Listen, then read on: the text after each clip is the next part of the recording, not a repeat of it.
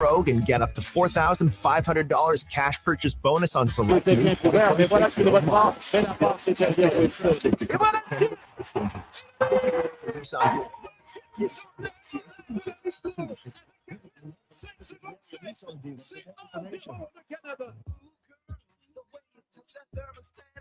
Turns me on like a heat exchanger, sensual phenomenon. White slow play. Legacy heating and cooling. And it's score. And it's score. Because Legacy offers no payments and no interest for 1 year on your new furnace. And that's how you build your legacy of love. Legacy heating and cooling. The longest running basketball show in Canada airs every Saturday morning at 10 on Sports 1440. Introduces a new generation of basketball talk, and it's right here on Edmonton's home for sports, Sports 1440.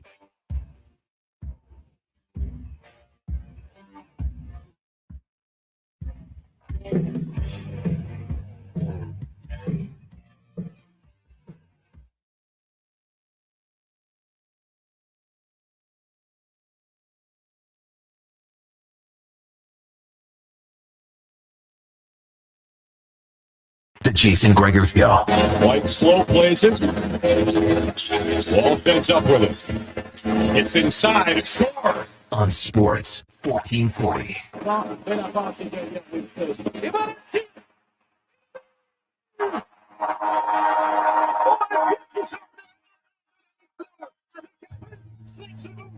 Presented by PlayAlberta.ca, Alberta's only regulated online gambling website. McDavid off the bench. It look. They score! Off Suzuki on the feed by McDavid. It's 5-0.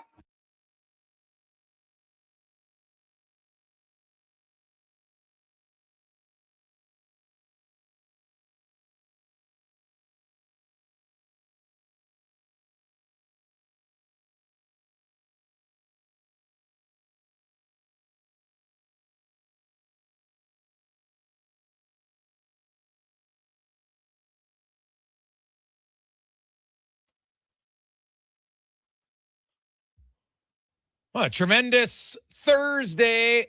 How are you? Welcome to the Jason Gregor Show. Sports 1440, sports1440.ca, YouTube, Facebook, X, and Instagram. Hope you are having a lovely Thursday.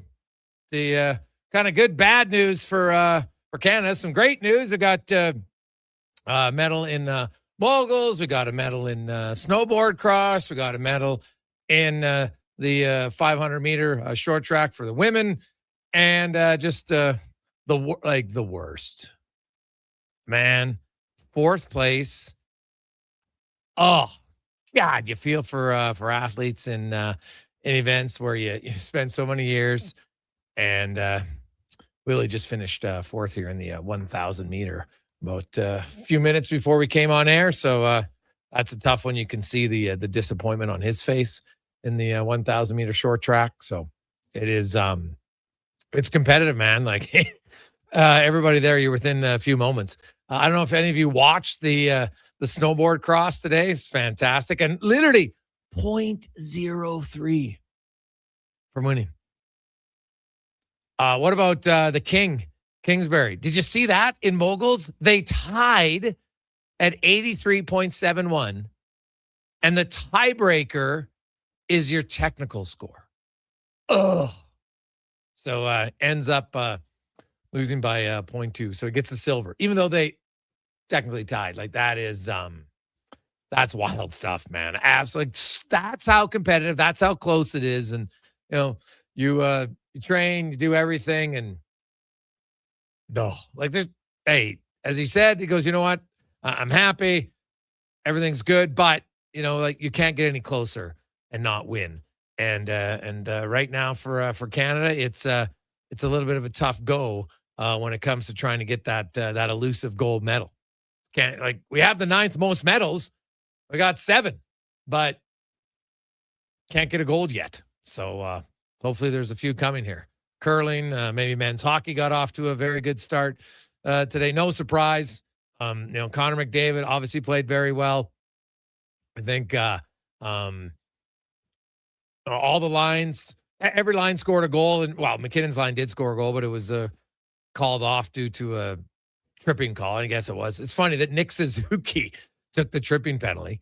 Nick Suzuki only has 5 minor penalties all year and gets the tripping call on that goal, but Canada really dominated that game. Binnington was solid. Didn't have to be spectacular, just solid. Czechia didn't have a lot of great chances, I didn't think, in that game, but it's a good start for Team Canada on the men's hockey side. So we will touch on that. Of course, Rupper is going to join us here momentarily. We got David Owens, TR, new offensive lineman for the green and gold, Colter Woodmansey, will join us. Like, he's got a lot of options for nicknames. I'm curious what his nickname is, but there's lots of nicknames that could be quite manly if you want them. So we'll see. Or Manzy, I guess I should say. Chris Kerber will join us. We'll go around the NHL, talk St. Louis Blues. There's lots of rumors about Kyrou and some other Blues on the market. And what's happened to the Blues? Man, you know what? Like, the second half of last year, they were really good, and they haven't been able to keep it up. Livingston will be Spec, of course. So we got a busy show for you today. Let's get right to it as we get to our big guest of the day, brought to you by the Summit Restaurant, located in the heart of Silent Ice Center, just minutes south of South Edmonton Common. Destination for exceptional homemade pizzas, delicious entrees, expertly crafted cocktails. Check it out.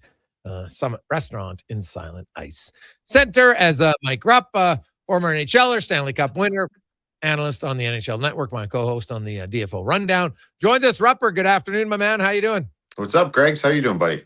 I'm doing pretty well. Pretty good. What have you made of the early days of the men's tournament for hockey? Let's start there.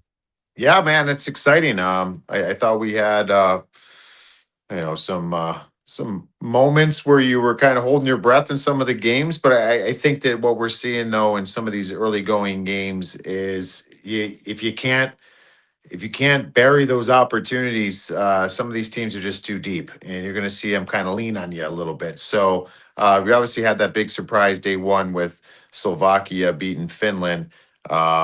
I thought Canada looked really good in that game against Czechia. And, right now it's a little dicey after one with the U.S. and Latvia.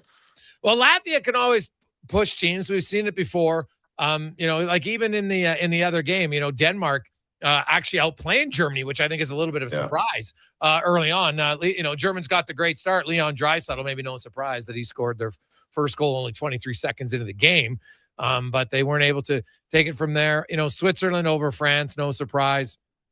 Canada over Czechia, I don't think is much of a surprise. Slovakia, a little bit over Finland, but just because, hey, you got a great goalie performance. And Slavkovsky up front, of course, was great. So I do want to ask you one. When you look at Caulfield and Suzuki and Slavkovsky, Montreal's got 3 young guys right there. They're locked up. You got Hudson on the back end. But when I look at all of them and I still think Slavkovsky's the one who's got the best chance to kind of push him over the top. Yeah, because he's got something that the other two don't. And I think that's size and his ability to kind of force his will on the opponent. It's funny because, Cole Caulfield's a super smart player, very high level of skill. He's got a great, phenomenal shot. Suzuki's more of that complete player, but Slavkovsky is still coming into his own, and he's having a career year this year for the Montreal Canadiens. And I know everybody probably talked about it from the game yesterday, just going back to his Olympic experience from the last, Olympics. He's been incredible on that international stage. But yeah, he's the guy that you would expect come playoff time. If you need someone to kind of carry you through something, it's probably Slavkovsky. He's big. He's got a lot of skill in his game, as you can see from his one goal that he scored yesterday. But he has the unteachables, man. He's got the size, and I think he's starting to put all that together in the National Hockey League. And yeah, that's one of those players that, and it's no knock to the other guys. I just think that you need a little bit of everything if you're going to win in the playoffs. And I think he gives you that because he gives you that size, and a lot of the other skilled players on the team don't necessarily have that.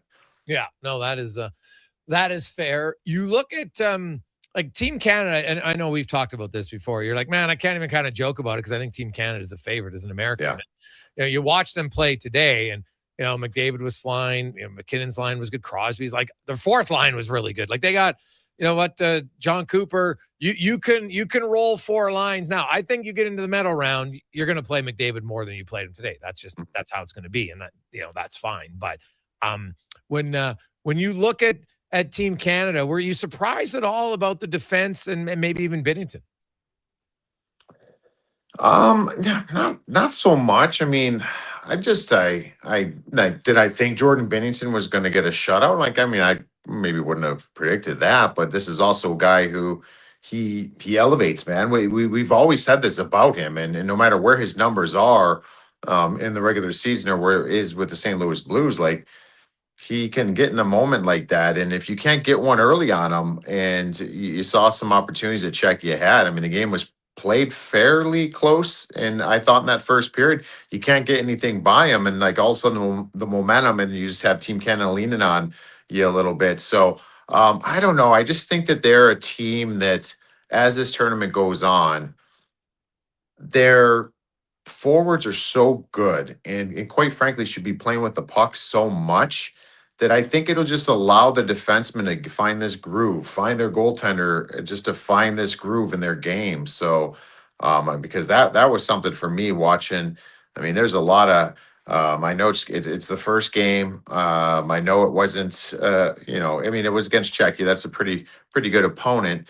But I was just impressed with Bo Horvat's game. I was impressed with, just across the board. I mean, you had the great connection of the McDavid, Crosby, McKinnon on the one goal. So like it had a little bit of everything. I think this team's just getting going, really. Yeah. Now going to the NHL, as you know, there's obviously, I know there's no NHL games going on, Rupper, but when we come back, it's going to be a mad dash to the trade deadline for teams. Some have 4 games, some have 5 games. It's going to be very quick of 10 games. Boom, here you go. I don't know if we'll see a flurry of deals right when the trade freeze ends. You know, that's very possible. I think is there one team, like who do you think is going to be the busiest or should be? The busiest. I don't know who's going to be the busiest because it just makes us. I think a lot of us believe it's going to be kind of an uneventful deadline because there's been so much that's already happened.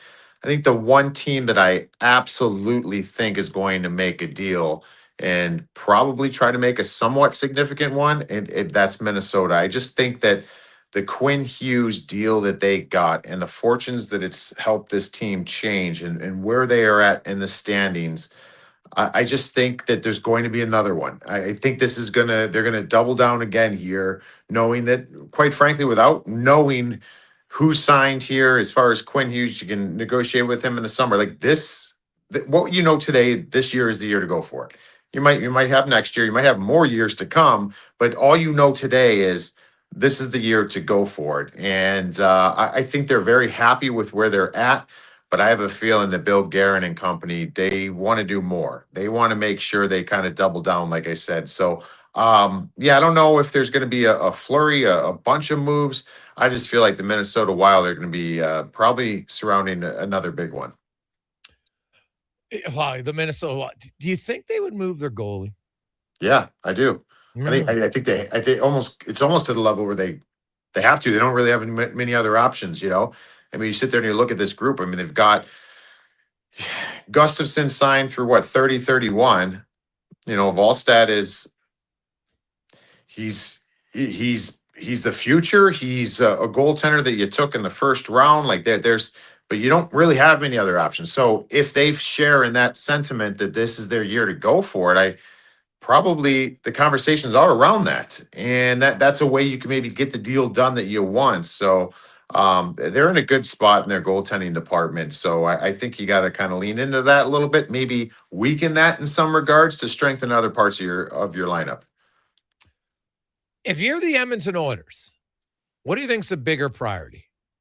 A second pair right defenseman or a top 6 left winger? Ooh. It's a good one, Greg's. It's a really good one. I don't know. I'm gonna say up front. I just think up front to get that left side, just to get another weapon up there. That someone. I mean, this has been a team that they've had things that have worked with the big boys, and it seems like it works for stretches. Then you got to kind of find another thing that works. Like if you can get a little more consistency and just lock one line down and say, hey, this line here is going to be good. We need to kind of fulfill that wing spot in the top 6. I think it can help slot a lot of other guys appropriately, but also give them specific roles and jobs. You know what I mean? Where you're not having. I just think that going down the stretch and into the playoffs, you don't want to have your third line guys, fourth line guys thinking about, man, if I play well, I'll get bumped up here to the second line or bumped up here. No, you have a job to do where you're at, and you might get that. It might just be by chance or just a need for the team. But you understand what I'm saying? When things aren't slotted, I feel like players are chasing higher parts of the lineup instead of doing their job in their current spot. And that's something that I don't think you can have a turnstile door and a revolving door, I should say, in those types of positions. I want to have something stapled down. So I would say left wing. I think I would strongly agree with you. Then Ryan Nugent-Hopkins can be my third line center baseman. And you know what? I think depth down the middle is definitely a great thing to have in the playoffs. Now, you still have, flexibility. If you want to have Draisaitl, McDavid, and Hyman for the last 5 minutes of a game, okay, we still got a pretty good second line guy for a short period of time in Nugent-Hopkins. But I think long term, if he's your 3C, that's a good issue. The St. Louis Blues, there's lots of rumors going around about the St. Louis Blues. And do you think teams, if they see Binnington and he plays well again at the Olympics, even though he sucked in the calendar year between Four Nations and the Olympics, do you think a GM would be like, well, you know what? This guy clearly is just good in the big games, and that's what we want. Do you think it had any trade value, or can you not put that much stock in such a small sample size of games? I would. I'd put stock in it. I mean, you got to have players elevate at certain times. And, how many goalies do we see that can't elevate in that time? I mean, I hate to bring up his name, but we talk about Connor Halley. That's an area that he struggles in. Yep. So, I mean, I'm not saying if you were to ask me if I would get Connor Halley or Jordan Binnington for the playoffs, I would say Connor Halley because I think the ceiling of where he's at, he was a league MVP last year, but I think twice about it. You know what I mean? Like I sit there and think like Jordan Binnington just has that ability to elevate his game, man. Make that save when he needs to save it. And it was kind of brought up where I was talking here at NHL Network. Like it's almost like he gets bored playing in net, if that makes any sense. And I don't mean bored by like not getting enough shots and looks, because he certainly gets that in St. Louis. But it's almost like he needs to be in those high pressure situations. He needs to be in meaningful moments. I think he struggles in the longevity of an NHL season just because you don't have those all the time. And I know that that's not a free pass or whatever, but I mean, the same regard that we talked about Sam Bennett is a forward position. Like some guys just have the it factor. So yeah, I think there should be a market for him. I think there's a lot of teams, if you asked their fan bases, would you feel more comfortable with your current goalie or Jordan Binnington? They would say Jordan Binnington. Okay. Colton Parayko, man, I watched him at that turn. Like, that's a guy that Edmonton could really use, no question. I don't know if the Blues are going to move him, but like, if St. Louis is considering moving Kyrou and some of these other guys, like, they got to be considering Colton Parayko, no? You'd think so. You would think. I mean, because if you're going to potentially move some of those other guys, you wonder where it stops. I think that Parayko's Colton Parayko had a couple rough seasons. Last year, he played much better, and I think Four Nations really helped him kind of find his old form. But yeah, you still talk about the experiences he has with the obvious Stanley Cup in 19, and he's got those attributes you can't teach. He's huge. He got a big shot. He can shut things down. And so yeah, I don't know where it ends. I don't know if it's like a Jordan Kyrou is that one name we keep hearing all the time.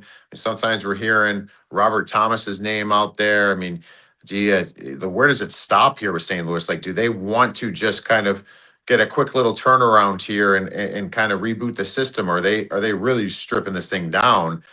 Because they have some pieces there. And you mentioned Colton Parayko, he would be one of them.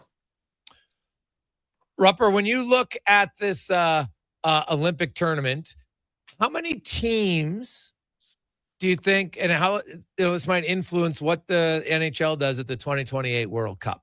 Right, like let's say in a perfect world, and hopefully the war's over, because that means, you know what, there's a little bit more sanity. So then Russia would be part of it. Obviously, Canada, US, Sweden, Finland, those are 4 teams. I think Czechia is 5. Let's pretend that the war's over. So then Russia's 6. Do you get to 8? And if you do, is it Slovakia? Is it Germany? How do you think they're going to decide? Or do you think they might have a Team Europe that has most of, the other NHL players who maybe, because like Germany doesn't have enough NHL players. Denmark doesn't have enough NHL players, right? These other countries don't. Do you think they would go with the Team Europe again? I thought that was really cool when they had that at the World Cup. What was that back in? What year was that? 16, 17? When was that? Back in the World Cup, it was 2016. Yeah, 16. It was that was fun, but I just feel like if you. Yeah, I don't know. I don't know if I like that or not. Just moving forward, I think that you just gotta. I think you named those 6, and if you can go like, Slovakia, and maybe it is a Germany. I don't know if you have some sort of thing set up where soccer has that, where you get kind of relegated and someone else move in. I don't know how you'd set that all up, but it's.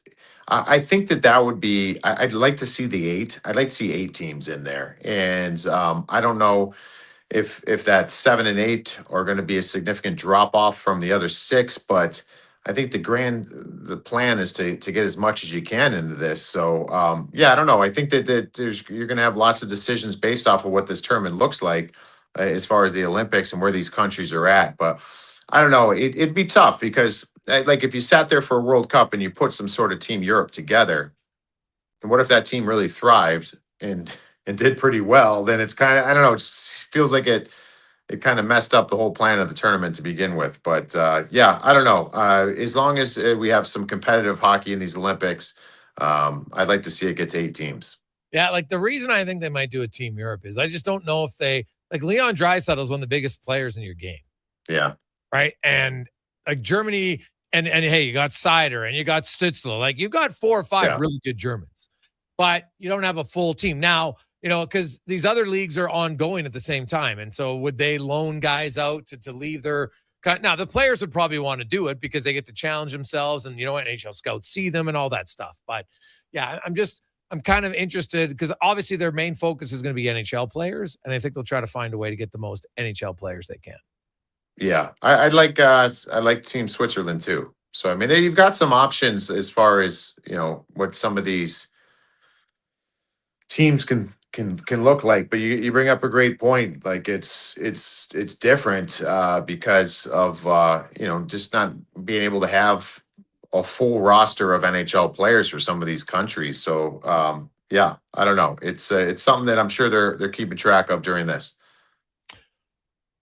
Rupper, have yourself a good one. Enjoy it, and we look forward to hopefully a Canada-US at some point meeting up in this tournament. Yes, hopefully we will see. But enjoy, buddy.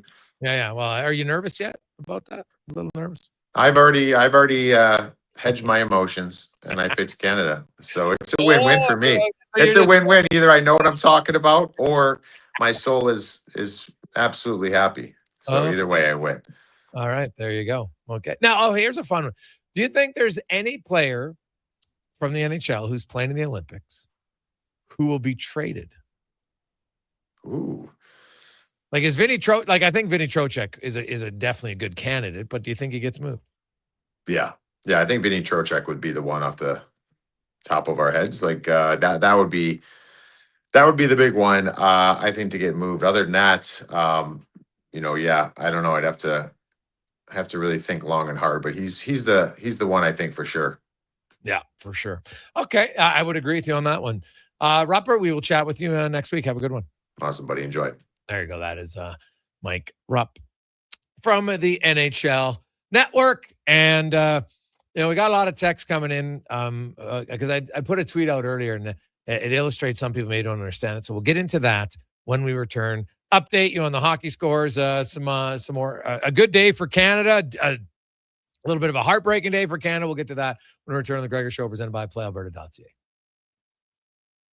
Sports season is underway. The JPHL offers elite athletic and academic opportunities across multiple AAA divisions. With over 55 teams, the JPHL is redefining the family experience by making elite hockey financially accessible. All games are broadcast live on Silent Ice TV, featuring a showcase-style schedule and competitive matchups. Learn why the JPHL is Western Canada's fastest-growing elite hockey development stream at juniorprospectshockeyleague.com. Ooh, girl, the way you touch that thermostat, it really turns me on. Like a heat exchanger, sensual phenomenon. Wanna play your favorite song where we turn the heating on like a legacy of love. Legacy Heating and Cooling keeps your Valentine's sizzling hot. You can afford to shower your Valentine with affection because Legacy offers no payments and no interest for 1 year on your new furnace. And that's how you build your legacy of love. Legacy Heating and Cooling. McValue breakfast meals are $5 plus tax every day. Get a sausage McMuffin, bagel with cream cheese product, or breakfast burrito with hash brown and small coffee, all for just $5 plus taxes. Available until 11 a.m. at Canadian restaurants. Product availability varies. Prices exclude delivery. Ooh, girl, the way you touch that thermostat, it really turns me on. Like a heat exchanger, sensual phenomenon. Wanna play your favorite song where we turn the heating on like a legacy of love. Legacy Heating and Cooling keeps your Valentine sizzling hot. You can afford to shower your Valentine with affection because Legacy offers no payments and no interest for 1 year on your new furnace. And that's how you build your legacy of love. Legacy Heating and Cooling. Every lunchtime, hang with Low Tide. Weekdays from noon to 2 on Sports 1440. Low Tide and Declan Kruger gives you the deep dives, sharp analysis, and Edmonton sports talk done right. Your game, your station, Sports 1440. Get ready to love your home, Canada. The Brick has the styles and the savings to make you fall head over heels. Save $1,100 on couches made for cuddling. Enjoy a romantic meal in the dining set up to 25% off. And yes, save 25% off in the bedroom, too. Plus, score up to $1,500 off the TV of your dreams. Love is in the air, and so are the savings. Only at The Brick. Some exclusions apply. Check out The Brick in South Common, West Ed Mall, Northside, and downtown. Need a new ride for road trips, errands, or just life on the go? Go Auto offers a massive selection with over 15,000 new and used vehicles to choose from. With over 70 locations across Western Canada, finding your next ride has never been easier. Whether it's a roomy SUV for the family, a sleek car for the open road, or a rugged truck for your weekend adventures, you'll find it here at a price you'll love. Explore thousands of vehicles today at goauto.ca. Looking for the perfect gift? Give the gift of great taste with a Loca Quality Market gift card. Redeemable at any Loca Quality Market or Loca operated restaurant. It's a treat for food lovers. Ready anytime. Grab yours today at loca.ca.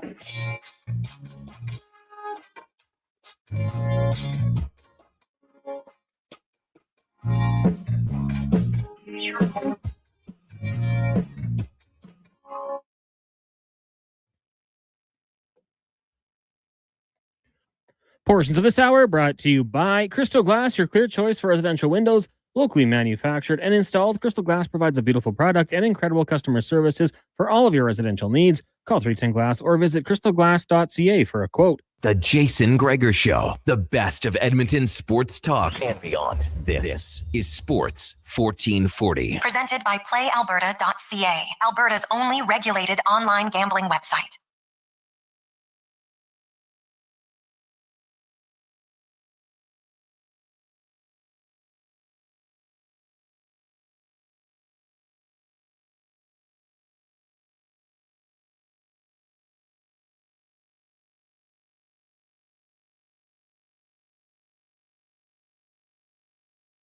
winning 5-0 over Czechia.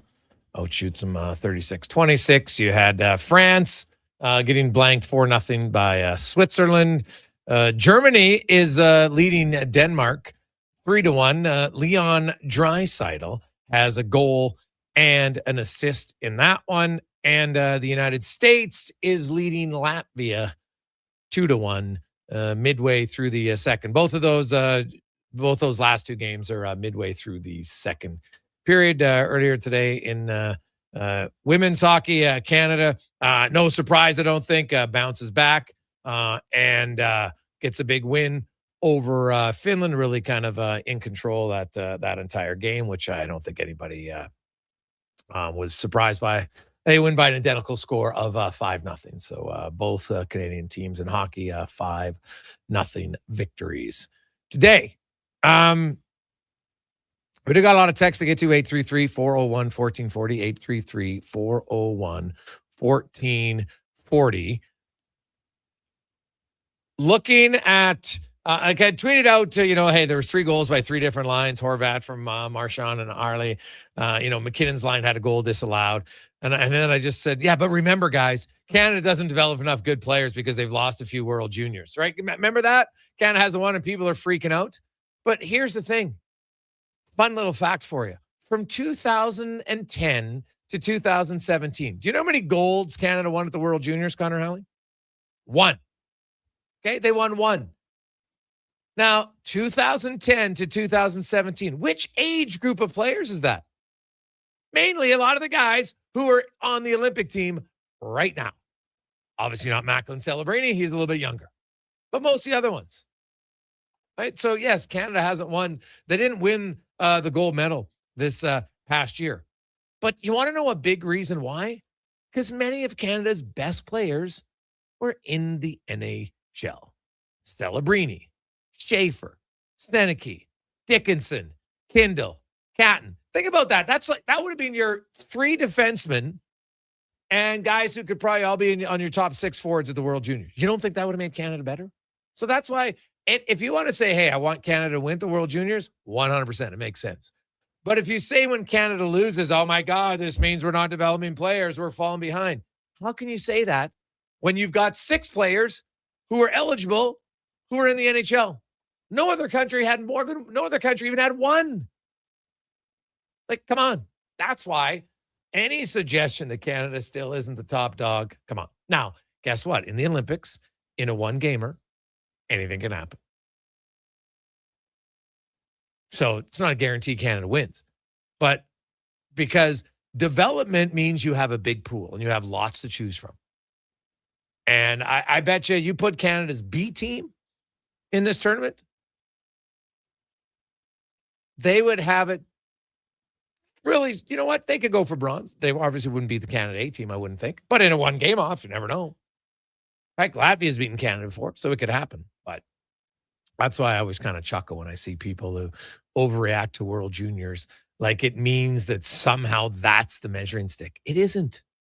Because it's not truly best on best, because a lot of the best aren't there for Canada. Well, they are there for the other countries. Because most other countries aren't having 18 and 19-year-olds in the NHL. It's just how it goes. So I wouldn't get too concerned about it. And guys, watching John Cooper roll his 4 lines, I really wish our coach could do that in the NHL. Nick, you can't possibly be serious. Hey, you know what? If the Oilers could have a payroll of $190 million like Team Canada, then yeah, they would roll 4 lines evenly. But here's the fun thing.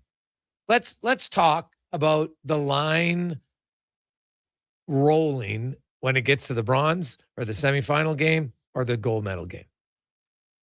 I can tell you 97 is going to be on the ice more. He just is. Right? 29 is going to be on the ice more. That's just how it's going to be. Because as good as the 4th line is, they're not as good as McDavid. So I don't see it being a problem. Hey, guys, it warms my heart to see the world's best player get 3 assists and lay out guys like he's Tom Wilson. On top of that, McKinnon did the same. Beautiful sport. Now, that was a pretty big opening shift for Connor McDavid. And not surprising, man. Like, he was amped up. Canada came out, and I don't think they took now. They had a goal disallowed. They had some chances. And then, I do think that goal by the youngest player on the team, and Macklin Celebrini, was massive. To go into the first intermission, you get rewarded. You're like, man, we outplayed them, and now we got the lead. And then they really took the game over after that. So it would be nice. Yeah. Yeah, Greg's, I can't believe Stan Bowman hasn't traded Sidney Crosby to become their third-line center. Yeah, I know, Matt? It's unbelievable. Terrible GMing. What a brutal... I can't believe you're going to get Sidney Crosby to be your third-line center. That was... you know what? Hey, it's great to have the depth like that. That's why I said, Czechia's top line was good, but after that, it just doesn't match. I look at, like, Sweden. Hey, Sweden rolled 4 lines yesterday. We didn't really talk about it that much, but Philip Forsberg played basically one shift. He played 1 minute and 7 seconds. Now, they have 13 forwards, right? And they rolled their 4 lines fairly even in a game, again, over Italy. But Oliver Ekman-Larsson, like, I'm telling you, man, like, that Swedish coach, you're up over Italy 5-2, and you have Oliver Ekman-Larsson literally sit on the bench the entire game and not even play one shift.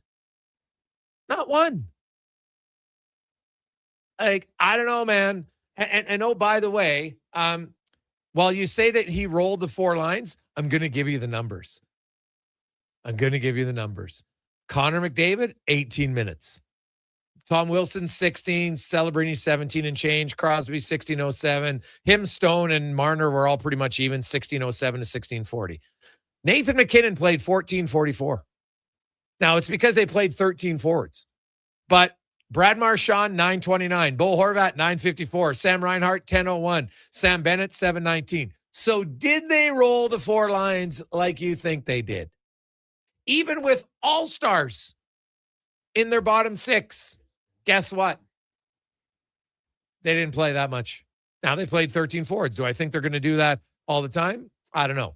Now, the other news, and we'll find out, I haven't seen anything, Connor. I don't know if you've seen it on Josh Morrissey, because he left the game. He only played 7 minutes, and they had 7 defensemen dressed, so Shea Theodore ends up playing 15 minutes in that game. Thomas Harley actually logged the most minutes of any Team Canada defenseman, any player, at 20:35. And next highest was Devon Toews, 19:08, Drew Doughty, 18:59, Cale Makar, 18:51. You don't have to extend anybody, but like Sam Reinhart's normally an 18, 19-minute night guy. Brad Marchand, Bo Horvat.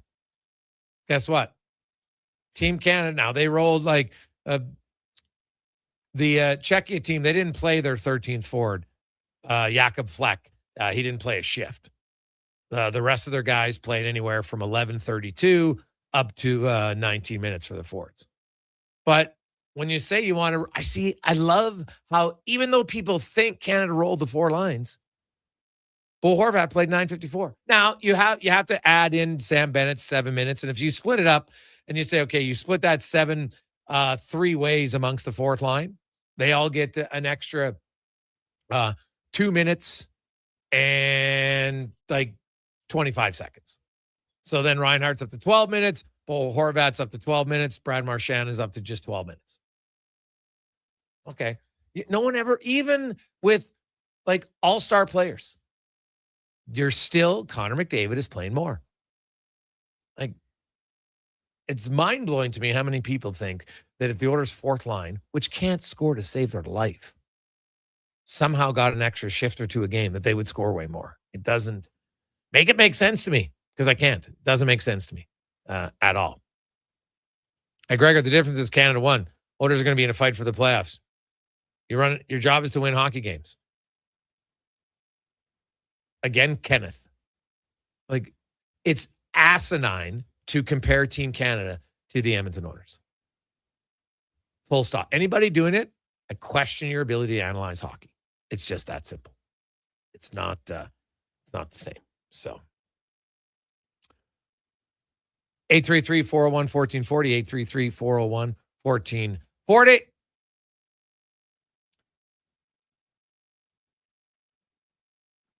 Hey, guys, I wanted to see how Cooper would roll the lines just to see how it would be done with the team of superstars. Yeah, well, he rolled the lines, and he still had a difference between his first line and his 4th line. This is not new. right? You can look at John Cooper in the regular season, right? He's got 11 guys, 11 forwards with over 12 minutes. So do the Edmonton Oilers. Right? Now, when Big Curtis Douglas plays for Tampa Bay, he plays like 7 minutes a night. Right? The lowest forward on the Oilers is Curtis Lazar, and he plays just under 9. Right? And that's how it is for lots of teams. This is not, you can go read the article. And I only did now. Sure, I could go look at all the East teams, but it takes me 2 seconds to look it up. It's not hard. Like, I just think people are looking for excuses. Matthias Janmark's played 12 minutes. He has 1 goal. You want to play him more minutes? Why? Honestly, I could make an argument for him playing fewer, to be honest. Right, Trent Frederick. Trent Frederick started the year, got the chance to play with McDavid. Then he got to play the position he wanted at center, and he scored in his 4th game of the season. Don't tell me the coach didn't help him have confidence. There's no reason he shouldn't have confidence to start the year. You score a goal in game 4, you're like, all right, I'm playing 12, 13 minutes a night. Great. When he was in Boston and he scored 17 and 18 goals, do you know how many minutes he played with their 2 best players, Pasternak and Marchand? 1 year he played 60 minutes the whole year with one or the other. 60. He's already played 100 minutes this year with McDavid or Draisaitl. The other year he played 120 minutes. So don't tell me that he needed to play with the best players to be a 17 or 18 goal scorer. No, he played better. He was more consistent. He was more engaged. Trent Frederick, flat out, can play better. I'm not sure Matthias Janmark can score more, though, I'll be honest. His offense is not there in the regular season. You maybe hope that he can dial it up again in the playoffs, but are you certain about it? Because all I know is in his last 193 games, the guy's got 7 goals, and it's actually worse in his last, like he's got 3 goals in his last 120 games.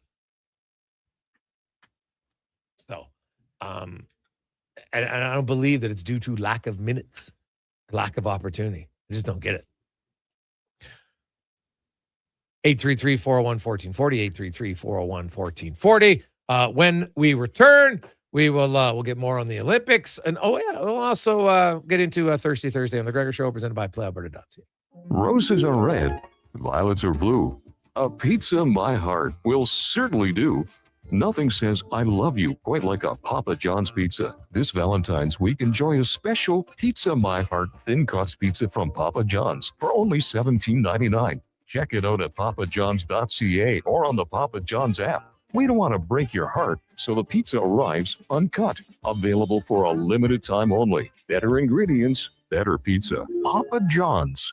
Legacy Heating and Cooling is the #1 furnace replacement company for lovers. Because the best aphrodisiac is no payments and no interest for 1 year on your new furnace from Legacy. So forget about the oysters, baby. If you really want to check the heat, we can be a thermal couple, baby. Give me your sweet loving legacy. Heat things up with no payments and no interest for 1 year on your new furnace from Legacy Heating and Cooling. Hey, Edmonton, did you know a local Play Alberta winner scored over $500,000 on Mega Jackpots Ocean Bells? Think about the season tickets you could lock down with that kind of cash. From major casino winners every hour to jackpots worth millions and hundreds of popular games to money that stays in the province, there's never been a better time to sign up for Play Alberta. Download the app today to get started with casino, sports, and lottery all in one app. Must be 18 plus to play. When you gamble, use your game sense. At Fountain Tire, success is a team effort. They're committed to their team members and their customers. And that means treating your vehicle like it's their own and finding solutions that suit your needs. Because whatever the road brings ahead, they're on it with you. Visit fountaintire.com today. The longest running basketball show in Canada airs every Saturday morning at 10 on Sports 1440. Hoop City with Paul Sir introduces a new generation of basketball talk. And it's right here on Edmonton's home for sports, Sports 1440. Come for Canada's largest trade shows, the biggest names in entertainment, exhilarating sporting events, and more. And stay for the experience at the Edmonton Expo Centre. Looking for the perfect place to host your next big event? From trade shows to galas, meetings, and concerts, the Edmonton Expo Centre has the space, event expertise, and service to make your next event unforgettable. With over 522,000 square feet of flexible event space, in-house catering, and operational expertise, they bring your biggest vision to life. Learn more at edmontonexpocentre.com today. You're listening to the Jason Gregor Show on Sports 1440. Presented by PlayAlberta.ca. This is Sports 1440, a Stingray radio station broadcasting on Treaty 6 territory. Download the free iHeartRadio app and listen to CKJR wherever you go. Roses are red, violets are blue. A pizza my heart will certainly do. Nothing says I love you quite like a Papa John's pizza. This Valentine's week, enjoy a special Pizza My Heart thin crust pizza from Papa John's for only $17.99. Check it out at papajohns.ca or on the Papa John's app. We don't want to break your heart, so the pizza arrives uncut. Available for a limited time only. Better ingredients, better pizza. Papa John's.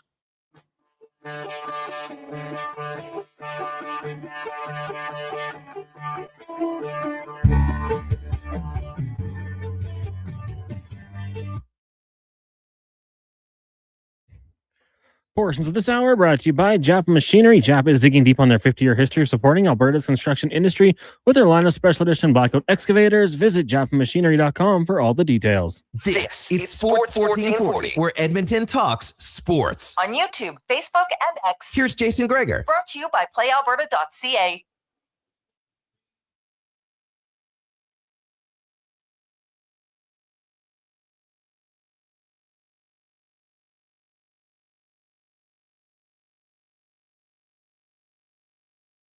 Day afternoon. How are you? Jason Gregor, Connor Halley, Sports 1440, sports1440.ca, YouTube, Facebook, X, and Instagram. Hope you are having a fantastic afternoon. If you're a hockey fan, it's a good day. Canada wins 5-0, both men and women. We got some silver medals, a few more bronze medals, and unfortunately, a few of the favorites for Canada coming literally like Kingsbury tied in the actual score, but then, so they go to the tiebreaker, and the first tiebreaker is then the technical score, and he lost by like 0.02. So he goes from, because they have ties in other, but not here. So no tie, and he gets the silver. In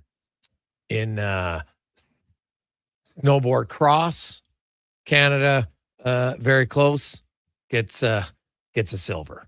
Like by 0.03 seconds, which is, man, that was a tough one. Now, Elliot Grodin, that was, buddy, like I said it earlier, like I think ski cross and snowboard cross might be my favorite one to watch. Like it's a little bit nerve wracking. Like you watch it, it's almost like those guys they're on the edge of wiping out on every turn. They're going so fast. I love watching it. So those are the ones that I always record, get up first thing in the morning, boom. Was watching Kingsbury. God, I thought he had it. Ugh, tough one. Let's get to Thirsty Thursday now, brought to you by Brook Liquor. 2 locations. Southeast on 50th Street, 92nd Avenue, and the original location, 118th Avenue and St. Albert Trail. If you're looking for beer, cocktails, wine, or anything non-alcoholic, they have all the selection and the best anywhere in the country, anywhere in the world, really. If you're looking for different beers, different cocktails, different wines, they'll bring it all in at Sherbrooke Liquor. David Owens joins us once again. Davey, how you doing, man? I'm doing fantastic, man. How you doing today? Good. Are you an early riser? I typically am pretty decent, but I was up a little bit earlier, so I caught most of the women's game today and caught all the men's work from home this morning. So. Laptop in front, TV up in front of that, and it was great to get some hockey in the morning. Good. Now, do you watch other sports? I do. I just haven't had a chance to today on that kind of stuff, so I'll catch up on all the highlights and stuff later on. I'll watch all the yeah, totally, and then I'm stoked. Like the ski cross, the snowboard cross is amazing. All the speed skating is anything where you got those two people or competing out there at the same time is insane, I think. So well, the new one really with the kind of the duel that Kingsbury's going to do, where you you're racing side by side like that. Yeah. Anytime it's I get that there's time. Obviously, you can't have everybody go downhill at one time. That would be kamikaze suicide, of course. But there is just something a little bit more exciting when it's like, oh my God, everybody's together. And like we're just watching short track speed skating. Like it is, you talk a centimeter difference here or there. You hit a blade, and I was watching. There was some epic white boats in the snowboard cross today, so it was a lot of fun. So what are we trying today? So this is I'm really excited about today. There's some great stuff here. So Olympics are on, right? Yeah. Hockey is now well underway. We're excited about that, and so Team Canada, we like to get going. And what a better opportunity with Team Canada playing to support your Canadian Brewers. Yeah. So we're doing that today, but we're here in Edmonton. And of course, some of us, might be secretly cheering for Leon and the Germans, particularly when they play the Americans, I think, and so forth. So we've got all Canadian beers, but based with German roots. So these are all German style beers, made here in Canada. So you can be drinking Canadian beers, but secretly giving a thumbs up to Leon and Team Germany for their stuff. Okay. So we're starting, and all these are pretty the never-ending German Pilsner. Small Gods Brewing. These guys are in Sydney, British Columbia. This is like almost clear. Almost clear. Like I almost see through that. And so German Pils, these are all about lean, snappy, dry, bitter in a clean, elegant way, right? So these are 100% Barkey heritage malt from northern Germany in this beer, and it's just clean malt, matters, super clean, crisp, biscuity. Oh man, that's the beer that you want when it's a really hot day, right? Like that is really cold too. Are they? Is this one better cold? Yeah. Okay. I drink these ones cold for sure. These are but that's what's beautiful about these like really fantastic German beers is they're so clean. I mean, they've got it's very clean. No aftertaste, nothing. They've perfected the malting. They've been practicing for hundreds of years, right? This is so great. So Small Gods out in Sydney, they've been really coming along, and they're making some high quality, amazing beers in all their styles along the way. So great brew to take a look out for sure. I like that one. That for anybody, if you're like a lager, you like a light, just crisp beer. Yeah. Like I don't know if Stretty could handle that because it probably tastes better than what he drinks. Better than his. Very good. Yeah, very good. So now, just for the name, I'm intrigued. The name of the beer is Wolf Blood. From Blood Brothers Brewing. That's so right. It's Wolf Blood. Yeah, Toronto, Ontario.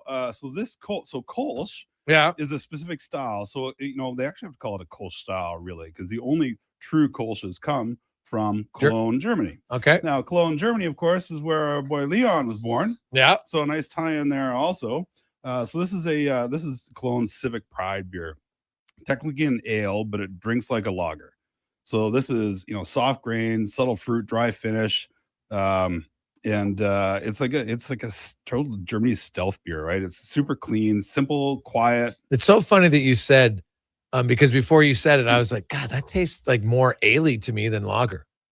Yeah. And I like ales better than lagers on average. Yeah. That is unbelievable. Right? Isn't that a fantastic That is beer? so good. Wolf Blood. Wolf Blood. I'll have to ask Drysdale if he's ever had one. If he hasn't, what the hell's he been doing? What the heck? You tell him you better come see me. This is amazing stuff. This is such a great beer. Oh my God. Seriously. Yeah. And these are all like 5%.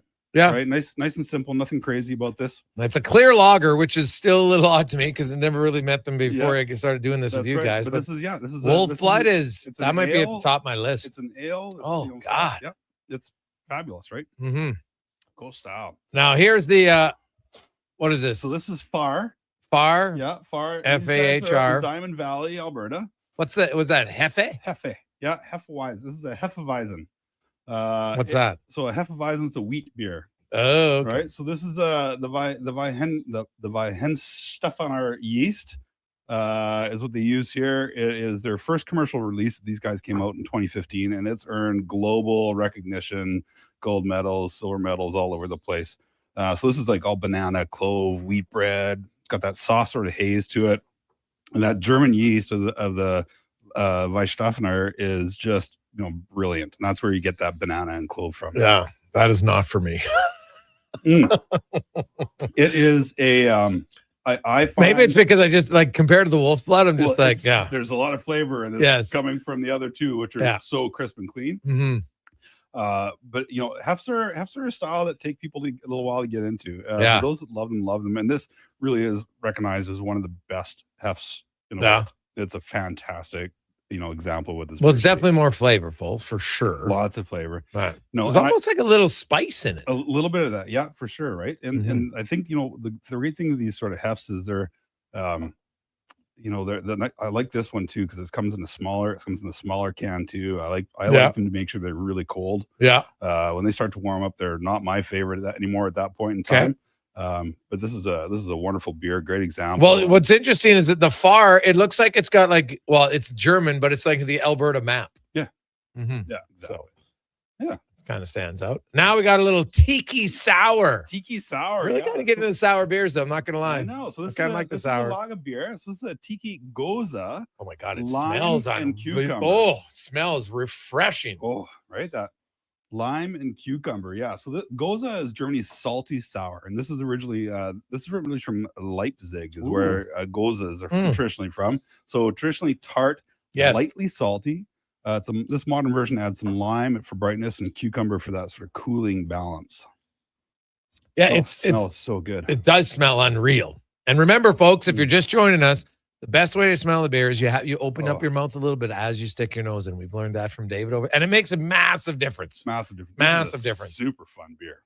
This is very fun, actually. This is gonna be a patio pounder for sure. This is a great beer. Patio pounder. That's right, and it's only 4%.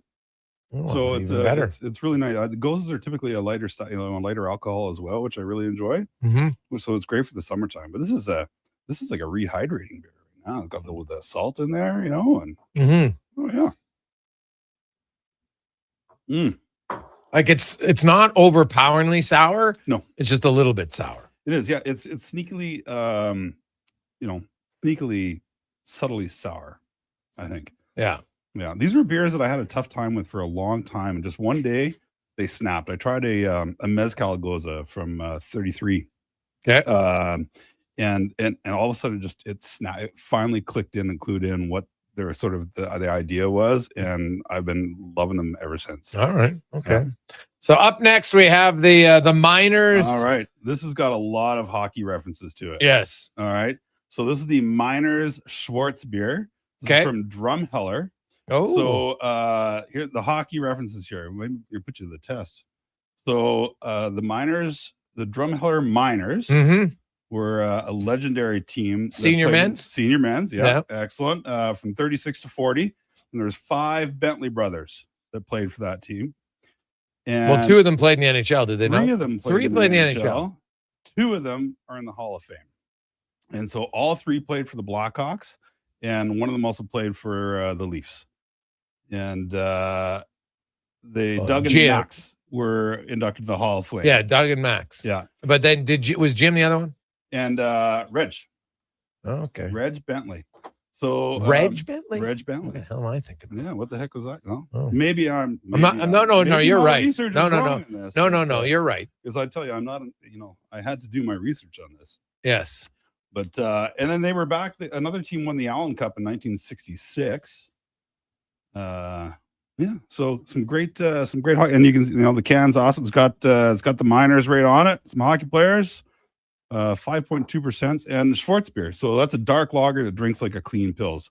And I know you've had one of these. Last year we did one of these before, and you were shocked at how crisp and clean this dark beer looked. And this will be really similar. So. Yeah, they had so they're all from Delisle, Saskatchewan. Oh, Delisle, Saskatchewan. The Bentley brothers. Yeah, Doug Bentley was the other one, but that's right. But he's I think he's the son of one of them. And there was a Doug Bentley, originally the Bentley brothers. Yeah. And then there was his son, another Doug Bentley, who was played minor pro. But Doug did play. Doug played, Max played, Reg played. And then there was Paul. There's a lot of Bentleys, man. Holy cow. But you can see, they just look at their birth years. And obviously the second generations like Wally and Doug Bentley are born. And so Wally looks like Wally was the youngest of the Bentley brothers. Okay, who probably played for the minors. Yeah, there you go. So fun little history baked into this with this German dark lager. Bev was the fifth brother. Bev the fifth. Okay. Yeah, so there you go. There you go. But really fun. Like, I love these beers too. Because you think you're gonna get this big heavy thing, but it's just a nice light. I think there are a lot of people that see a dark beer like that and they get turned off thinking automatically this beer is going to be heavy. Yeah. And that's another one. But once you taste it, it's very light. Yeah. Very light. Very crisp. Very crisp. Very light. Just a lot, it's got more of that roasty, toast, chocolatey kind of clean, dry finish to it though. Mm-hmm. And the last one, I love red ale. So I'm excited about this. So this is a Dark Woods. They're from Invermere, BC. And this is their Smokin' Fire red ale. So, this is all about that roke beer style. And so again, roke beers, these are they smoke their malt with 60-year-old maple planks and over for about 4 hours, and it builds a really balanced red ale around it. Smells a little smoky. Yeah, so it's got really gentle campfire smoke, caramel malt, really smooth red body to it. That is very smooth. And it's got a very slight fire taste, like the smoke. It's very subtle. And some roke beers are really insane. We brought a couple in here. Oh, before I know, dude. It's like I'm drinking the smoke from the fire. You crack the can or bottle here, and the whole room just fills up with the campfire smoke. Right, you gotta go wash your clothes after it. But this is just a nice subtleness to it. Really lets the red ale shine through on it, and I think that's one of the exciting sort of parts of this one.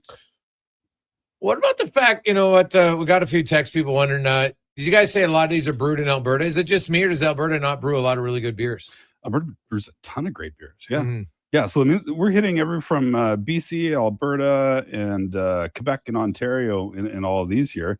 But Alberta's got a ton of fantastic beers.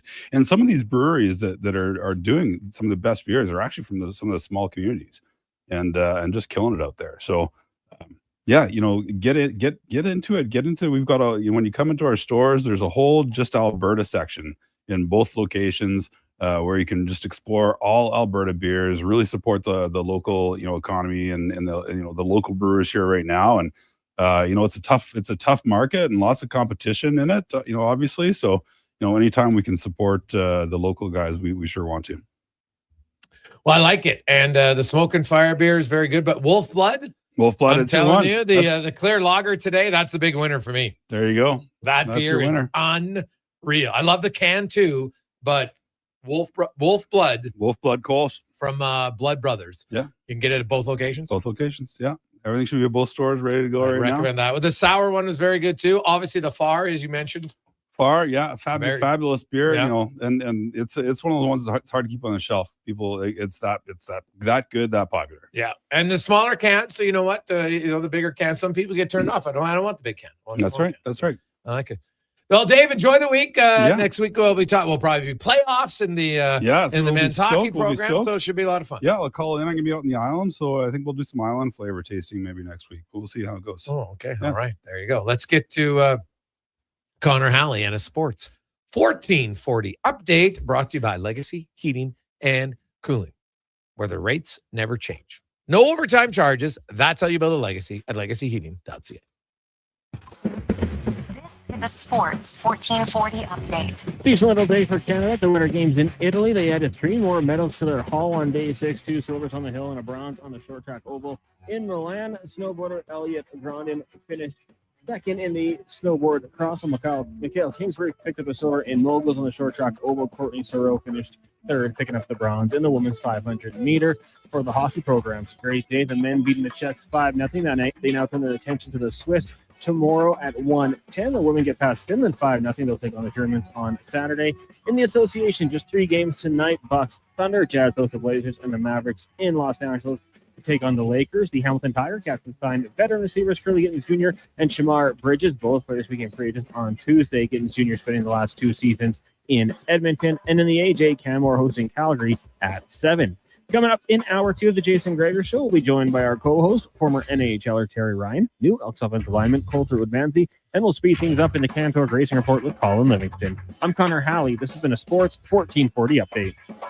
It's Sports 1440, a Stingray radio station broadcasting on Treaty 6 territory. Download the free iHeartRadio app and listen to CKJR wherever you go. Ooh, girl, the way you touch that thermostat, it really turns me on. Like a heat exchanger, sensual phenomenon. Wanna play your favorite song when we turn the heat on like a legacy of love. Legacy Heating and Cooling keeps your Valentine sizzling hot. You can afford to shower your Valentine with affection because Legacy offers no payments and no interest for 1 year on your new furnace. And that's how you build your legacy of love. Legacy Heating and Cooling. And that's another goal. You know what would be even better than winning gold? Okay, I'll bite. Winning a gold medal made of Wilhock beef jerky. Athletes do get hungry, and they could use a snack on the podium. I think I'll start a petition. Really? No. Now pass the Wilhock and turn up the games. For a truly Canadian snack to cheer on our truly Canadian athletes, you need Wilhock beef jerky, made with Alberta pride right here in Leduc. Zoinks! It's like a totally Great Dane Family Day Oil Kings game. Monday afternoon, Edmonton looks to foil the schemes of the Lethbridge Hurricanes because it's Scooby-Doo Family Day at Rogers Place. Your Oil Kings suit up in specialty jerseys right out of the mystery machine. They'll be auctioned and raffled off in support of the Edmonton Oil Kings Education Association. And Calmont Kids food combos are just $10 or less. Jinkies, that's better value than a box of Scooby snacks. Oil Kings Scooby-Doo Family Day game, Monday at 2. Great seats at Rogers Place start at only $20 let's at see how it goes. allkings.ca. All right. Well, get ready for a silly hockey fans. Your partner in power just skated onto the ice. EWEL.ca, the new e-commerce website for electrical wholesalers Edmonton, is ready for the Power Play 24/7 365. UL skates to where the puck will be in 5 years. Now that's forward thinking. Killer selection, slamming products from the best brands, and legendary service. Don't sit on the bench. Get your account today at ewell.ca and win that project. Plug into your partner in power. Get an EWEL.ca account today. Debt can take over your life. The stress, the constant worry, it can feel like you're drowning. When people come to see me, they're often anxious and feeling hopeless. But when I explain how I can help them get out of debt, those feelings melt away. I'm Parveen Middleton, licensed insolvency trustee at BDO here in Edmonton. I will create a personalized debt relief plan so you can move forward with confidence. Call 1-833-BDO-TALK or visit bdodebt.ca to discover your debt-free future. Whoa, I gotta put some money on the game tonight. We hit our monthly budget. Whoa, how did you get in here? I'm you, the responsible you. We're right. We'll play another time. Sounds more like us. If you gamble, use your game sense. Visit GameSenseAB.ca. Okay, Thursday. There's still time to swing by Bunches Flowers for a showstopper bouquet that feels thoughtful, personal, More and games of, unforgettable. It's the family-owned Edmonton florist that knows how to deliver romantic flair and big Connor smiles. Halley, Sports 4. BunchesFlowers.com.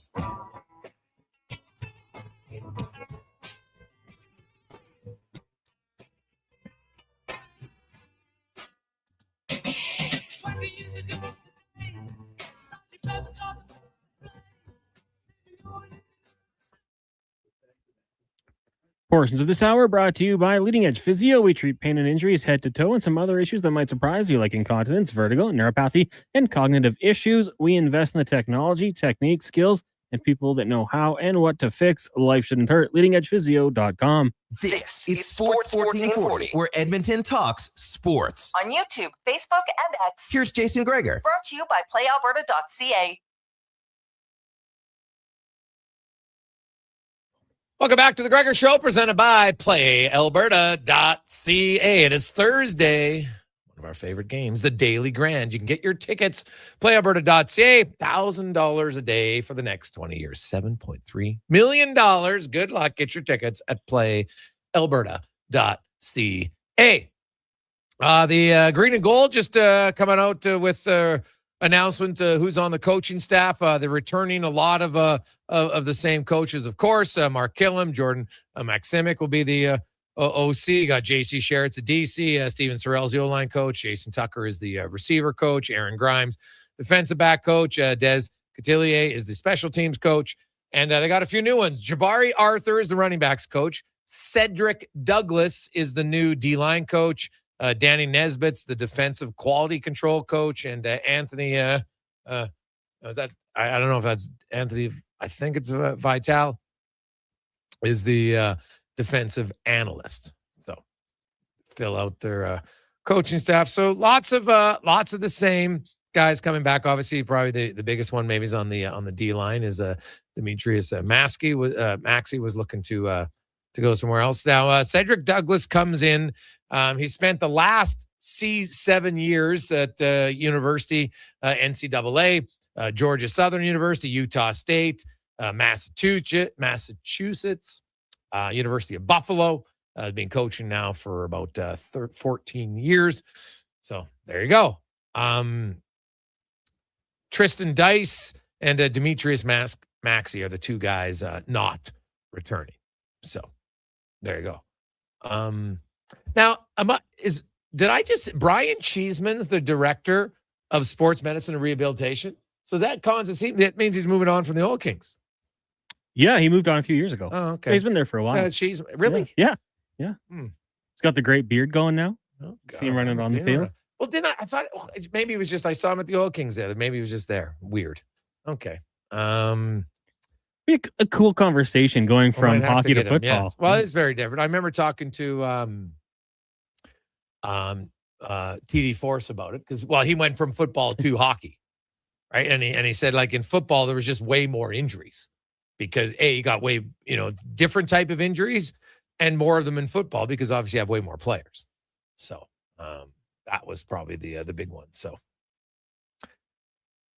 why do you think they need so many coaches on the defensive side? It's a good question. We'll have to ask JC Sherrod about that, and we'll be getting them on because when you're the defensive coordinator, everybody kind of, obviously you have the head coach and everybody answers to him. But when you got the defensive coordinator, you got your D-line coach, you got to work with him. You got to work with the defensive analyst, all the different ones. So, there's obviously specific responsibilities, right? D-line's pretty self-explanatory. But when you're the defensive, analyst, does that mean like, I wonder how much scouting you're doing on the offense of the other team leading up to it. That's what I'd be kind of interested in finding out. So we'll have to talk to JC about that. Now let's welcome to the show, Former NHL'er Terry Ryan joins us. Stars his hitch on Shoresy. TR, what's happening, man? You watching the Olympics over there or what? Oh yeah, it was an entertaining game. I saw the first two periods. I had a lot to do today. Tuesdays and Thursdays are pretty much busy the entire day from 6 a.m. on. But I did do some work watching the first two periods, and I really like what I saw. Plus Olympics in general. I've been watching a lot of things. Yeah. Oh, hey, man. Today's a good day. Canada had 4 medals today, which is fantastic. A few silvers, a few bronze. Still looking for that elusive gold medal, which it'll be nice. Canada has the 9th most medals right now, but still looking for their first gold. Can't come much closer than they did today. Kingsbury tied in moguls, and they go to a tiebreaker because the scores were 83.71 each, and then they go to a tiebreaker, and it's the technical score, and his technical score is like 0.02 lower. And so that's what you lose a gold medal on. Like that close, man. That close. Now, luckily for him, he's medaled in all 4, but still, and I love this post-race interview. He's like, man, I'm really happy, but man, like he goes, but at the same time, I'm like, you literally can't get much closer than that to winning a gold medal. No. Well, technically you can get 0.1. Yeah. Yeah. Like really, like, but how close, like you're both tied. So you have to go to a tie. I've never even seen that before. It's like running a 10-mile race and losing by a millimeter. Yeah. Not even a centimeter, a millimeter. Yeah.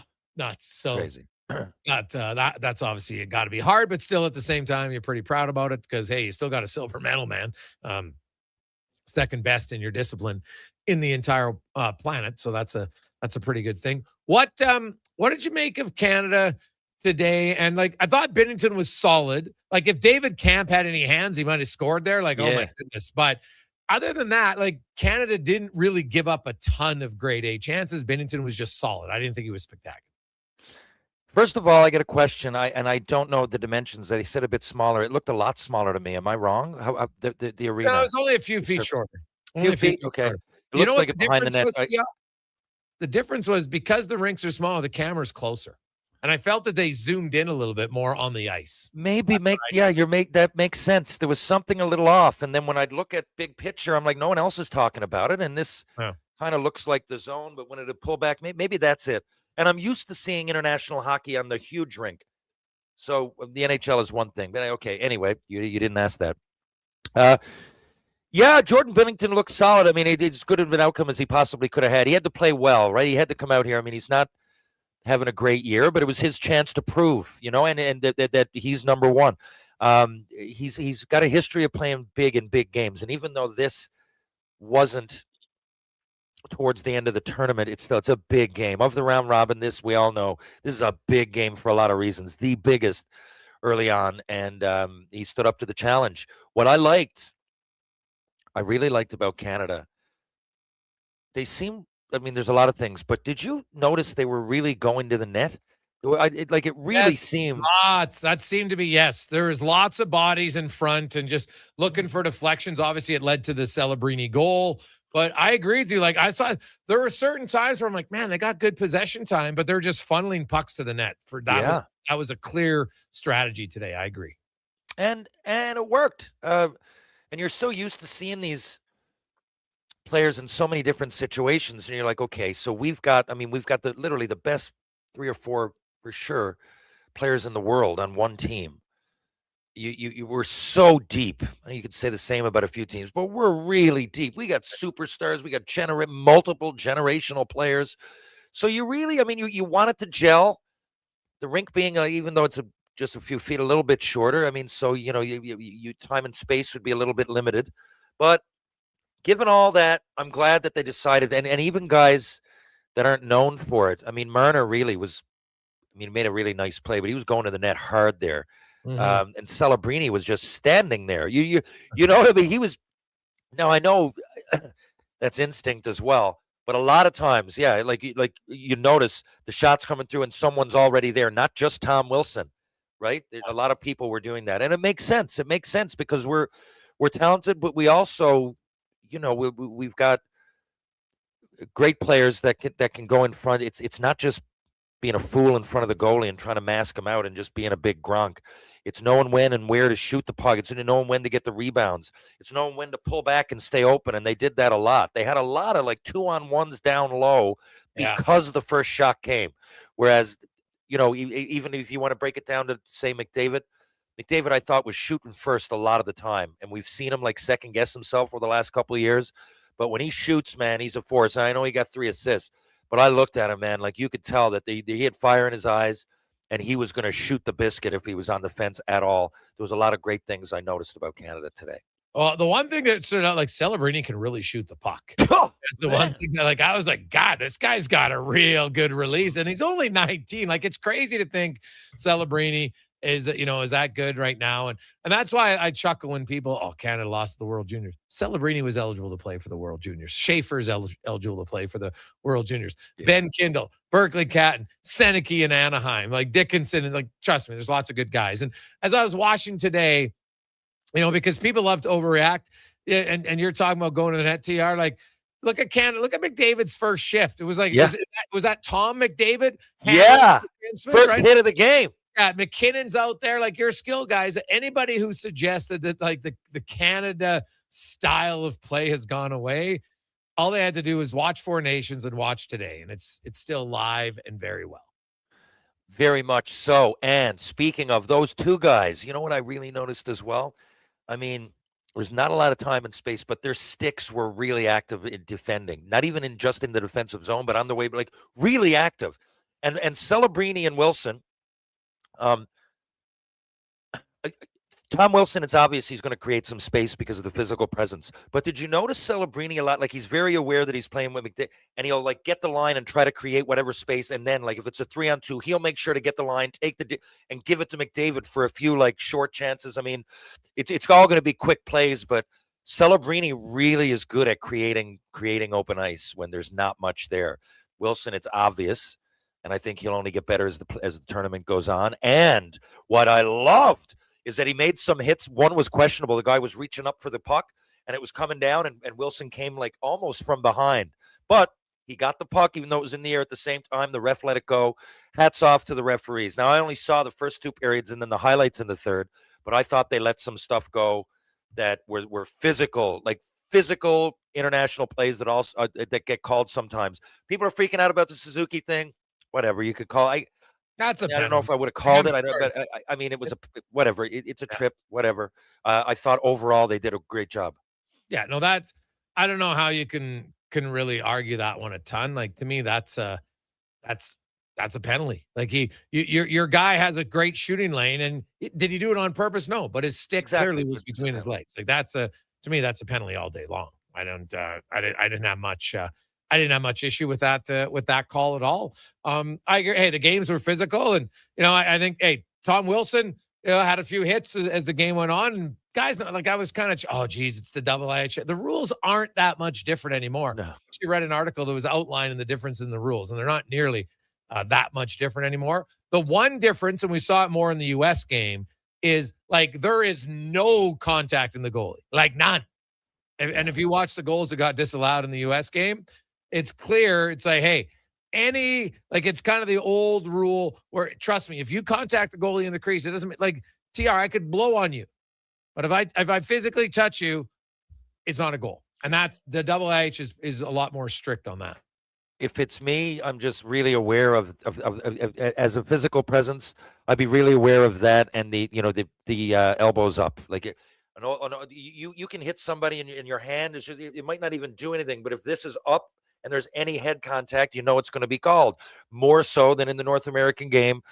And I thought we were all right at that. Even the call or the play I just said about Wilson, I mean, he got down low on his knees and came up. I mean, at some point, right, if you do it right and you don't overdo it, I mean, they're not going to call it. And I'm really I can't, surprised might be the wrong word, but I'm glad where we've started. Now, you're right. If you hit the goalie, something's going to happen. Obviously, I was kind of surprised that there were so many skirmishes early on in the other games, but the refs are going to miss some things. People are also, I don't know if you saw Pettersson was coming around the net. He nearly had that empty net against Italy. Yeah. Like, obviously that's a penalty, and I don't think as a rule that they want to let that go. I think it was just a bad call by that ref, and that happens. But we're looking at it from Canada's point of view. We just went out there, and in my mind, it's easy to be an underdog sometimes, and when you come in with all this hype on all the best players on Canada as well, from Binnington out. And so I'm glad that McDavid came out. I mean, the best player in the world came out and threw a hit. If you're wondering about Canada, if you're wondering that we got upset in the World Juniors by Czechia, if you're wondering about our game being gone, about that physical presence being gone, no. Guys like Marner are going to the net hard like Wilson. Guys like McDavid are going in and making hits. We win 5-0, I think it was, right? I just think we put our stamp on this is Canadian hockey. Now, you still got to beat us. But if they come out and don't play like that, if there's any doubt whatsoever, the other teams are jumping all over that. And I tell you, when I say the other teams, the first team, the USA, are looking at that with magnifying glasses. And Canada came out and did exactly what they should have done. They played exactly how they should have played, with a few mistakes. And that's always going to happen. They did what they needed to do, and we played Canada hockey, and I couldn't be prouder. Quick text from David. David asks, hey, guys, do you know what Morrissey's injury is? If he can't play for the rest of the tournament, can they bring in a replacement? Thanks. No, they are not allowed. How it works in the Olympics, that's why you have an extra roster spot. You got one extra defenseman, you have one extra forward. Well, actually, you have two extra forwards, two extra defensemen. Once you play your first game, so once your first game starts, you're not allowed to bring in any injury replacement players.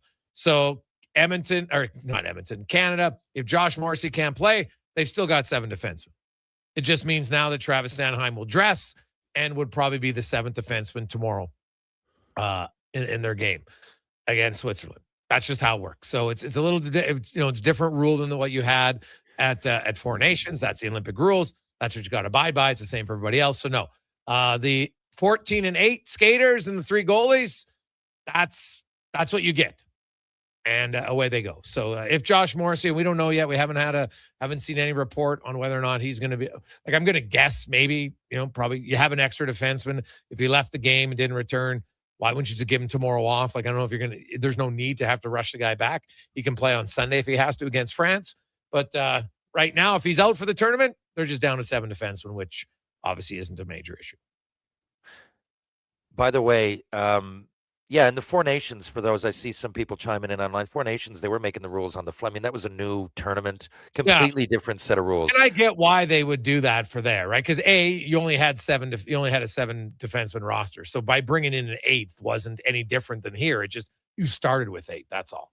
Exactly. One thing I want to pipe up and say as well, some of those breakouts, Canada looked great. I don't know if it was a set play. It happened quick.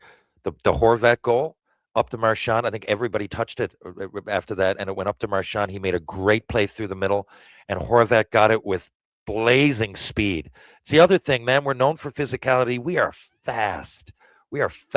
And when we move that, and I don't just mean with our feet.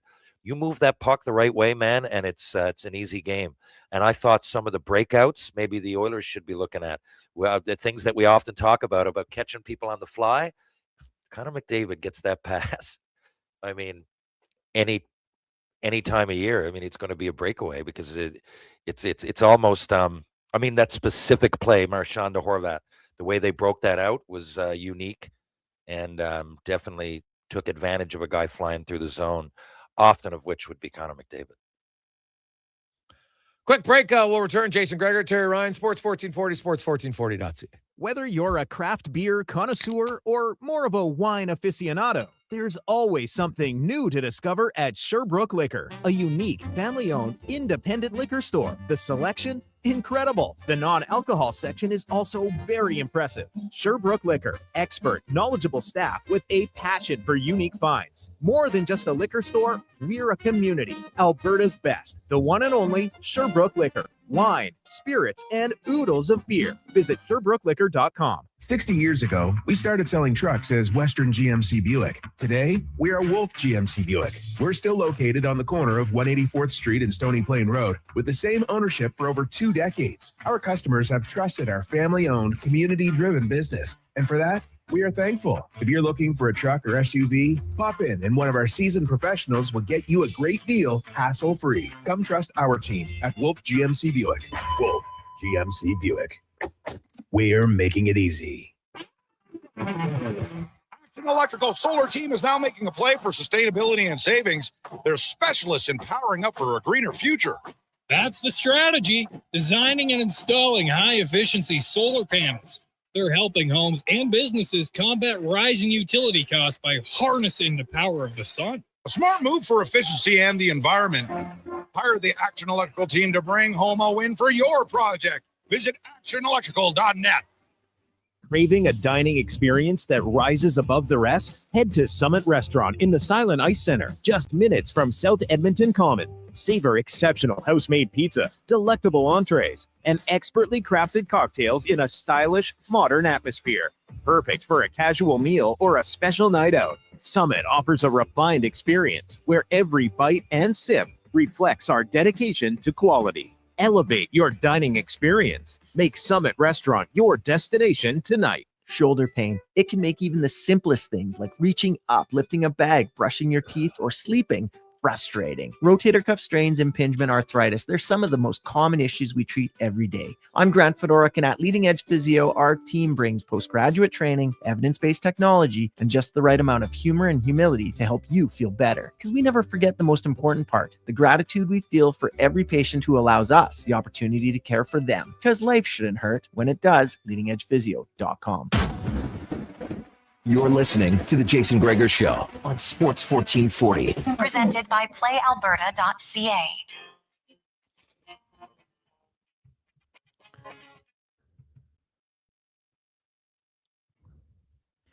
Portions of this hour brought to you by Sherbrooke Liquor, the best place for wine, cocktails, and beers from all over the world. Also, a variety of excellent and non-alcoholic options. See more at SherbrookeLiquor.com. The Jason Gregor Show, the best of Edmonton sports talk and beyond. This is Sports 1440. Presented by PlayAlberta.ca, Alberta's only regulated online gambling website.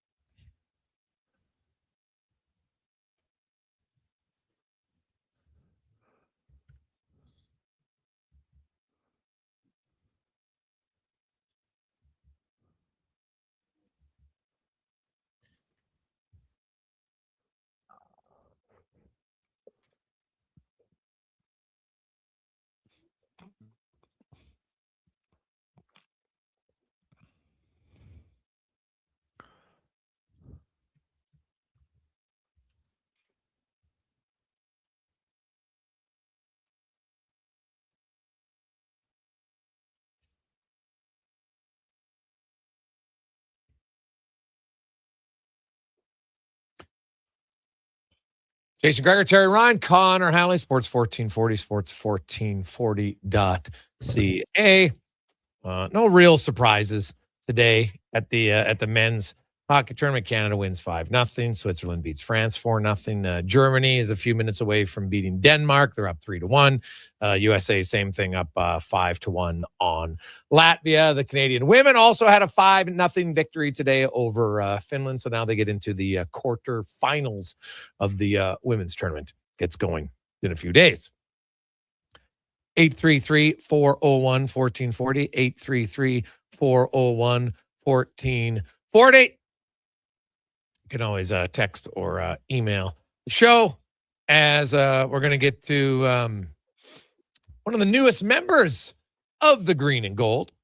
As we get to the football report brought to you by Legacy Heating and Cooling.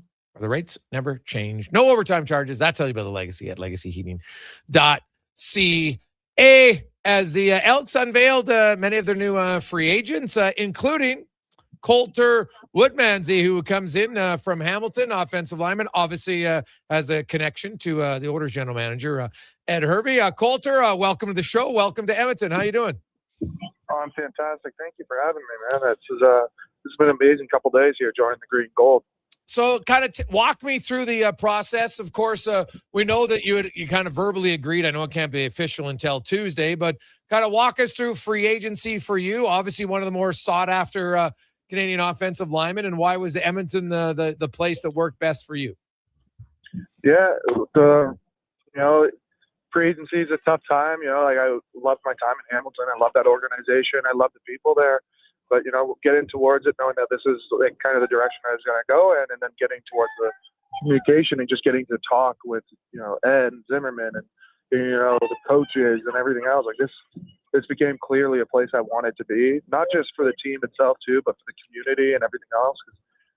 Me and my family I've got 2 kids, my wife, and we want to find a place that we can put down roots and really join a community. And that's what Edmonton felt like to us. And I feel like this team is ready to take that step and compete for Grey Cups. And I think the group we brought in, and plus the amazing guys that are already there and the coaches, this is a special place. And we're really excited to be here. Colter, is guard your best position? Do you feel most comfortable there? And I'm assuming you're going to play on the right side? I have played a lot of guard in my career, and I wouldn't be surprised if I ended up over there. Okay. What is it about guard that suits you maybe better than tackle? I haven't got a lot of time spent playing tackle in my career. I played a little bit of tackle in emergency situations when I was in Hamilton. Guys get injured, any other reason.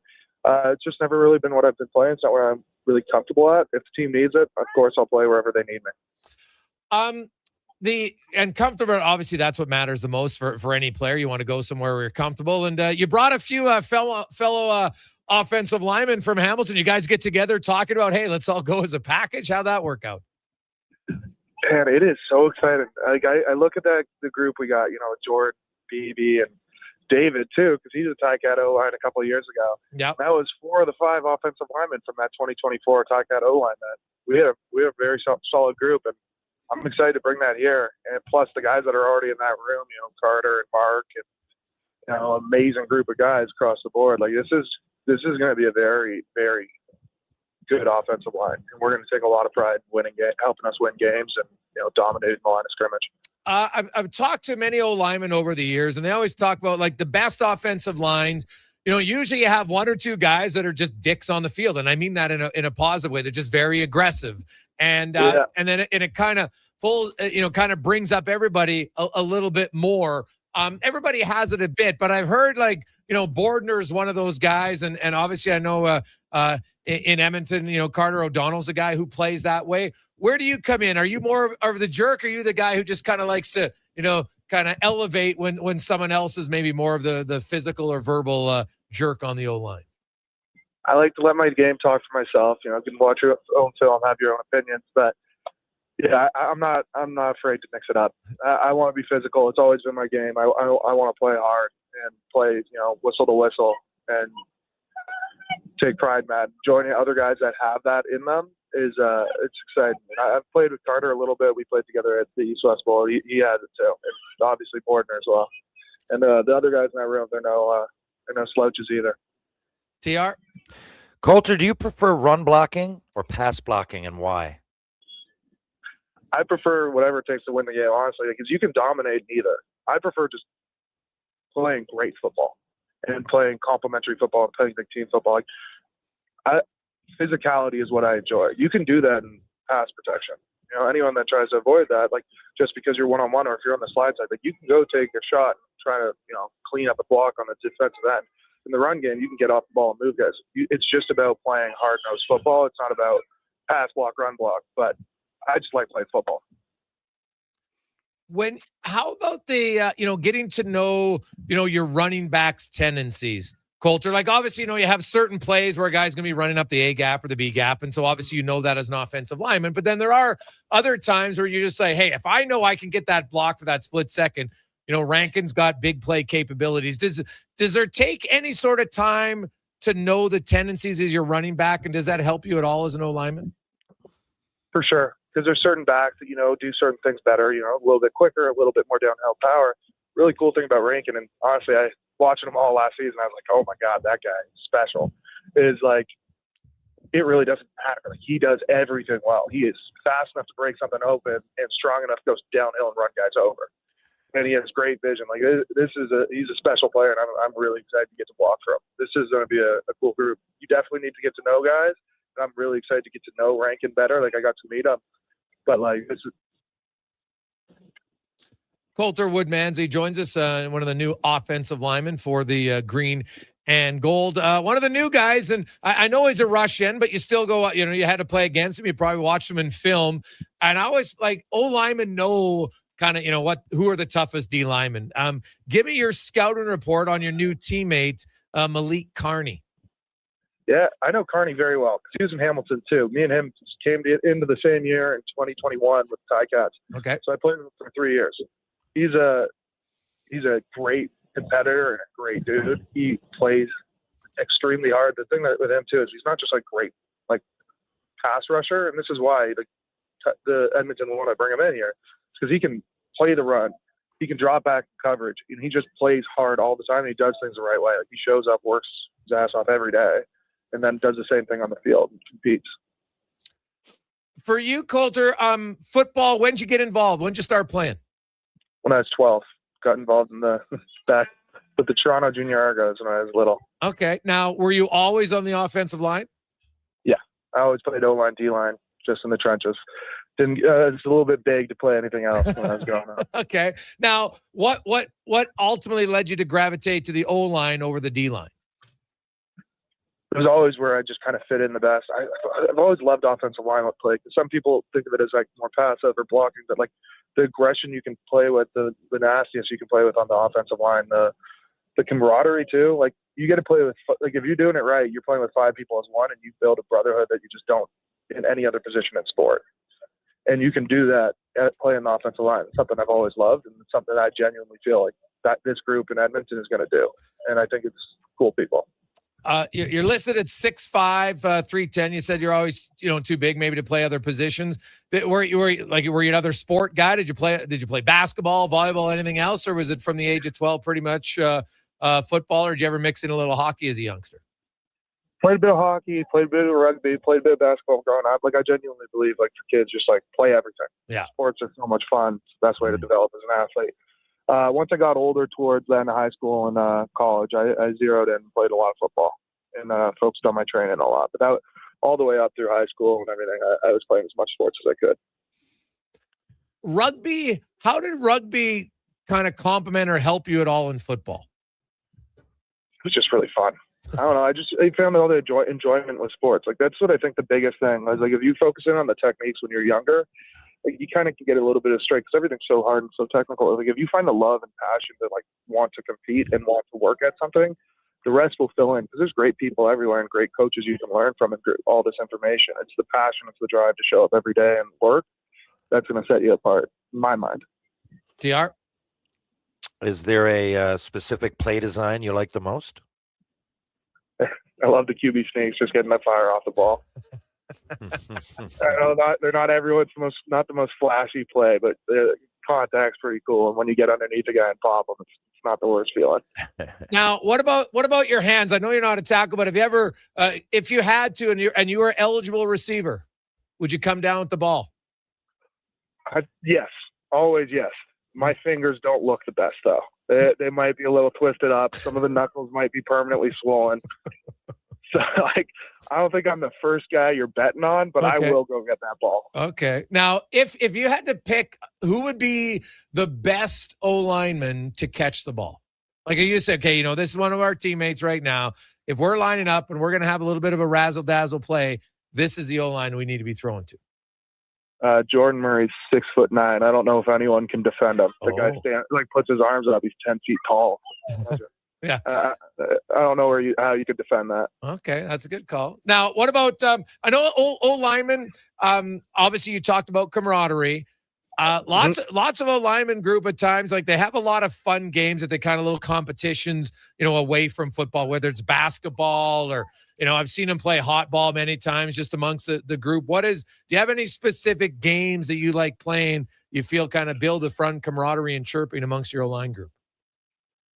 Funny enough, the O-line in Hamilton, like, we went swimming together like every day during training camp and would play stupid games in the pool and, just like floating around trying to decompress the joints after all the like pounding. And that, I love that stuff. Oh. Just getting in the pool, messing around, doing like cannonball contests, just like fun little things like that. Okay. The Winter Olympics are currently ongoing. Any sports that you find interesting? The hockey's amazing, but like all the athletes are crazy. And then my teammate from last year, Keaton Brewing's about to do bobsled. I am extremely excited to see that. Oh, okay. Yeah, well, it is funny. We were actually talking about that on the show the other day. Like, if you look at summer sports compared to the winter sports are like where all the kamikazes are. You're going downhill at 100 miles an hour on a sled or skeleton or, snowboarding. And like, it's wild. It's the summer sports are a little bit tamer for sure. Yeah, I don't know who thought up all these things of just getting on a sled and going down this massive ice chute, but it's crazy. And moguls and everything else, like it's pretty cool. We're doing these massive jumps on snowboards and skis and doing the craziest flips. It's one of a kind sports. Colter Woodmansey joins us, O-lineman for the Elks. You got a nickname, Colter? Most of the guys call me Woody. Woody, okay. So pretty straightforward. All right. Woodmansey, I thought you had a lot of options in there, so I like it. Your O-line coach, Steven Sorrell, how important is it, and what do you need to do as a new player with a new O-line coach? Do you find that works well so he can help you, but you could also maybe understand what his motto is going to be as a coach? Yeah, he's been amazing. I've already connected with him a good bit. Coach Sorrell, he's had like a great history of success, and his O-lines have been really good. And for me, what I want to do is just come in here and get coached. Whatever he thinks we should implement, like, just go for it. Trust him, like, completely. Best thing I can do is show up and implement his system, learn from him, and get a good relationship with him. Because, if we play 5 as one under the same umbrella, like, that's how you're successful. And I want to be a team player and everything. So he's been amazing, though, from the hop. Well, Colter, congratulations on the new contract and coming to Edmonton. Best of luck. Appreciate it, man. Thank you so much for having me. There you go. That's Colter Woodmansey, new O-lineman for the Green and Gold. You think of those guys. Well, it is true because there was a video of Declan because he went down to the presser yesterday, DR, and was interviewing guys. And the first thing they're like, who the hell were you standing beside? Because, Dec's not a small guy, but I remember, when you had Matt O'Donnell and he was 6'10", like, dude, you feel rather tiny. And the Elks got the new O-lineman there, Murray, 6'9". Like, that is a big dude. A huge dude. Yeah. Even, I'm curious. I think Colter, I think he's 6'5", 310. I could be wrong there. I looked earlier. What would be an average size of an NFL offensive lineman? I've never entertained it. You're looking on TV. It's all relative. They all look, fairly big. Dude, they're all 300 plus. Must be, right? Yeah, like just the nature of the position. Just to be good, you've got to be so. Well, most of that's one of the CFL things I guys, underestimate. Right? Like you look at Brett Boyko's 6'7", 305, Brendan Bodner 6'5", 305, David Beard 6'5", 320, Mark Evans 6'4", 295, Ivy 6'4", 305, Carter O'Donnell 6'4", 290, Domenico Piazza 6'2", 298. Like the smallest guy is Mark Corte at 6'1", but he's 290. Right, like that. Yeah, you got to be a big dude to play the O-line. There's just a lot to unpack. You got to be big, and then I think about, smaller. I just saw Doug Flutie was at the Super Bowl. Like, he's before I started watching much, but I know he's a legend in Canada. Went to the NFL, like had a really successful career in college. Didn't he have that Hail Mary? Like that guy's tiny. Like that's what really gets me. Or who was just the MVP of the Super Bowl? Williams III, is that what his name is? Yeah. Walker the third, not Walker. I mean, look at him bopping around out there. There's a lot of that's one intriguing thing about football. Depending on where you play, obviously, size difference. It's just size, like from the smallest guy to the biggest. I don't know. It's almost amazing when you think about it that they're on the same field at the same time because some of those guys, man, they crush you. And of course, speed's one thing. And it's just, it's almost when you're watching a game of football, the only thing I compare it to a hockey is that old game Blades of Steel. Remember you had the small guy, the medium guy, and the large guy? Because they're all out there representing. And it's, I think that part I underestimate as a guy who got into it late in life, at least as a fan. And I think I hear people talk about being at the game, being up close and like hearing them when they hit each other. And I mean, these guys are huge. I mean, obviously there's big hockey players. We can make a list, but on average, what you just told me is like 6'5", 300 pounds. Which is, I mean, just think about that, right? We think of all the sports that you know and love and have played and have tried. And now think about having to play against that kind of offensive line. Well, yeah. Well, you look at the D linemen, man. A lot of them are the D linemen is the same thing. They're pretty much similar. Yeah, they're I'm looking at the Elks D line right now, and every Brinkman's 6'1", but he's 290, so he's kind of he plays on the insides a little bit shorter, but you got a lot of 6'4" guys. Now some of them are a little bit like Noah Taylor's 6'4", he's only 240, but Williams is 6'5", 285, and Johnson 6'4", 283, and Tamari Fox is 6'2", 288, and Noah Curtis is 6'5", 302. The inside guys are definitely a little bit thicker. Some of your rush ends, like Malik Carney's 6'3", 230, but he's super fast and athletic. But yeah, you have to. There's size there, and then you go to the DBs though, and it's a total different element. 5'9", 5'10", buck 75, buck 85. Yes, but you got to be quick. You're out in space. So it's totally different. So now the NHL does have lots of Cole Caulfields, and then you had Zdeno Chara. So, there was that, but Chara is obviously the exception. But you do have a lot of, you look at Colton Parayko. Colton Parayko is a huge man. Yeah. And you're you look at some of he goes out there against a lot of top six forwards, and there's lots of top six forwards that are 6 feet, 5'11", right? Yeah. There's him at 6'6", and he's got the wingspan. He's almost touching both boards. So hockey has it, and you do play them more. Like a DB is rarely having to face an offensive lineman, right? Like there's the odd time maybe on a blitz package, okay, but usually then you're kind of hopefully getting, you're not being picked up or covered at that point. So, hockey still has the size I found, like from defense to forwards, and they go head to head a lot, is growing a bit because there's not as many smaller defensemen. We're seeing, you want to win now, you got to be bigger on the back. Like Bouchard, I think people Bouchard's 6'3". Yeah. Right. Like he just takes up space. And Nurse and Ekholm and Jake Wallman's 225. They don't have the weight, like the width of the O line and the D line in hockey, though. I've said the same for years. It's physics, man. So whether you like it or hate it, you can build your team however you want, but you're going to have some big D, if not all big D.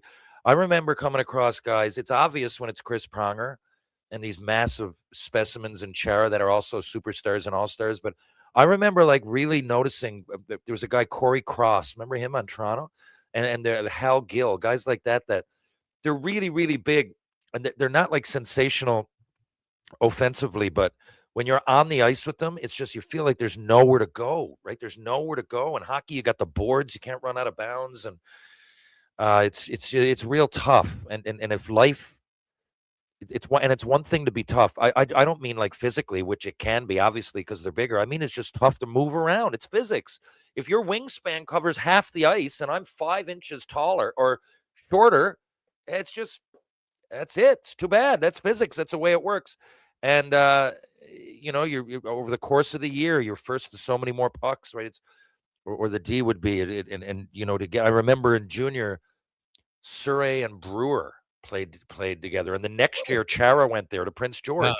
It's just like it's hard. I mean, you want to dump the puck in and play hard, but sometimes you're like, where am I dumping it? I'm going to throw it in there and be one-on-one with Sheldon Surrey. I don't mind doing it, but he's going to come out with the puck half the time or more than half the time, right? Yeah. So that's true. You got to really think about it. Yeah, very true. Awesome stuff. We'll take a quick break. We'll return. Jason Gregor, Terry Ryan, Sports 1440, sports1440.ca, YouTube, Facebook, X, and Instagram. And now Action Electrical's testing team is on defense duty. They're the guardians of safety and compliance, a critical part of any lineup. Precisely. They perform rigorous safety and code compliance testing for commercial operations. Think of them as the referees, ensuring everything is up to standard before disaster strikes. Their preventative plays are legendary, spotting faults early. Hire the Action Electrical team to bring home a win for your project. Visit actionelectrical.net. Saturday, it's the Valentine's Day celebration of the footwear with its own loyal fandom. Don't miss the Edmonton Oil Kings Rogers Place Crop Party. Slide into your most romantic winter crops and watch your Oil Kings take a bite out of the Calgary Hitman. Catch Oil Kings gibbets, giveaways, and an endless parade of the shoe that everyone agrees on. And take a bite out of Calmont Kids food combos for $10 or less. The value is alligator-sized. The Edmonton Oil Kings Crop Party and the Battle of Alberta, WHL style, 7 p.m. Saturday. Great seats at Rogers Place start at only $20 at oilkings.ca. Exciting news from St. Albert Dodge. The all-new 2026 Jeep Gladiator Sport packages have arrived. They have a great selection and a bunch of colors to choose from. And if you've checked out the Sport, you know it comes in some fun colors. Rugged capability, practical off-road features, and you can get behind the wheel for as low as $49,900. That's right. Put yourself in a brand new Jeep Gladiator Sport for less than $50,000. What more can you ask for? Time to head up the trail and see how easy it is to do business at St. Albert Dodge. Expand your brand with Fusion Promo Marketing. Fusion is your trusted partner for all things branded merch and apparel. Thousands of products perfect for businesses, sports teams, and corporate events. Fusion with a Z. Promomarketing.ca. Do you sit around at work listening to sports radio all day? That's right, my friend. There's no shame in it. It's the good life. And we're not here to snitch. Say, if your company advertised on Sports 1440, you could be the one listening for your company's ad every day. Now you've got an excuse to listen to Sports 1440 all day. It's part of the job. Sounds like someone's getting a promotion. Email Gregor at sports1440.ca and let's get to work for you. There's a lot of great seasons in Alberta. Hockey season, harvest season, the winter season, and the even more winter season. But GS Construction is already preparing for our next great season because while the city slows down, we plan ahead. Projects, people, and pipelines. Everything starts taking shape for another strong year underground. We're also getting ready for our next hiring season in March. We want new people who want to build something that lasts. For more on us and to apply, visit gsconstruction.ca. Jason Gregor isn't just a sports guy. He's a community builder. with over 2 million raised for local charities. And his Gregor Foundation, He's making a difference on and off the air. Check out Gregor weekday afternoons on Sports 1440. McValue breakfast meals are $5 plus tax every day. Get a sausage McMuffin, bagel with cream cheese product, or breakfast burrito with hash brown and small coffee, all for just $5 plus taxes. Available until 11 a.m. at Canadian restaurants. Product availability varies. Prices exclude delivery. Need a new ride for road trips, errands, or just life on the go? Go Auto offers a massive selection with over 15,000 new and used vehicles to choose from. With over 70 locations across Western Canada, finding your next ride has never been easier. Whether it's a roomy SUV for the family, a sleek car for the open road, or a rugged truck for your weekend adventures, you'll find it here at a price you'll love. Explore thousands of vehicles today at goauto.ca.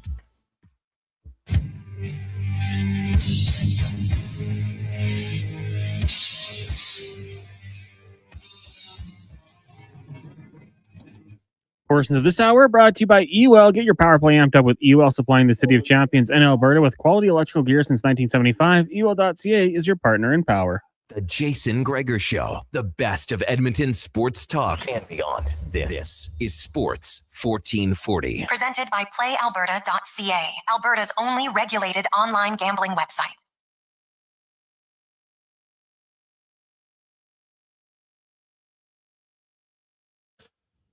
We continue on Sports 1440, sports1440.ca, YouTube, Facebook, X, and Instagram. Jason Gregor, Connor Halley, with you as we get to the racing report brought to you by Can Torque, where now sometimes, you know what, they like to talk about repairing torque wrenches, stud tensioners, flange maintenance equipment.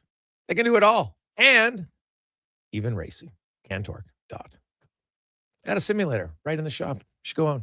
Maybe if you're nice, when you stop in, it could go for a test drive. I don't know if I'm speaking out of turn by saying that, but Livingston will let me know. Do you ever offer test drives in the simulator? Well, first of all, we have 2 simulators in the shop, not just one. Okay. Yeah, I mean, for people who are interested, of course, more than welcome. I'm happy to turn everything on and get everything fired up. But, to that end, the big car simulator hasn't been run since our open house, which was like late October.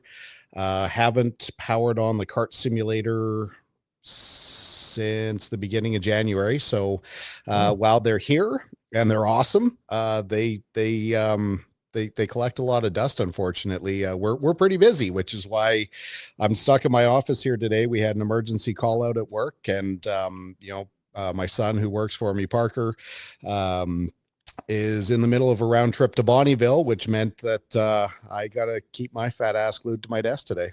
Well, there you go.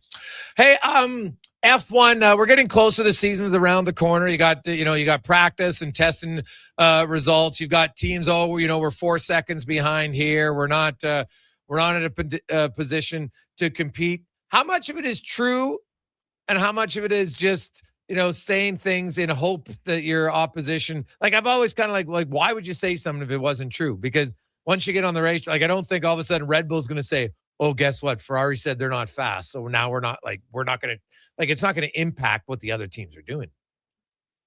It can, and it can't. How much of it is true? The exact same amount as what a politician says. I mean, they say things in a way to help their cause. Lance Stroll made that comment today. They're 4 seconds up to 4.5 seconds off the pace. Now, are they actually, or are they starting to leverage everybody else's concern that Mercedes engine is so much better than everyone else now that they've switched to a Honda engine, that the only way they're going to compete is get concessions from the FIA and Formula One? Toto Wolff, who arguably has the best engine right now, is praising Red Bull for how strong that their car is. It's all part of the games and all part of the posturing. I spend quite a bit of time online looking at the social medias of the teams and of fans and all the rest. And it's, for people who I would think should know better, getting wrapped up this early in, really it's just testing. This is a brand new car. they've run simulations. They have a pretty good idea, but until you actually put your systems to the test on the track, which was the first session that they did in January in Barcelona, you can't read anything. But there are a lot of broadcasters that are already trying to declare one team has the advantage or another. Like the Barcelona thing was really a shakedown. Nobody was running at race levels. They weren't running at qualifying levels. A lot of the teams didn't have spec fuel because it was too expensive to run. So they were saving it for their Bahrain tests. So, just for people who are either newer or, really still not quite aware of how many games get played, we really, really won't know what the teams have and who's really good until, starting at the first race in Australia, but it'll probably take the first 5 races to really start to show what these guys have once they get through a variety of tracks. Now, Ferrari's going to have the new lighter chassis this year that, they've done their first aero upgrades. They've got a new engineer, so that's a lot of changes for a guy like Hamilton. Now, I know last year didn't go the way he wanted, and I know you commented even during the year, you're like, man, they don't seem to be on the same page. And obviously, they made the change. In the team. What's your expectations for him specifically with Ferrari this year? And how much of for a guy, even with that much experience, how much is the lighter chassis and every the other changes? How much of an impact, if any, do you think that is? Yeah. So the chassis and the aerodynamic changes that Ferrari announced aren't going to, they're not going to get released until the first race. So they're testing on one spec, but they've already got an upgrade plan before the first race. But the engineer thing, it's kind of like how a hockey player, some hockey players thrive in a certain environment under a certain coach. And then when they get traded or, the coach changes, their performance goes away. And it's not because, they're less of a hockey player, just for whatever reason, what the coach is looking for, the system that they implement just doesn't fit their style. They need to go to another team. And then all of a sudden, we've seen it, 1,000 times in Edmonton where a player who's historically, struggled here gets traded away and then starts lighting it up again. Not because they became a better player, but they just got into a system that worked. And Lewis Hamilton, while people will always argue who the best of all time is, statistically, no one's ever done better than Lewis. He's number 1 in wins, polls, tied for championships. He's kind of rewritten the record book. For him to go a whole season without as much as a podium, he obviously didn't forget how to drive. They really struggled with that car. They really, they didn't win a race. Charles Leclerc has won races for Ferrari, pretty much every year since he joined the team. He didn't manage to get a single win. He struggled to get on the podium. So their overall package wasn't great, but the communication and what Lewis was looking for out of his engineer just wasn't there. So what they're going to be doing is they've got a temporary engineer that's been running through the test sessions and will likely run, I think, the first 3 or 4 races with Ferrari before the permanent engineer, it's rumored, it still hasn't been announced, before he's formally available. He's a former McLaren staffer, so he's got a certain gardening leave that he has to finish out before he can jump on the box. But it'll be interesting to see, first of all, how Lewis responds to this current guy, without the pressure of racing, to see if there's maybe something there. But he cannot really cannot have a worse season. For the first times in his career, Lewis didn't get out of Q3, and it was hard to see. You never, all these drivers kind of have ebbs and flows. Fernando Alonso, still one of the greatest drivers on the grid, but made a bunch of career decisions that kept him in lesser cars. He hasn't forgotten how to drive, and watching him struggle is tough as well. So it happens to everyone. Michael Schumacher went through that at the end of his career as well. So hopefully this is more of a rebound season. Colin Livingston joins us in the Can Torque Racing Report. In IndyCar, Honda and Chevy have committed to stay with the series until at least 2028. There were some rumblings that Honda maybe had wanted to leave, but they didn't. If they did leave, would there be a big line? Would it be easy to find a replacement? I don't think there are a lot of people knocking on the door. if there were manufacturers interested, there's no reason why IndyCar couldn't run 3-engine manufacturers. It actually takes pressure off the existing teams or the existing engine manufacturers to supply all the teams. It introduces new technology. It becomes a net gain. Honda, it really seemed like they were on their way out. I'm not sure what concessions the league made or what kind of understanding they came to address Honda's concerns. It almost sounded like they were going to spin off that business into one of their sub businesses and kind of run it privately. So it's good that they're going to be sticking around. I mean, it's great for, some of the big teams like Ganassi and Meyer Shank. And it even sounds like Honda and Chevy each get what's called a charter starting in 2028. So they actually have the option of fielding their own single car team, or they could take that charter and kind of divide the guaranteed entry or, give that guaranteed entry to one of their established teams and then kind of work on a prize money sharing thing. So it's going to make things interesting for sure. Yeah, well, I was just kind of curious to, when I see that, I'm like, well, geez, what if Honda did decide to leave? What the hell would they do? So that would be a little bit interesting for me. Going back quickly to F1, and I don't know how much you're paying attention to it, Colin, or not, but obviously the Epstein files are a big thing, and there's quite a few names in F1 that have some connection to it. Now, how deep? We'd have to see, because when you got 3 million of them, obviously, every day something new comes up. Bernie Ecclestone, Lance Stroll's father, is connected to this. Now, how deep again? We don't know yet, but some of the early reports suggesting not necessarily the best. Do you think, like, let's say, something comes out and it's proven truthful, like, would F1 be in a position, could they ever force, like a guy like Stroll out? Oh, 100%. There are ethics and moral guidelines within the Formula One framework.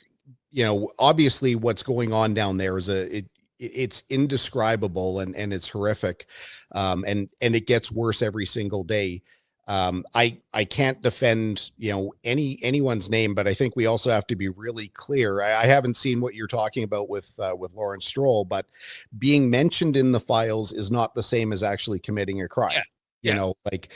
There are a number of people whose name gets thrown around in an email. That doesn't mean that they were there or did anything. But yes, if somebody committed the atrocities that are being mentioned down there, without question. Part of the problem is another name that's getting thrown around is the brother of the guy that runs the FIA right now. So there's also, as we've seen with Christian Horner, there's a lot of opportunity for the series to cover things up and to sweep things under the rug that either they don't find appealing or, when they try and protect someone of something where they should face the consequences of their actions. Yeah. So, we'll see where it goes. Yeah. The one just had him, had Lawrence Stroll allegedly attending some of the dinners and such. So we'll see where it goes from there, but it's one that if they ever actually do anything about it, it could have lasting impacts across lots of different platforms. And I just so they force him out, but would they have anybody who could replace him? Like, do they just have to, do you think there'd be a long list of somebody who could just purchase the team? I don't even know how it would work.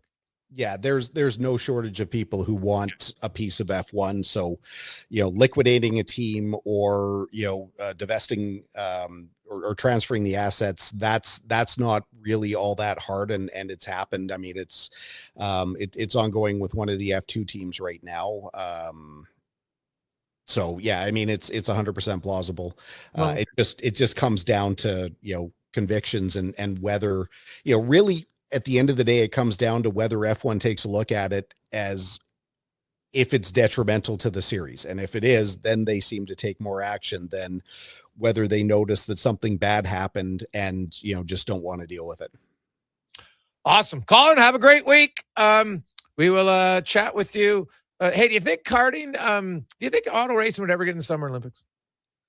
Boy, it would be awesome. I I don't see that, because I don't think a lot of people could get over the fact that it's a mechanical, the mechanics that get involved in having a car, and having a good car versus a bad car, kind of would be an unfair advantage.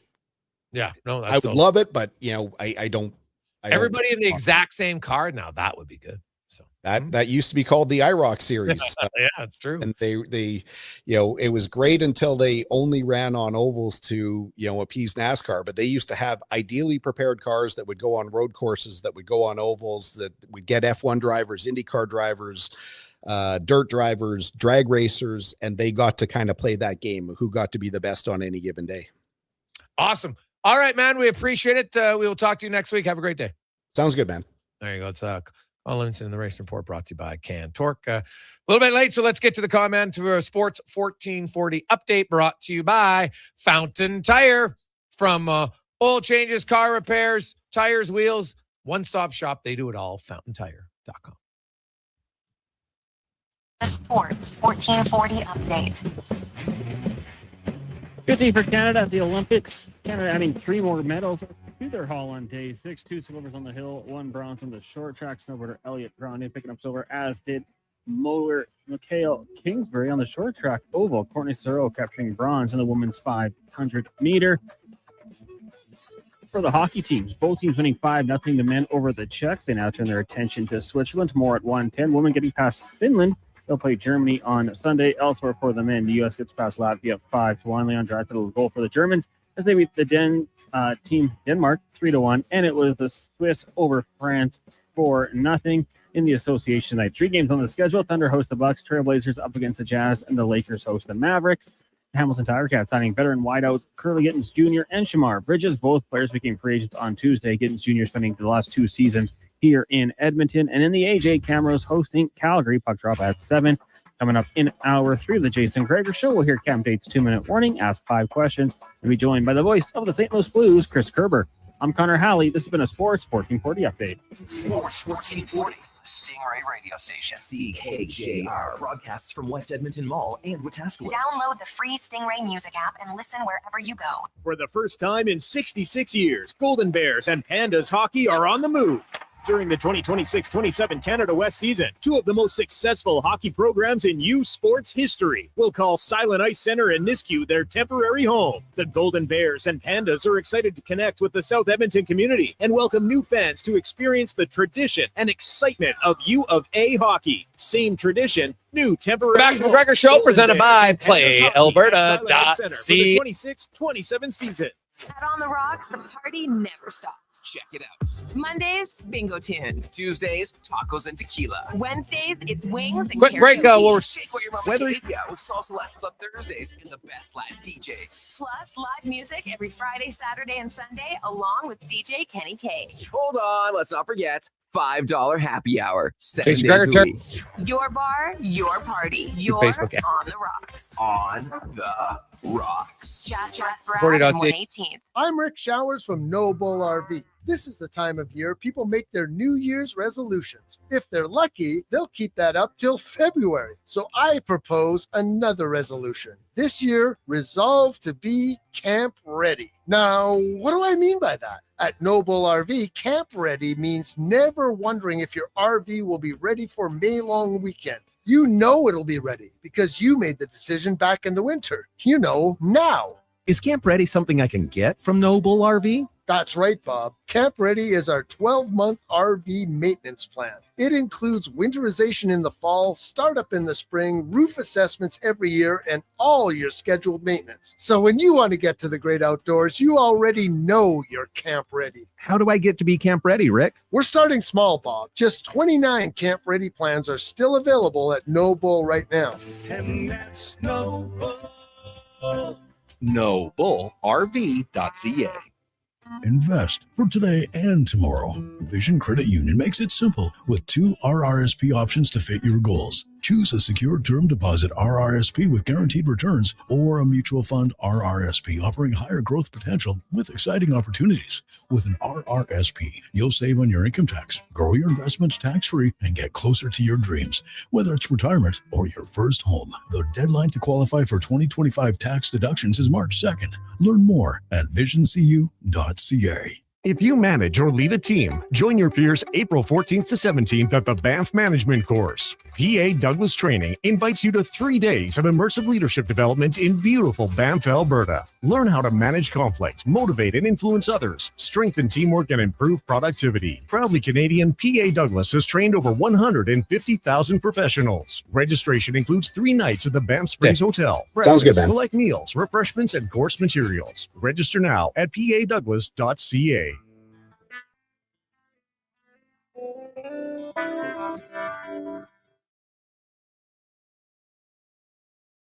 Portions of this hour brought to you by Riverside Honda, 59 years and counting, is St. Albert and surrounding areas premier Honda and Can-Am dealer. It's your dream. Ride it at riversidehonda.com. The Jason Gregor Show, the best of Edmonton sports talk and beyond. This is Sports 1440. Presented by PlayAlberta.ca, Alberta's only regulated online gambling website.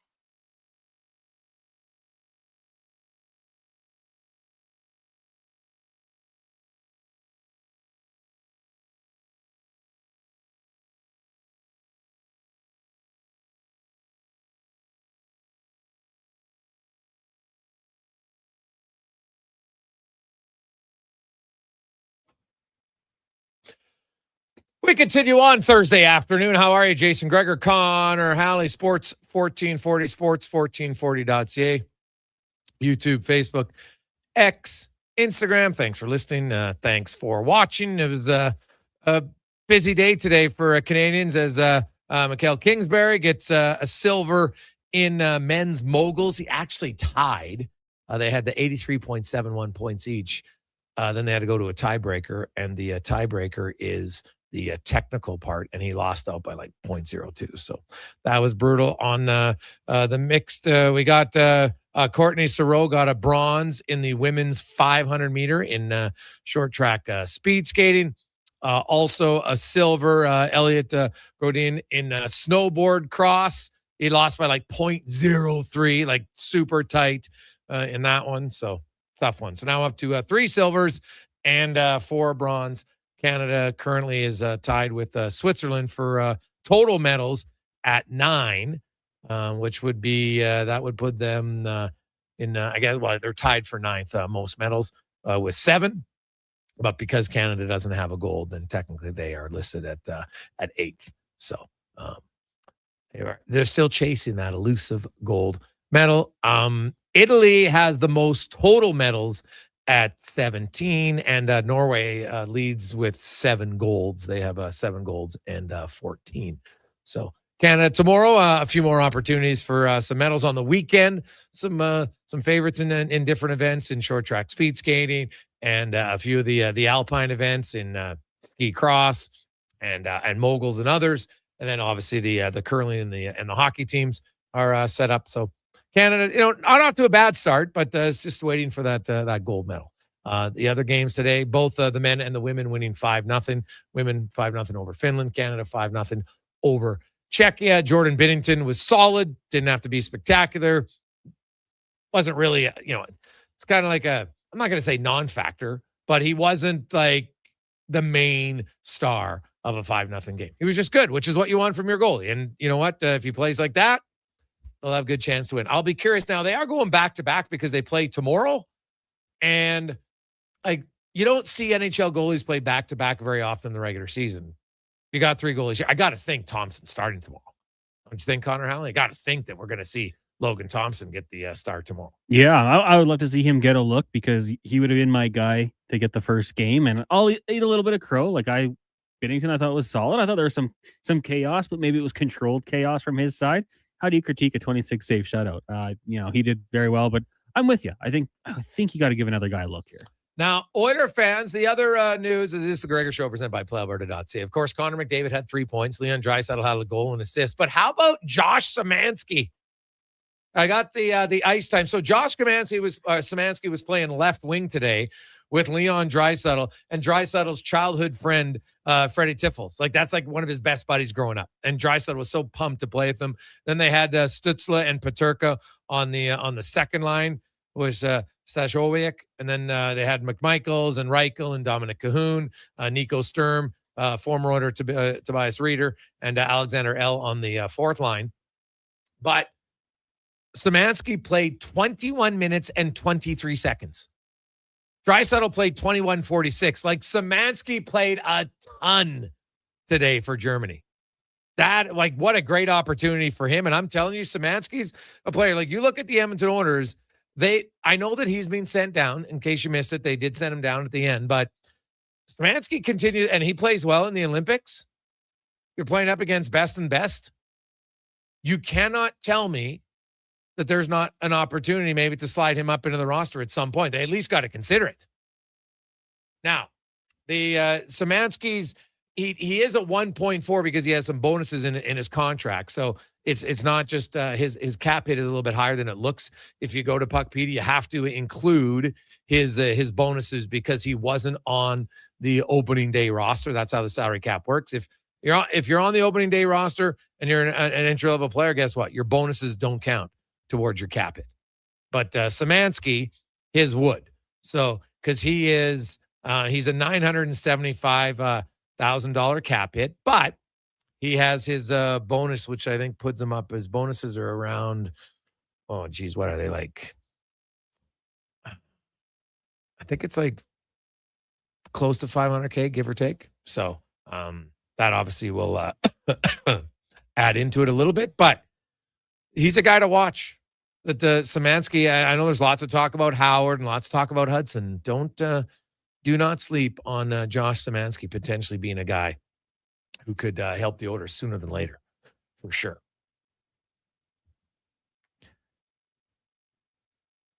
Hey, guys, I play with O'Donnell and Sorensen in Flag Football League. Ridiculous how tall they are. The poor guys who got to line up against them after a shift of work from Eric. Yeah, those would be two pretty big dudes.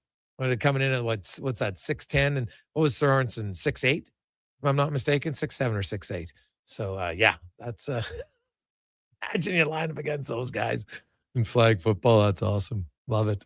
A few other texts. Hey, Greggs, I'm happy you pointed out Szymanski. I thought he played awesome for Germany. He was even on the power play.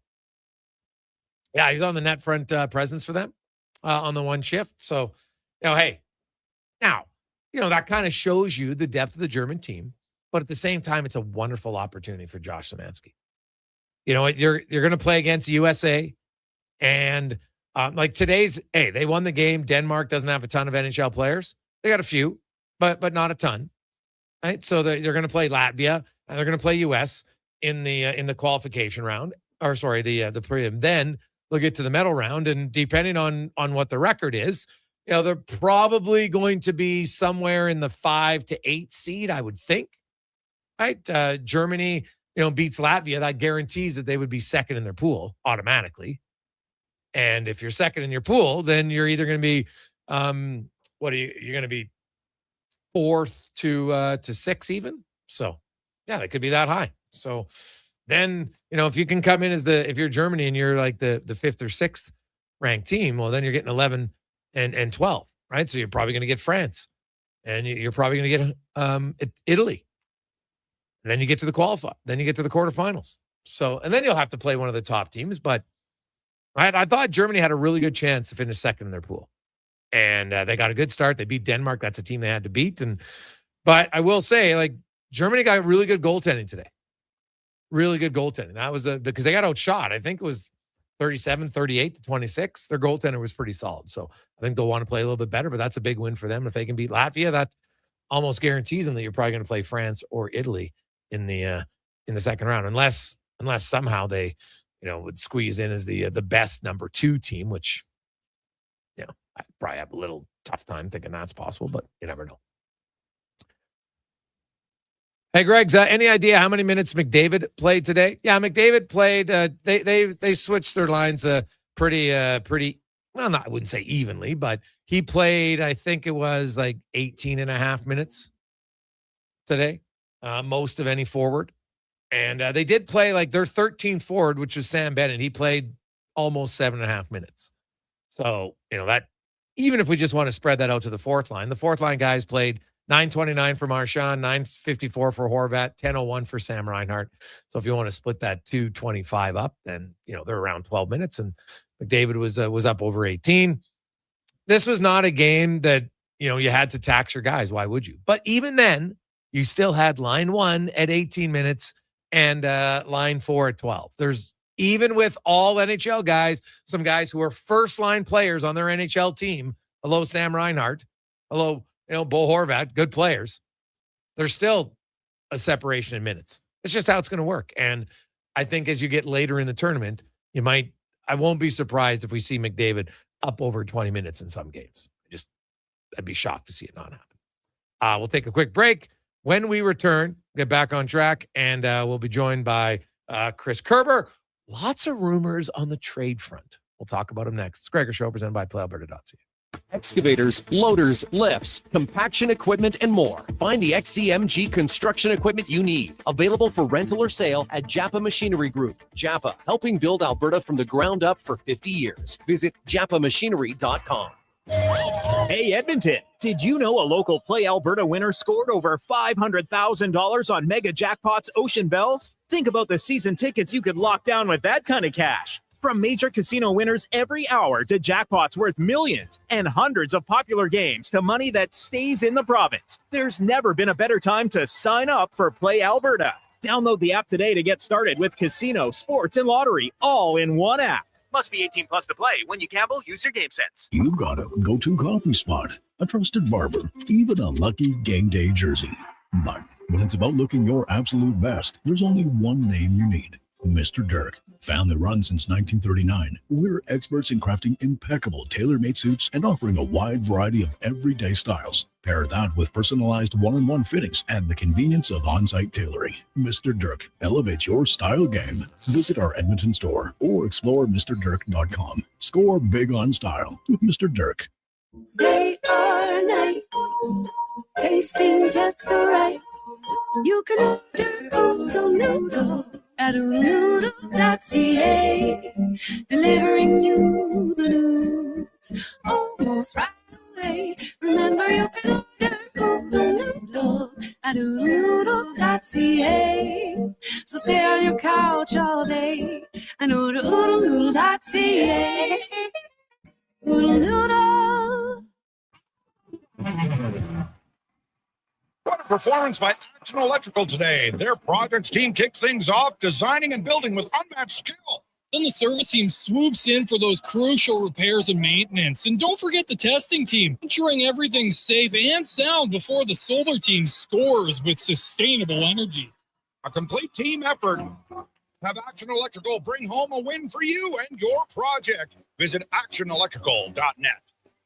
The job isn't done until the last load is hauled, and having a semi-trailer out of commission is not an option.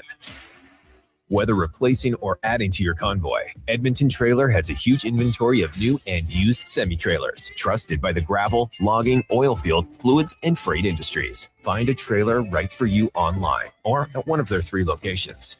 For sales, service, parts, rental, and finance, when you're in it for the long haul, Edmonton Trailer. The longest running basketball show in Canada airs every Saturday morning at 10 on Sports 1440. Hoop City with Paul Sir introduces a new generation of basketball talk, and it's right here on Edmonton's home for sports, Sports 1440. Hello. You're never going to believe this. Booster Juice called your name today. You can get a free smoothie or acai bowl. No way. I'm heading there now. Oh my gosh, you and my brother had the same name. Okay, I'm calling him next. I'm hanging up.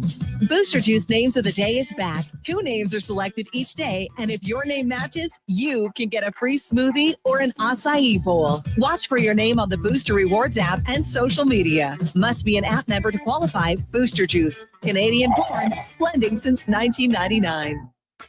Actions speak louder than words. Japa Machinery Group puts your construction plan into action with XCMG construction machinery you need. Available for rental or sale. Learn more at japamachinery.com.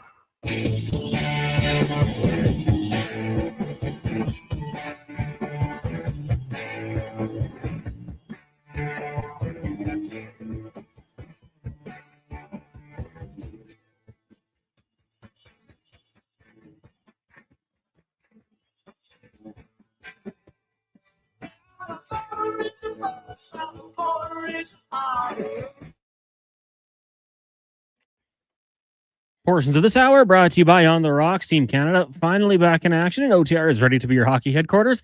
$5.75 Molson Canadian, 69-cent wings, and play, score, and win every game. See more at ontherocksyeg.com. The Jason Gregor Show, the best of Edmonton sports talk and beyond. This is Sports 1440. Presented by PlayAlberta.ca, Alberta's only regulated online gambling website.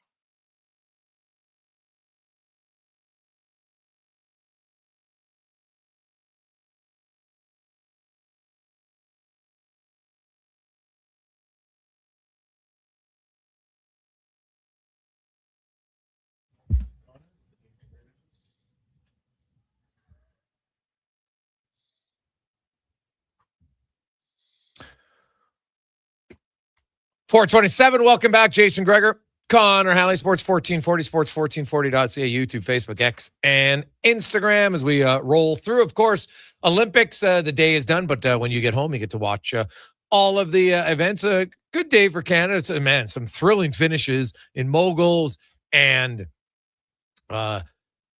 snowboard cross, as well as short track. Like, it's wild, man. Like, those sports are all highly, highly entertaining. I love watching them. They're fantastic. So you definitely won't be disappointed. And obviously, if you're a hockey fan, Canada wins both their games. No surprise. The women should have been Finland. The men should be Czechia.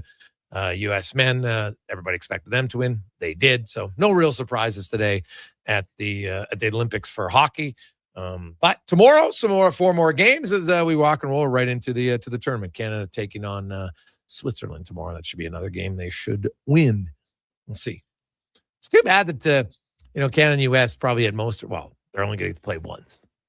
Now maybe be in the final, but I kind of like the fact that if there would have been a way somehow they'd be in the same pool, then they get to play each other twice. I don't know, just be a little bit better. But it's probably maybe me asking for too much. We'll see.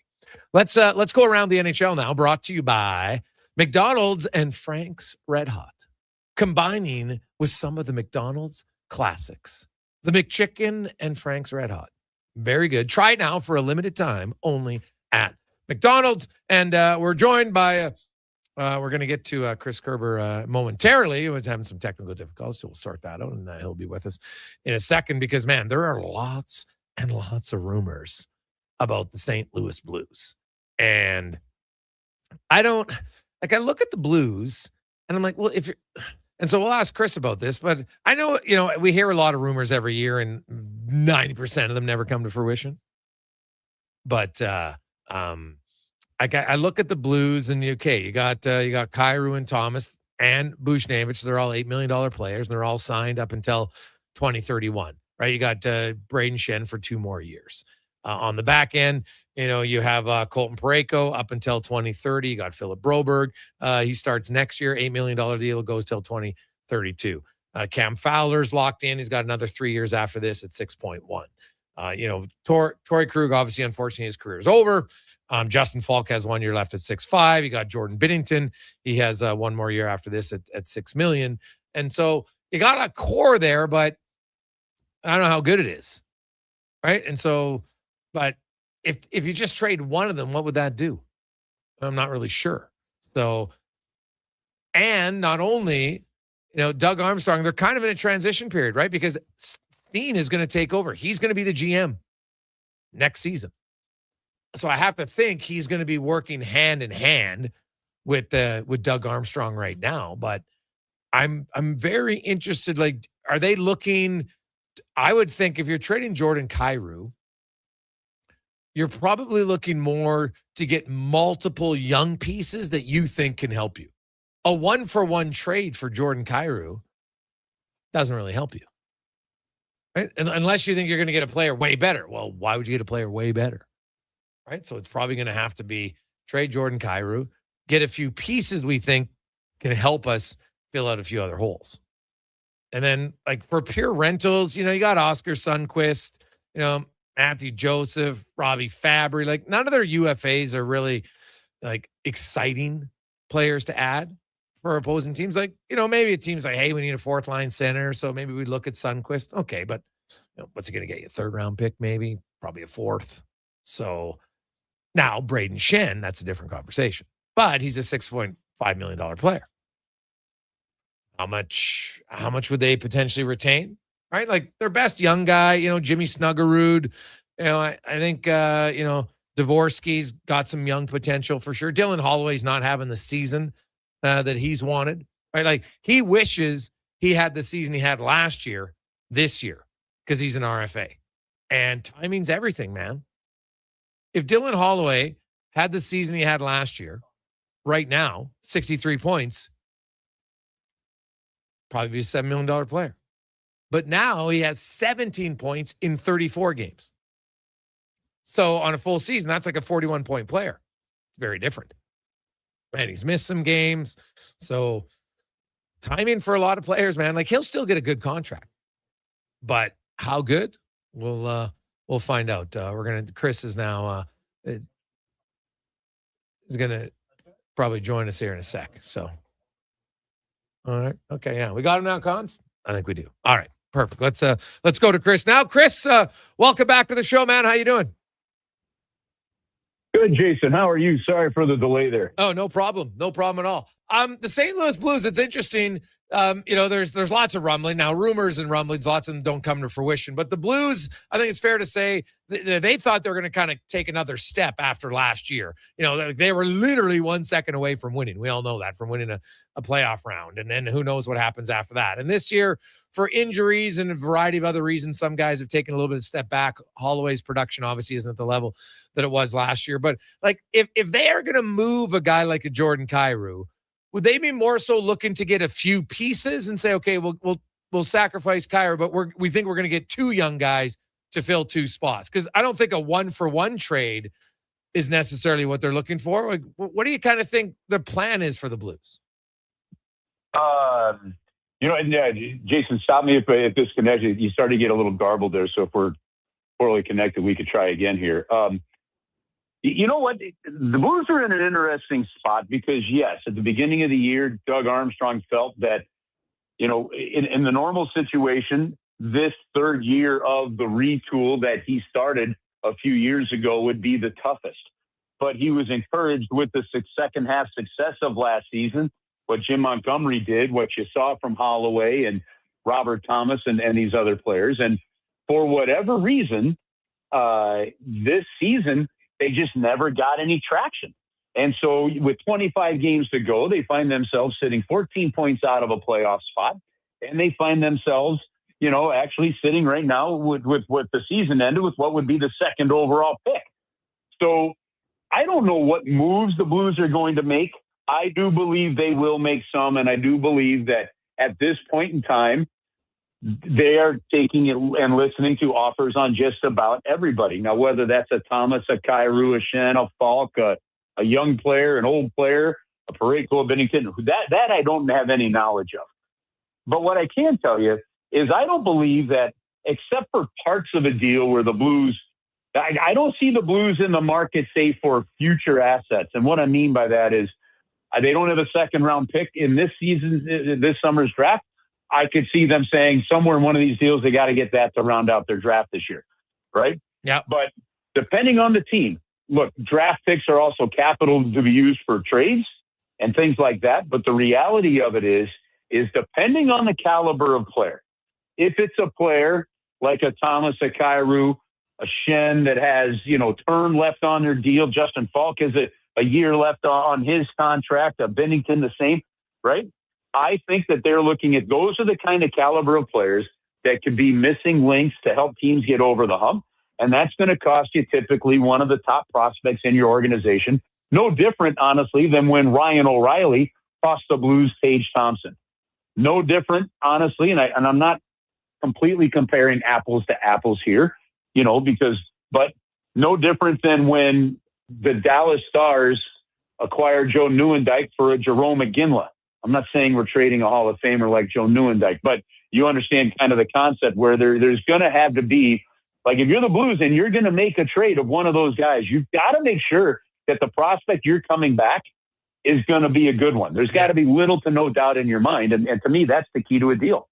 Yes, 100%. And now that's hard, right? Because you're going to have to trust a little bit of your amateur scouts and your pro scouts. Okay, we've seen this guy. We're pretty confident that he's going to become the player. Now, hey, they went out and they offer sheeted Broberg and Holloway, and you know what? I think that both of them has panned out. Holloway this year hasn't been as good as last season. Last year's was a great year for him. Maybe everything that went perfect for him.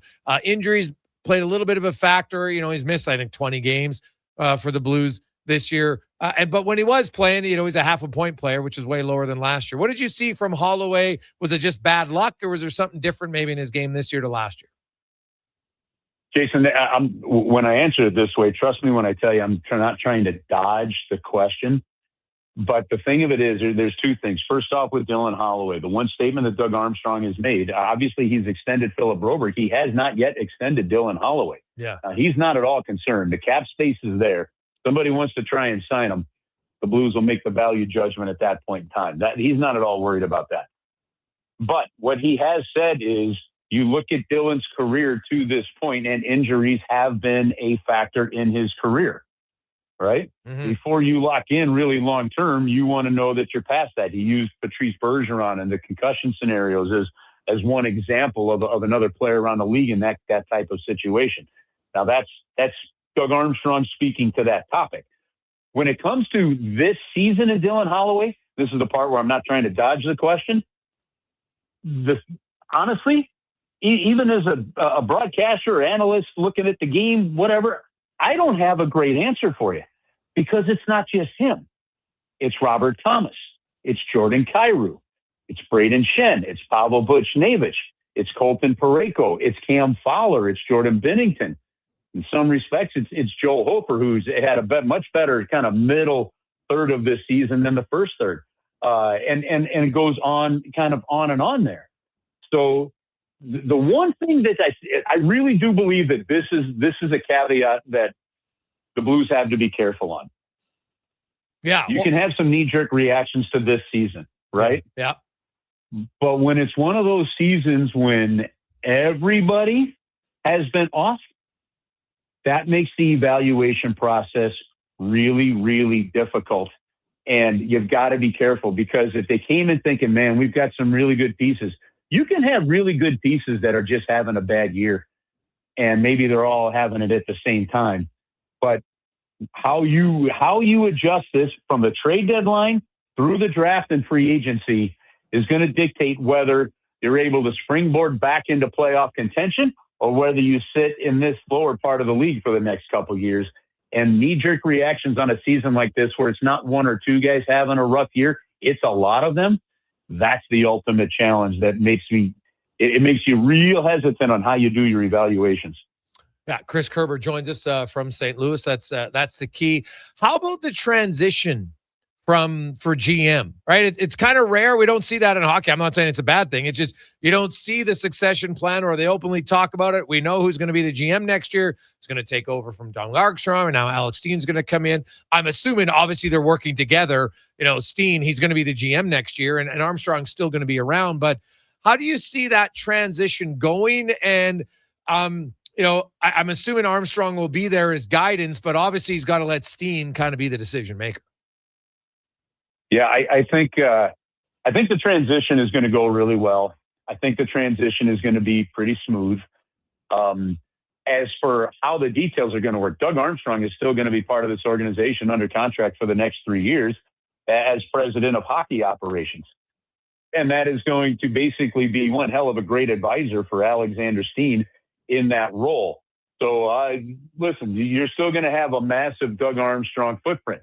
The question everybody is asking is, how much as general manager, as we have known that role in the National Hockey League, how much of that Alexander Steen imprint is he going to be able to put on this team in terms of what, if he has differing philosophies in terms of character, style, whatever, than Doug Armstrong. So none of us know how that's going to work out. I do know they have a great relationship. I do know that, I really don't anticipate any blips or issues there. I think that Alexander has a terrific mentor in a process and somebody with the experience of Doug Armstrong. And honestly, unless I'm forgetting somebody off the top of my head, I think the last time you had a GM in waiting was actually with the St. Louis Blues.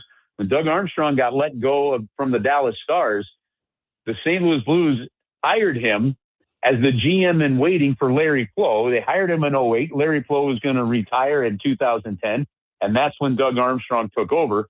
And in Doug Armstrong's first draft as general manager, he drafted Jaden Schwartz 14th and Tarasenko 16th. So the Blues organization has gone through this, but we just have to kind of wait and see how that is going to take over. I'd expect Alexander Steen to have a guy or two that he played with, some people, whether it be locally that he trusts and has great relationships or not. I'd expect one of them, to probably join Hockey Ops that isn't officially in Hockey Ops now. But aside from that, I think it's going to be a pretty smooth transition to Alex taking over. It's been amazing. Jordan Binnington's play at Four Nations obviously was, especially in overtime, was unreal of that game. Today gets a shutout. Didn't have to be as all world like he was in that overtime game. Hasn't had the year he's wanted in St. Louis, Chris. It's none of the numbers are great. He's not making the big saves, which is kind of his calling card as much as he has. Like, he's been great on high danger chances the last few years, but. Like, how much of a benefit do you think the Olympics is for a guy like Binnington? Because he seems like just an ultra competitive guy. And is he struggling a bit because the Blues haven't really been that competitive? I'm not trying to say that as an excuse, but some guys are wired to be more in the meaningful games. I think it would be unfair from a team standpoint to sit there and say that all of the struggles that the Blues have seen with their goaltending this year is just on the team in front of them. Okay. But this is the game of hockey, right? And so, yes, Jordan this season, he himself hasn't been up to par and up to snuff. This is just normal when a team struggles. And the one thing I have seen with this team is I haven't seen the quit. I haven't seen a bunch of veteran guys that go, to hell with this, get me out of here, right? I've seen attitude in the room. You see it in practice. You see when you go talk to them. You see when you're on the plane. And guys are trying hard. And it's just not clicking. That weight, when it snowballs, I don't care how good of a competitor you are, that weight gets heavy. And I think that that's what's happened to him and a lot of players on this team this year. I think this break is good for the Blues in that sense. I think Jordan Binnington going to play for Team Canada right now and behind that lineup that Team Canada has and this kind of competition is going to be fantastic. Jason, I said it. I might have even said it on your show earlier in the year. Like, I can't tell you the number of interviews I've done on Canadian radio stations where they've asked me about him, and I'm going to say the same thing now that I've said pretty much all season. Like, don't worry about him. This guy, he's zoned, he's focused, he's moved his career and his mindset into being in the moment. I'm not at all surprised. He made some pretty dang good saves in that game to get that shutout today. Yes, they aren't. It's not against Team USA or the Swedes yet, but he made some pretty dang good saves in there. And Jordan Binnington playing behind that team, I think you're going to see him be fantastic again. And I don't know whether it'll be enough to win the gold. Bounces, matter here.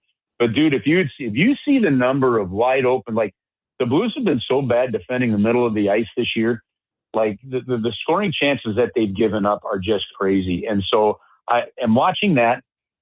And seeing how even there's enough games that he's kept his team in it that I've just felt right from the start that, when all that talk is going on, well, look at his numbers. Does he even make Team Canada? I started laughing. Oh, yeah, he's making it, right? And he's going to be your starter, and he's going to be fine. It's going to take something else for him not to be. And I think, again, you saw today just how Jordan Binnington can be. And in that sense, Jordan's play, like the other guys I've already mentioned during this segment, it's a byproduct of a team that just hasn't found any traction. And it's a hard thing to try and answer why.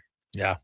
Well, it'll be an interesting 10 days when we return from the Olympic break, because I think the Blues, they got some pieces if teams are willing to pay up that, could be exciting. And I think the Blues, it's kind of a disappointing season for sure, but hey, you get a top 3 pick, who knows, maybe you get the number 1 pick and things can change rather quickly, as we've seen. Look at a young guy like Macklin Celebrini, what it can do to an organization. So, well, you know what? I did this. I went and I did this, right? Yeah. The St. Louis Blues, okay. The St. Louis Blues have picked in the top 5 of an NHL draft 6 times in franchise history. Yep. Right? Yep. The Edmonton Oilers have had 4 first overall picks since 2007, right? Oh, yeah. Okay. Oh, no, you need them. You look at the Buffalo Sabres, right? And yeah, they're coming on finally. About time, right? Yeah. But this is a team that's picked in the top 10 11 times in the last 13 years, right?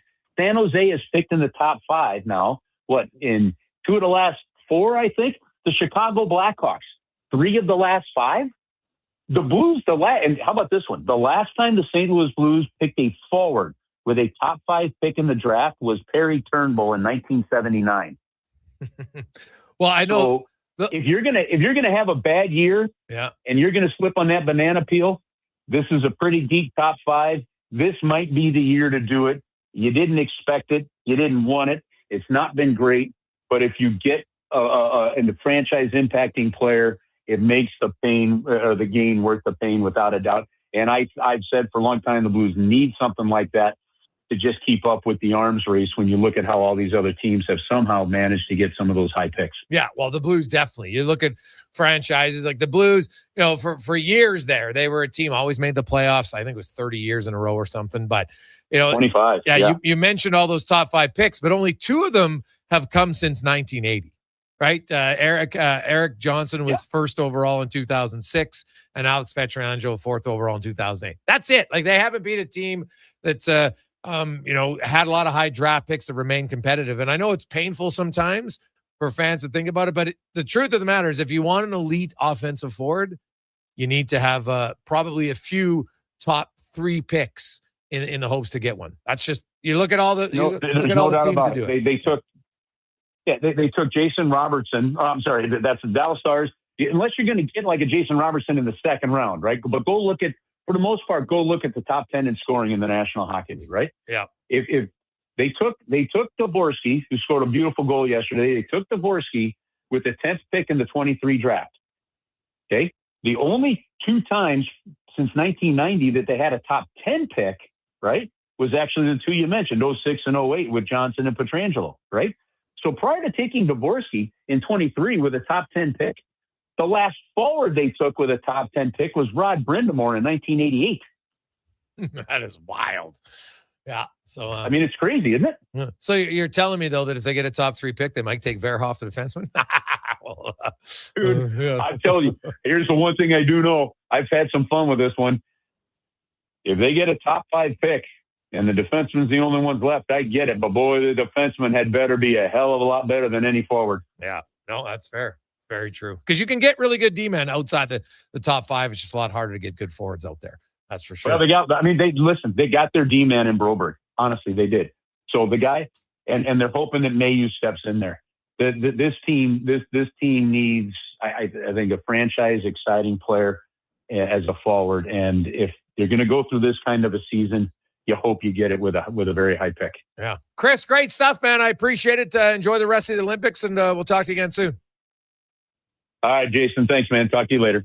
There you go. That is Chris Kerber joining us from St. Louis. We'll come back with 5 questions and more on the Gregor Show, presented by PlayAlberta.ca. You got a go-to coffee spot, a trusted barber, even a lucky game day jersey. But when it's about looking your absolute best, there's only one name you need. Mr. Dirk. Family run since 1939, we're experts in crafting impeccable tailor-made suits and offering a wide variety of everyday styles. Pair that with personalized one-on-one fittings and the convenience of on-site tailoring. Mr. Dirk elevates your style game. Visit our Edmonton store or explore MrDirk.com. Score big on style with Mr. Dirk. Sometimes you think about what you're going to do in the day. Go to work, pick up the kids from school, make supper. But at GS Construction, we think a little differently. Winter is our season to think, to plan, and to improve. We study, we innovate, we train. So when the thaw comes, we're ready to dig, build, and deliver even better, which means we need people like you. If you're thinking about joining the team at GS Construction, now is the time to do it. To apply and to see how we think, visit gsconstruction.ca. You wanted local sports on weekends. Saturday mornings at 9, check out the Saturday Sports Setup, where we'll tee up what's happening on the weekend sports scene. Tune in Saturday morning at 9 on Sports 1440. Hi, Mike here from Northgate Chevrolet Buick GMC. Free trips, free iPads, a barbecue, a wood stove, the #1 dealer in the world. What? Who cares? How about no pressure? A great deal. Finance rates as low as 0%. Trade values you can be happy with. And an indoor showroom. And we're pretty good people. Stop in and see us today. 13215 97th Street. Or visit us online at northgategm.com. At On the Rocks, the party never stops. Check it out. Mondays, bingo tunes. Tuesdays, tacos and tequila. Wednesdays, it's wings and karaoke. Shake what your mama gave ya with salsa lessons on Thursdays and the best Latin DJs. Plus, live music every Friday, Saturday, and Sunday, along with DJ Kenny K. Hold on, let's not forget $5 happy hour, 7 days a week. Your bar, your party. You're On the Rocks. On the Rocks. Just West Brab and 118th.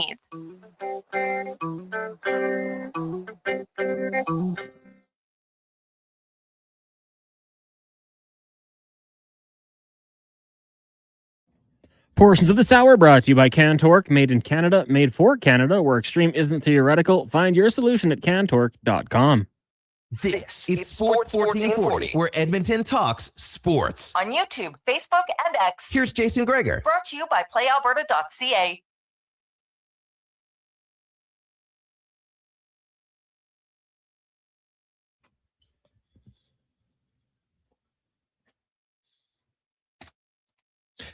.453, we return. Gregor, Halley, Declan Kruger, running things over on YouTube, Facebook, X, and Instagram. Thanks for joining us today, allowing us to be a part of your afternoon. Maybe you listen to the podcast later, part of your evening. So however you consume the show, thank you very much listening or watching, texting in. It's all great. 833-401-1440. Let's get to the con man and a sports, or actually 5 questions brought to you by The Brick.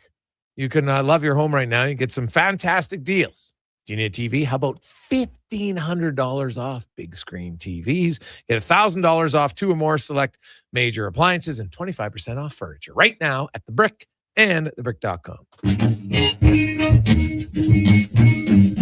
It's time for 5 questions on the Jason Gregor Show. All right, Jason, question number 1. What was the biggest takeaway for you in the Canada-Czech game earlier today?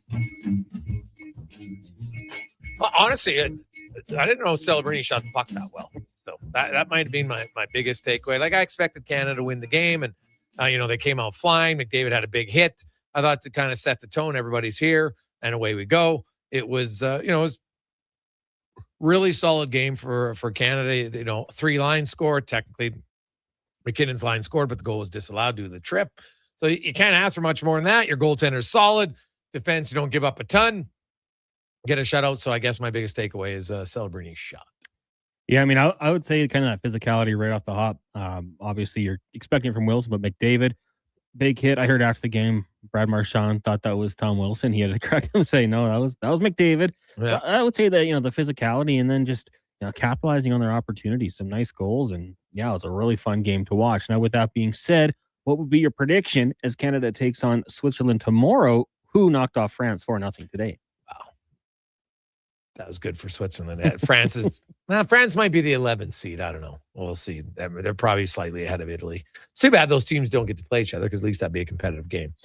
I will say Canada wins by 3. Yeah, I think that's probably a good pick. I think Canada just continues to build off the momentum that they had here. I'm going to say 5-1. I'll say the Swiss find a way to get 1 and the Oilers, or Canada gets the job done. In that one, a question number 3 for you. Occasionally on this show, we do talk uniforms and looks. Mm-hmm. Which hockey team in the Olympic tournament do you think has the best uniform? Ooh. That's a good question. I hadn't even really thought about it. Tell me yours. Well, I like the German, the coat of arms that they have. I don't want to insult it, but the little bird thing kind of flexing, I think that's a cool look. So I'll go with that. I've long said that black uniforms look intimidating. So I like that one they had rolling out today. Yeah, I don't know. Like, obviously, I'm probably biased. I'm rooting for Canada, so I like the Canadian one. But if I have to pick somebody who's not Canadian, I like the blue of Slovakia. Nice. Question number 4. I talk about volleyball a lot as a sport. I think you need to see in person, especially at a very elite level, to see how good they are. Mm-hmm. Which Winter Olympic event do you think would blow your mind the most if you went and saw it? Short track speed skating for sure. just to see it closer. And like, I know it looks fast on TV. I just think it'd be even faster close. So I would take that. Now, if I could get a good viewpoint of ski cross, I'd love it. The problem is it's hard to see all the turns, right? It's because the hills obviously are so big. So that'd be my only challenge. Like if you could get on a turn where you know there's contact, okay, great. But I'd probably still want to go a short track speed skate. Yeah, for similar reasons, I would say, skeleton going 120 to 130 kilometers per hour, I think in person would be unbelievable, but maybe you don't get a chance to see it quite as good as you'd like to. So I'm going to say ski jump just to see how far they are flying in the air. I think in person, that would be awesome. Final question for you today. Josh Brolin celebrates his birthday. I think he's had some really good roles in general, but especially as villains like Thanos or even an American Gangster, Detective Trugo. I hated that guy. So when you think of villains and the actors, actresses that portray them, who do you think does it best? Go ahead. To me, I got to go with Jack Nicholson. Obviously The Shining, and he was Joker in Batman a long time ago, which is kind of a goofier one. But Frank Costello in The Departed, and how he's talked about it. I think it was Matt Damon said, like, this is what you do. And you add these little lines to make a sick scene. I mean, like, killing someone, and make it even worse. And you just casually put it in there. I don't know if anyone else has seen that on YouTube or Instagram pop up, but I thought it was just like, yeah, that's how you do it. So got to give a lot of credit to Jack. He really does it well. That's a good one. I got a few. I'm going to go with Michael Madsen. He is, when he was in Reservoir Dogs, he was Mr. Blonde. He was Sonny Black and Donnie Brasco. I thought he was awesome at. Even when he was Bud in Kill Bill, that was a good one. And the other guy who I think Alan Rickman is awesome, right? In Harry Potter, he was fantastic. Hans Gruber in Die Hard. What about even when he was the sheriff of Nottingham in Robin Hood, Prince of Thieves? So, yeah, those two are close, but I might even have Rickman as my top one. I just think he can play just like he gets into you. Just like, God, I can't stand this guy. Like, it's awesome, right? Like he's not like the intimidating villain. He's just like God, I want to punch his face in villain. And that makes him awesome. Like when he was in when he was the sheriff of Nottingham, God, he was awesome. Like you just couldn't stand him. He's such a good villain. Christoph Waltz as well. Oh, yeah. Inglourious Bastards. Like just a good actor. Yeah. In one role, Javier Bardem, right? Yeah. No Country for Old Men. Like, God, he was intimidating as hell. You're just like he played like just a psycho. And you made it like this guy, like you could meet someone like him in real life and you would not like it. And that's a good way to tie it into Josh Brolin, who was also in No Country for Old Men. Yeah. For one role, remember when in American History X, Ed Norton when he was, I don't know the guy, I just remember his first name, Derek.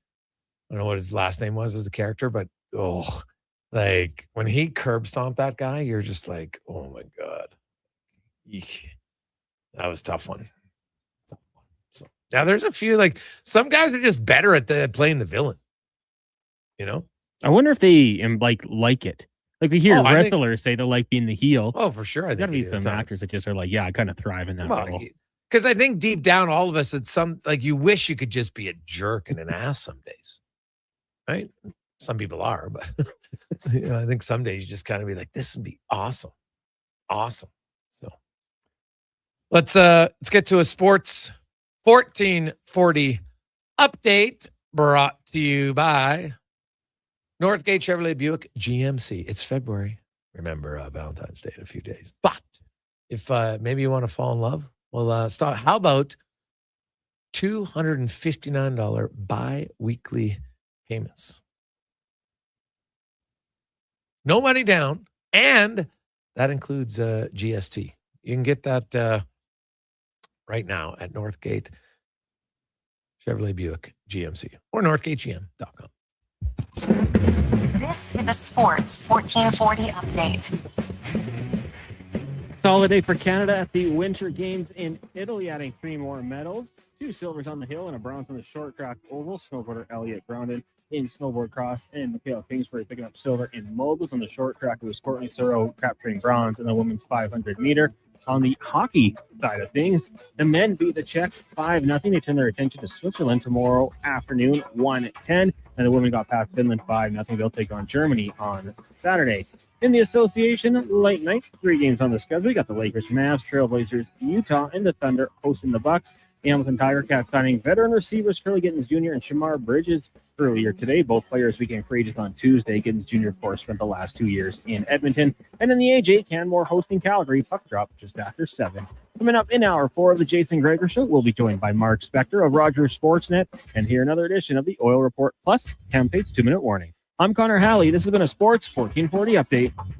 Sports 1440 in West Edmonton Mall and Wetaskiwin. CKJR is a Stingray radio station. Download the free radio player app and listen wherever you go. Need a new ride for road trips, errands, or just life on the go? Go Auto offers a massive selection with over. We continue on Thursday afternoon. How are you, Jason Gregor, Connor Halley, Sports across Western Canada? Finding your next ride has never been easier. Hey, Whether it's a roomy SUV for the family, a sleek car for the open road, or a rugged truck for your weekend adventures, you'll find it here at a price you'll love. Explore Sports thousands of 1440, vehicles Sports today 1440. at GoAuto.ca. They're not just a grocery store. They're a butcher, a baker, a cafe, Halley. deli, rotisserie pizza, and restaurant, all under one roof. Loca Quality Market does food differently with 2 locations to serve you. Edmonton and Sherwood Park. Visit loca.ca. Tasting just so right. You can order oodle noodles at oodlenoodle.ca. Delivering you the news almost right away. Remember, you can order oodle noodles at oodlenoodle.ca. So stay on your couch all day and order oodlenoodle.ca. Oodle noodles. At Fountain Tire, success is a team effort. They're committed to their team members and their customers. And that means treating your vehicle like it's their own and finding solutions that suit your needs. Because whatever the road brings ahead, they're on it with you. Visit FountainTire.com today. The job isn't done until the last load is hauled, and having a semi-trailer out of commission is not an option. Whether replacing or adding to your convoy, Edmonton Trailer has a huge inventory of new and used semi-trailers, trusted by the gravel, logging, oil field, fluids, and freight industries. Find a trailer right for you online or at one of their 3 locations. For sales, service, parts, rental, and finance, when you're in it for the long haul, Edmonton Trailer. The job won't wait. Why should you? At AWS Welding Supplies and Repairs, conveniently located in Nisku, we've got everything you need to get it done. From product sales to servicing and calibrating machines, we're your one-stop shop. We're a proud, locally owned and operated business, committed to serving our community with a proven track record of customer service. Don't let a broken tool slow you down. We offer fast repairs and free same-day delivery of in-stock items to Leduc, Nisku, and South Edmonton. AWS Welding. We make it happen. Get ready to love your home, Canada. The Brick has the styles and the savings to make you fall head over heels. Save $1,100 on couches made for cuddling. Enjoy a romantic meal on a dining set up to 25% off. And yes, save 25% off in the bedroom, too. Plus, score up to $1,500 off the TV of your dreams. Love is in the air, and so are the savings. Only at The Brick. Some exclusions apply. Check out The Brick in South Common, West Edmonton Mall, North Side, and downtown. Hi, Mike here from Northgate Chevrolet Buick GMC. Free trips, free iPads, a barbecue, a wood stove, the #1 dealer in the world. What? Who cares? How about no pressure, a great deal, finance rates as low as 0%, trade values you can be happy with, and an indoor showroom. And we're pretty good people. Stop in and see us today, 13215 97th Street, or visit us online at northgategm.com.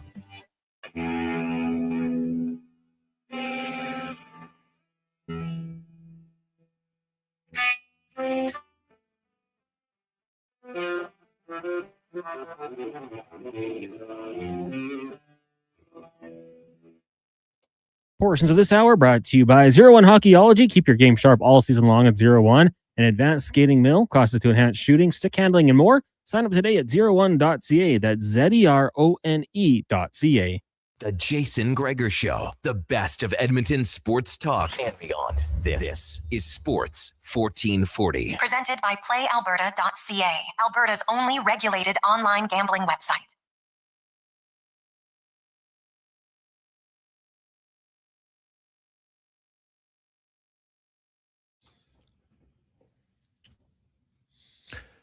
Just after 5 o'clock, how are you?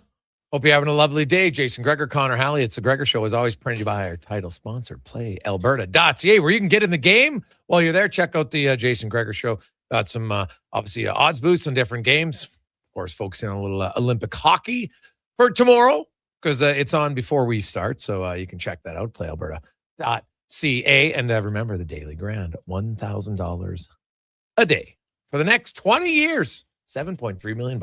PlayAlberta.ca. I got to get this one. Furballs asked, hey guys, can someone explain why Italy wears blue in international competitions when their flag is red, white, and green? Well, the con man did some quick looking up, and they did it. They wear blue to honor the royal dynasty, the House Savoy, Savoy, that unified Italy in 1861. So, in case you're wondering, there you go. That's why they wear the blue. And the Dutch is similar. They wear orange to honor a royal family too, correct, Cons? Yeah, per my research, it was the House of Orange-Nassau. So the royal family. Okay. They led the 16th century revolt against Spain, in fact. Ooh, there you have it. That was a good question from Furballs, though, because that was something I just accepted at a young age and never even questioned. Yeah. Well, there you go. Nice. I like it. 833-401-1440, 833-401-1440, as it's time for the Spec Report, brought to you by GS Construction. They specialize in underground infrastructure. They make your life more enjoyable with running water, indoor plumbing, and more. They're the grinders of construction. GS Construction, as Mark Spector from Rogers Sportsnet. Spec, how you doing? So I'm at the Sydney Olympics. I think it was Sydney. It might have been Greece. In Holland, you're just talking about Holland being orange, right? Holland has specific things they do. Like, they're the best speed skaters, like big oval speed skaters. I guess it's because they had all those, I don't even think they freeze anymore. What do they call them? Fjords? Or they used to skate like crazy all over. They used to skate to work in Holland. I think climate change or whatever has changed that. But anyhow, they're really good at skating. And the other thing they're really good at is field hockey, right? The Dutch love field hockey. So we're in, I guess it was maybe it was Sydney. They win the gold medal in field hockey. And that's like us winning the gold medal in hockey. Like, it is a major deal. So I end up going to this. They have what they call Heineken House at the Summer Olympics. Yeah. And it's this massive tent, like, just the hugest tent ever, sponsored by Heineken. And every Dutch person at the Olympics and all their athletes and everyone, and they put that field hockey team up on the stage, and they all had their medals. And oh my God, they kept that place open until 3 a.m. I think I still have a small bit of a hangover from that night, like in 2020, whenever that was, 2000. They love their field hockey the way we love our hockey, man. And they're I don't know if are they the best in the world anymore? I don't know. Do they still win? They won then. I don't really know who the best team in the world is at field hockey anymore. Do you? No, not at field hockey. I can't say that I'm. They love their field hockey, man. I think they'll tell you they're the best. But holy man, go to the Heineken House if you get a chance. Whoo! Tall people. Yeah. No, that's. I'm this short, drunk Canadian guy. I don't even know the rules to field hockey. Why do they all use right-handed sticks? Aren't there any lefties? What the hell? Well, Spec, right now, the top-ranked field hockey teams in the world as of today. Yep. In the men's side, Netherlands, England, and Belgium. On the women's side, Netherlands, Argentina, and Germany. There you go, man. So there you go. They're still very good at it. It was interesting. I saw a post, because I looked it up. Norway last Olympics had 80 athletes and they had 37 medals. Like almost 50% of their athletes are medaling. And I saw this post talking about today about like, what is Norway doing that allows them to have so much success? right? Because it's not only the Winter Olympics. They've got some, they're pretty good in Summer Olympics in some events. Obviously not in everything, of course. But they're a in winter the winter, nation. they are. They're a winter nation. Yes, and it was fascinating. They talked about how they have 90% of their kids are in athletics, because guess what? At younger ages, they don't keep score. They're not keeping statistics on it to see, his little Johnny had 6 goals or whatever, right? They make it fun. Everybody plays. Once you get to 13, the kids who are like emerge as the best athletes, then they get now a little bit more specialized coaching, and away you go. And the other kids keep playing. And it's an interesting one where at times, I think in North America, we're all focused on the, can only play one sport now. You got to be great at 8, and you got to play 10, 9, 11 months a year. Like it's when you consider that they have 80 athletes and you get 37 medals, and we have 200 and some athletes and, might get 30. You might want to say, hey, what are they doing that's different to what we're doing? Well, Matthias Ekholm's wife, Ida, talked to me about that one day. She's very involved in Sports Central.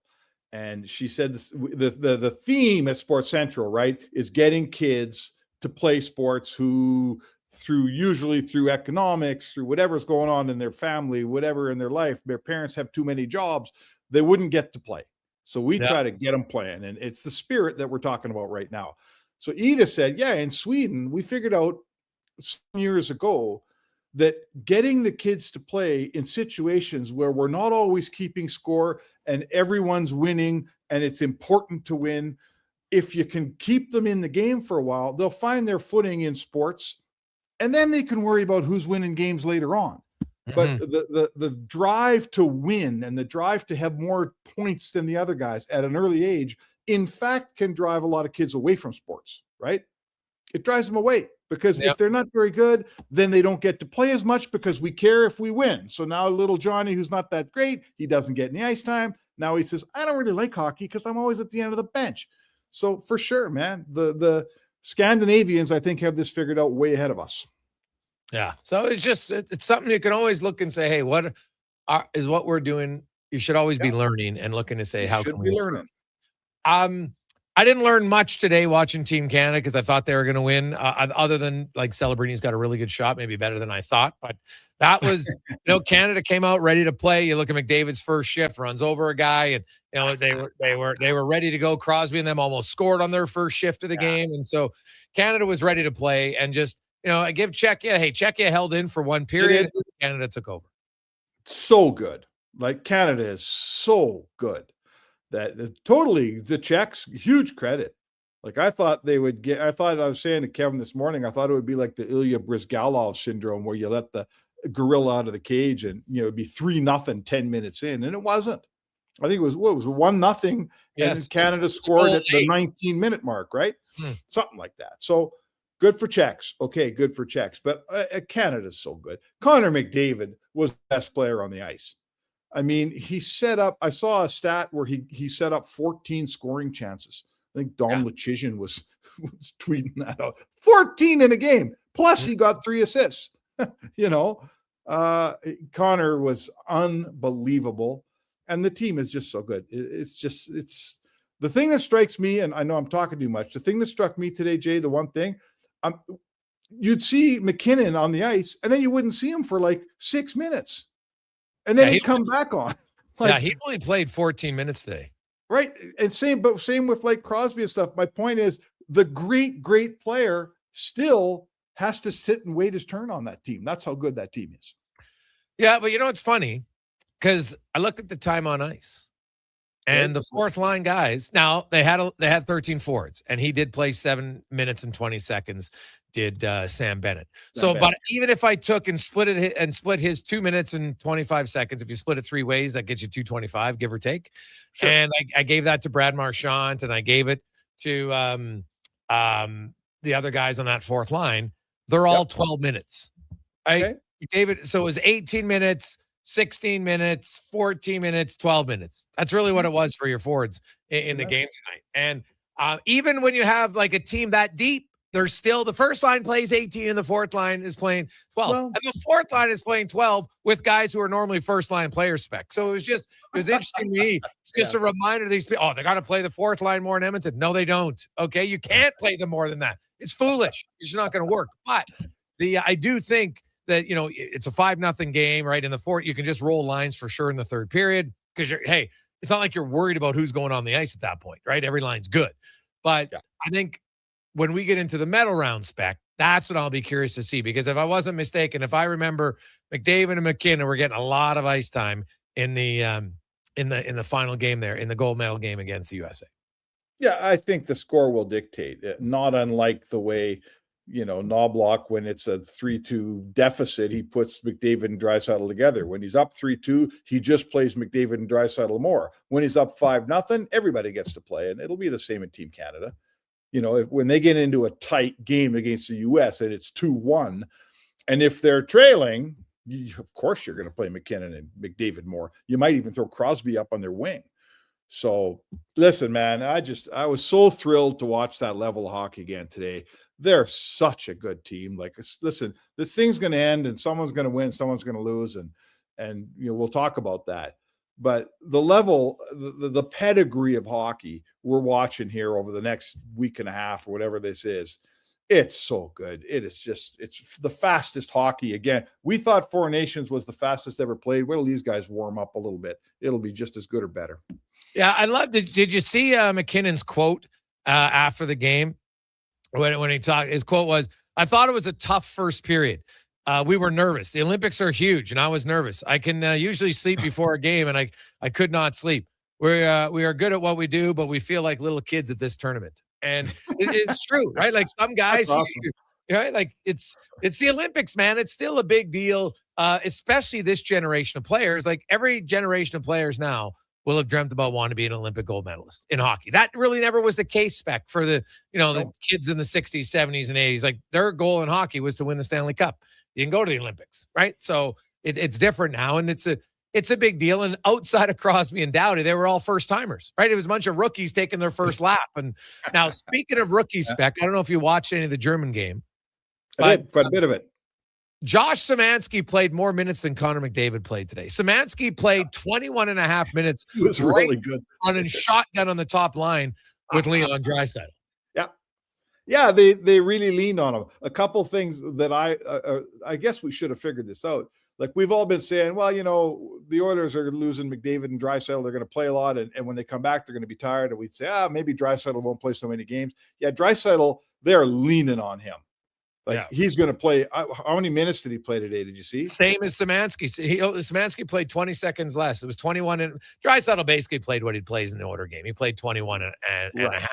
21. But every situation that was, every time there was an important draw, an important situation. So my point is this: they're going to lean on McDavid a little bit. Team Canada, sure, but Team Germany is absolutely going to depend on Draisaitl, and they're going to play the hell out of him. And they should. He was fantastic. And Szymanski was really, really good. And you know how he was? I don't think he started the game. I didn't get the impression, Jay, that the coach planned on playing him that much. But when the head coach, who knows those players, and he's on the bench, he's watching that game, when he decides that Josh Szymanski should move up and play more minutes and play next to Draisaitl, he's only doing that for one reason, because he thinks he's one of his best players. So that was a killer, great debut for Szymanski today. Oh, God. Well, and I just, I thought he opened eyes when he played his 5 games in Edmonton. I know he got sent back down, but you know what? When Edmonton's looking to make moves, they look and say, hey, maybe Josh Szymanski's a guy that we can just promote from within here. Now, I know it's a rookie, but if he's playing the Olympics, I don't know it's on Team Germany, but if he's playing in the Olympics, and it's more so, how does he look against the U.S.? It's a lot different to look against Denmark. It's not many NHL players. But sure. I'll be watching closely how he does in games against the NHL players. And it's the best players. And if he holds his own, to me, that's one where you say, we got to at least look at possibly finding a way to have him on the roster down the stretch of here at Edmonton. Oh, this is where young players, if they're lucky enough to find themselves in the situation. I mean, here's a guy starts the year in Bakersfield. Let's face it, if he's Canadian, he's not playing in the Olympics. He's still in Bakersfield, or he's on a beach right now. but he's German and they got room on their team for him. So he goes over there and he starts, a little bit down the lineup, and right away he has this great game, and the coach clearly likes him, and boom, now he's playing a ton. He might have a fantastic Olympics. Let's see. And he may take a huge step. Like at this point, I could say to you, there's a really good chance he leaves Milan a way more confident, better player than when he arrived. And that's a young player who takes a big step. Now he comes back to the NHL and he looks around the dressing room. He says, I can play with these guys. Let's go. Give me a spot here. That's exactly what you want. No, very true. Canada does play Switzerland tomorrow, and that's another game where you fully expect them to win. I would assume Thompson's going to play. You're not going to go back-to-back with Binnington. No, but Binnington was awfully good. Like, he was in control. Mm-hmm. He was confident. He played the puck well. His rebounds were, by and large, excellent. He made a couple of really, really big saves. So far, our question on Binnington, right? Do we get Four Nations Binnington, or do we get all season long in St. Louis Binnington? Right now, or for one day anyway, we got Four Nations Binnington. He was as good as you could be today. Yeah. The one negative news for Canada, Josh Morrissey, we haven't seen an update on his health. I'm going to guess maybe he doesn't go tomorrow. They've got Sanheim they could bring out of the press box, and he can be the number 7 defenseman. Canada is not allowed to bring in anyone else. Once you play your first game, there's no replacements, because you have 2 extra D-men and 2 extra forwards and an extra goalie to start the tournament. So that's the rules. Although I think emergency basis, maybe goalie might change. But I think what if you got like 4 defensemen hurt? Couldn't you bring in a couple guys or a guy? I don't know, man. I'd have to look closer. Petition? Yeah, maybe you could ask, but currently, judged by the rules, I know that once the tournament starts, it says you're not allowed to bring in an emergency player. Now, I didn't read the fine print if there was some special emergency clause. I'm sure it's not going to happen anyway. It's the IOC. They make it up as they go. I think we're figuring that out. Yeah. But the Jets, in a year where things aren't going well for the Jets, they're 11 points out of the playoffs. They're not making it. If Josh Morrissey is hurt, that actually helps them, because they want to finish as bad as they can now. I know it sounds odd, but if you're going to have a bad year, then be really good at having a bad year. Oh, for sure. I mean, I think, the Leafs having that 3 wins in a row in Western Canada put them in a position now where they can look at themselves and say, maybe we should be going for this. And that's not what, frankly, is healthy. So, for sure.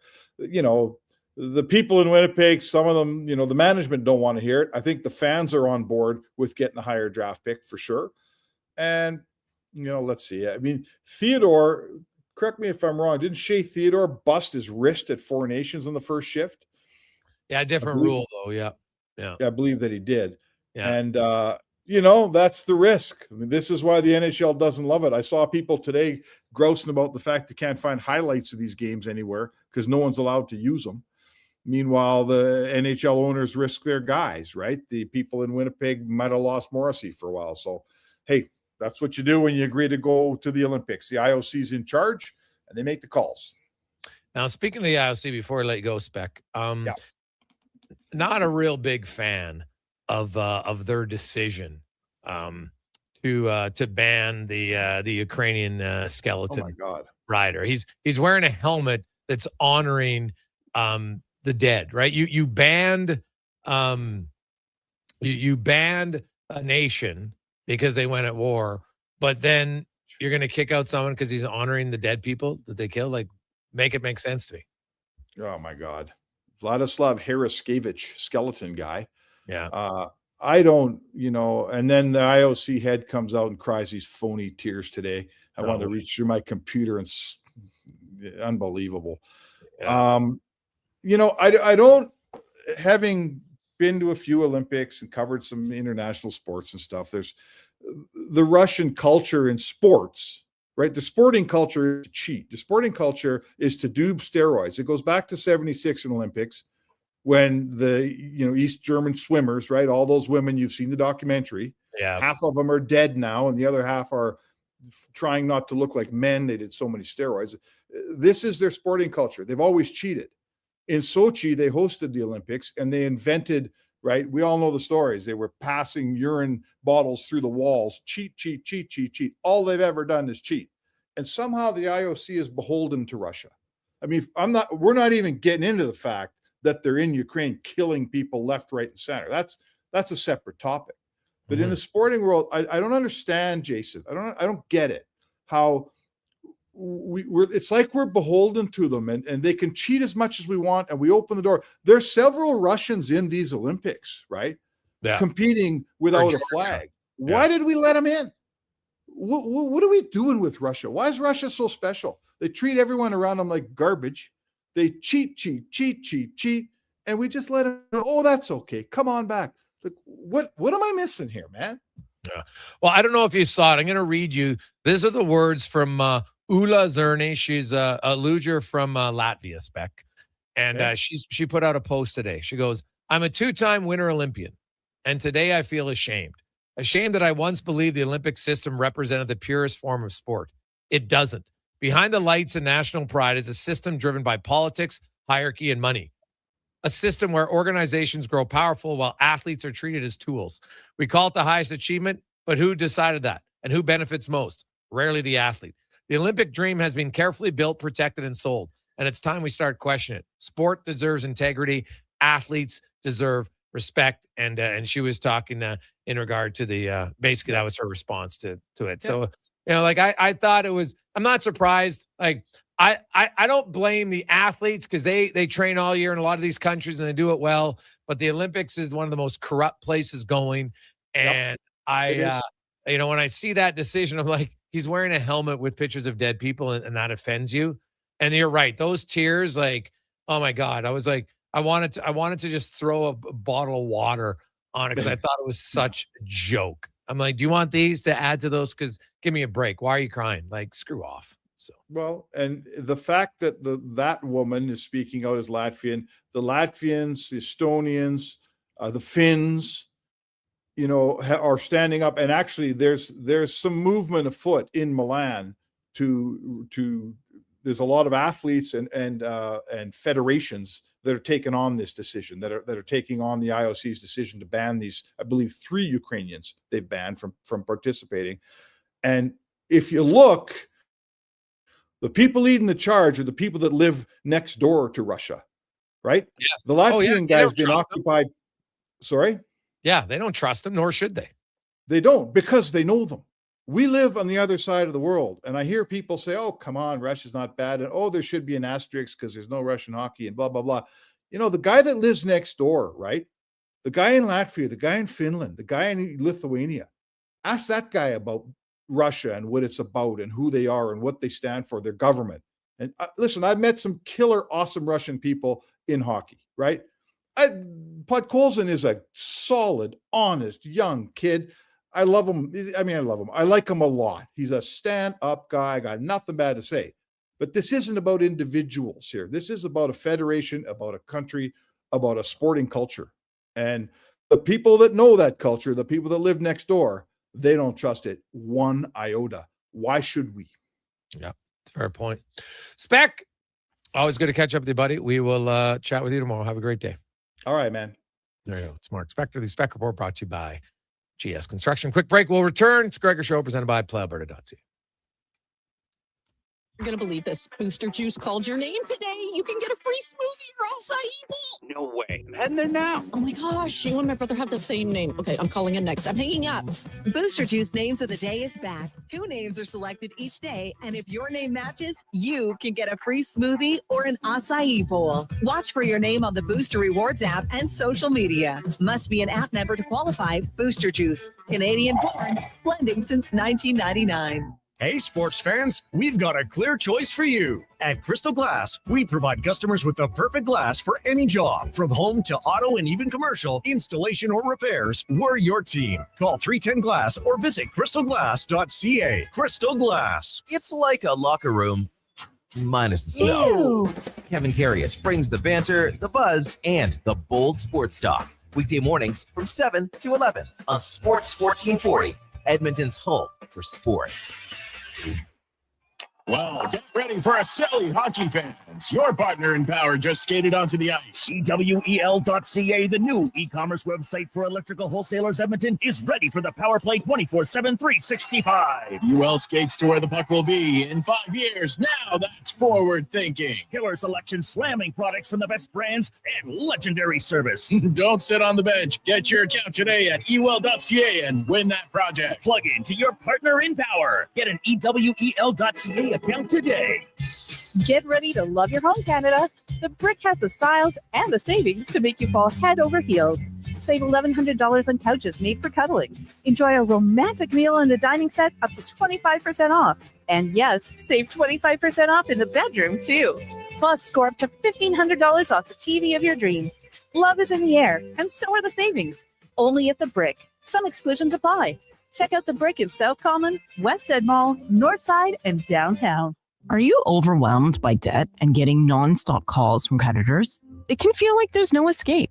Debt doesn't have to be a life sentence. A single call can turn things around. My name is Parveen Middleton. I'm a licensed insolvency trustee at BDO right here in Edmonton. I can help you become debt-free with a solution just for you. Let's put an end to those calls from creditors together. Call 1-833-BDO-TALK or visit bdodebt.ca to discover your debt-free future.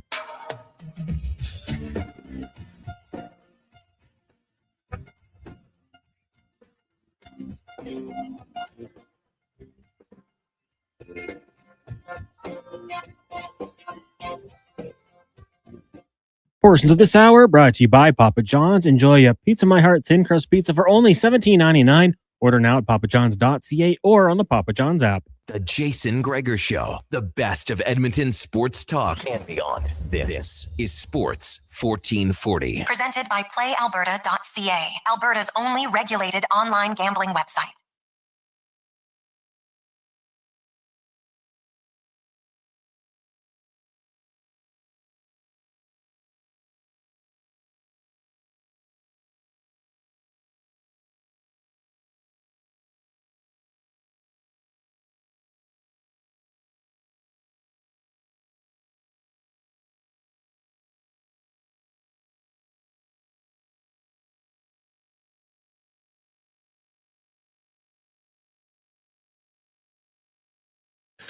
.530. Welcome back. Jason Gregor, Connor Halley, Sports 1440, sports1440.ca, YouTube, Facebook, X, and Instagram. A lot of text flying in. 833-401-1440, 833-401-1440. We'll get to some of them because a lot of them involve the order. So let's get to the oil report brought to you by Go Auto. Can shop over 15,000 vehicles at goauto.ca. And not only vehicles, but also goauto.ca has a huge part in helping out in the community. They've donated over $25 million to local charities, including big sponsor for the Gregor Foundation, Gregor's grads every year. So big thanks to Jared and everybody at Go Auto. Hey, guys, I watched Szymanski. Realistically, I know it's only one game. Do you think they would recall him once the Olympics are over? Well, so here's where they're at right now. So Edmonton needs to free up about $1.2 million in cap space to activate Adam Henrique. And if they do that, then they have no other cap space. So, that would be just enough. Now, if you trade Andrew Mangiapane, and let's say you probably, I don't know if you're going to trade him for a player, not bring any money back, that'd probably be a surprise to me. So you probably have to bring something back. Right, so even if it's $2 million, that saves you 1.6. Well, then you activate Henrique. You don't have any. You don't have any money to bring up a guy like Szymanski. And now, are there other moves and things they could look at? Yep. And it's something to consider, because now keep in mind, because people said, "Well, Gregor, why don't you just send Janmark down and call up Szymanski? He makes less." Well, no, he doesn't. They're actually basically the same cap hit, because Matthias Janmark's $1.45 million, and Szymanski, while his base is $975, because he wasn't on the roster to start the season, his bonuses count. Even if he doesn't hit him, you kind of get penalized a little bit that way. So he would count as a 1.45 and change maybe $1 million cap hit. So they'd be the same. But remember, it wouldn't be the same because Janmark would be a $300,000 cap hit. So if you put Janmark down and call up Szymanski, it's 1.7 instead of 1.75 instead of 1.45.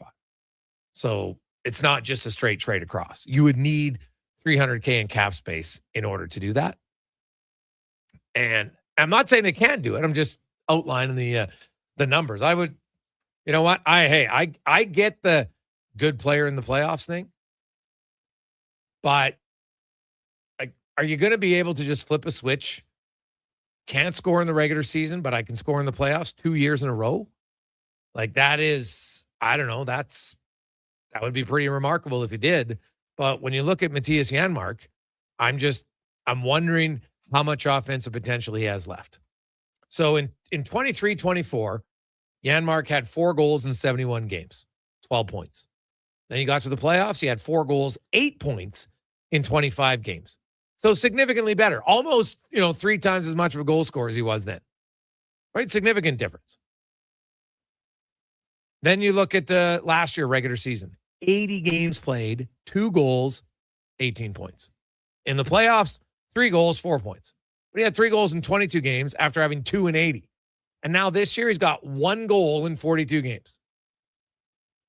So, and I get that, he doesn't make many mistakes defensively. I understand that. But at some point, you got to be able to contribute something offensively. And so Szymanski, all I know is when Szymanski was here, he didn't get scored. He actually contributed offense and outscored the opposition. Janmark's not outscoring the opposition. He's getting outscored. Now, again, small sample size for Josh Szymanski. I completely understand that. But it's at least something to look for. I'm going to guess just because I know how it works with the salary cap and everything else that we're probably going to see Henry get activated and they'll go there. But I'll say this. If Josh Szymanski continues to play this well at the Olympics, it's going to open their eyes to say, maybe we might have to look at some other options. And guess who's over there watching all the games? The general manager, Stan Bowman. He'll be watching the games. Now, he probably didn't watch that game live, of course, because he was watching the U.S. game live. But I look at Szymanski, and hey, I'll give Bowman his scouting staff credit. Like that is like found money, man. That's a great free agent signing. It's looking like a guy with some really good potential to help you out down the road. And that's what you want. So like Szymanski in 5 games played, he didn't even play 10 minutes a game at 5-on-5, but he was on the ice for 4 goals. Janmark has played 435 minutes at 5-on-5 this year. He's been on the ice for 8 goals. Szymanski has played 46 minutes, so basically just like almost 1/10. And he has half the amount of goals. Where he hasn't scored, but he's been on the ice. And he's a positive player. 4 goals for, 3 goals against. Janmark is 8 goals for, 18 goals against. So I don't know how you can't always hold on out hope that a guy is going to find his game again in the playoffs. You just can't. And I get that Janmark doesn't make many mistakes with the puck, but he also doesn't make many positive plays with the puck that lead to offense. That's just a fact. The numbers don't lie. So to me, that's something to at least consider. And, I've heard that, he's battling a little bit, got a little bit of a bum shoulder. Is that something that's ever going to fix? I don't know. But is that impacting? Like, he was never a great scorer, but now he's not. Like, come on. It is, it's brutal. Hey, guys, I might have missed it, but McDavid, are you concerned at all about fatigue when he comes back? He seems to be playing a lot. Well, he played 18 minutes, so I don't know if fatigue will be the issue for him. Like, they're excited to play. Like tomorrow's game, Switzerland, second half of back-to-back. I don't think the coach is going to run guys again. He'll probably play 18 minutes and might even play less against France because that game's probably going to be a blowout. And then they'll probably get a bye for sure because it'll be a top seed in their pool. And then they got 3 games left. Quarterfinal should be a decent game, but if they're the number 1 or the number 2 seed, then you're still probably playing the likes of, Slovakia maybe or Switzerland or Germany, somebody like that. And it won't be easy, but it's not going to be like you're playing Finland or Sweden. And I still think, Canada will be pretty favored. It's not really till the semifinals that I think it's going to be like an emotionally taxing game. So no, and you know what? Will he be fatigued? I guess there's a chance. But if he wins, man, he'll be in a good frame of mind for sure. Could I see them maybe not playing in both games of the back-to-backs? Because if they go all the way to the final is on the Sunday with the time zone, right? So that game would start at 2, it ends at 4, they're having a good time. Then they leave Monday, 8-hour flight, you got some jet lag, whatever. They play Wednesday. Do you have to play him that first game back against the Ducks? I don't think you have to, right? You play the next night against Kings. Now, he's the captain, and I know McDavid loves to play, but maybe he learned something last year. Because I know in hindsight, he said that Philadelphia game was they played Thursday night, partied, and he played a Saturday afternoon game, and obviously wasn't great. So I think it's a consideration to see, how much or how little he plays for the team. But you're not gonna really worry about what he's doing in the Olympics. He's there. They're there to win, man. He's gonna give everything he has, no question. Hey, boys, Janmark and goal, though he's a playoff guy. We could literally have 9 forwards, and the last 3 could be league minimum guys, considering our top 6 is going to eat up all the playoff minutes. Mike from Spruce Grove. Well, I think you might be misleading. Like, Janmark's playing 12 minutes. You still need guys who can contribute in the playoffs, don't get me wrong. But their fourth line, guys are still going to play. You need guys who can contribute. And getting guys who can contribute, all you got to do is look at Florida. Their fourth line played 7.5 and 8.5 minutes in the 2 years they won Stanley Cups. But Greer, they had 3 goals. Gadjevich had 2 goals. Like, they still contributed. You got to find guys who can contribute in low minutes. That's just how it is. We'll take our final break. We'll come back. We got Cam Tate, the 2-minute warning and more on the Gregor Show, presented by PlayAlberta.ca.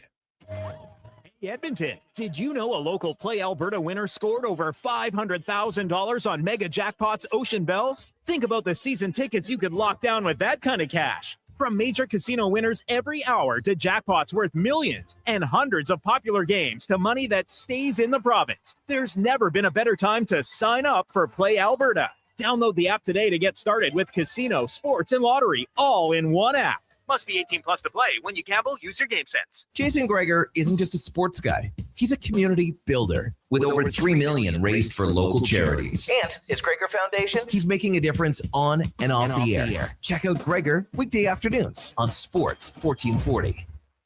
Scott McGilvery here, HGTV host and renovation expert. The one upgrade I know homeowners will love: better, fresher Culligan water straight from the tap. Culligan's Aquasential reverse osmosis filtration system takes your water to the next level.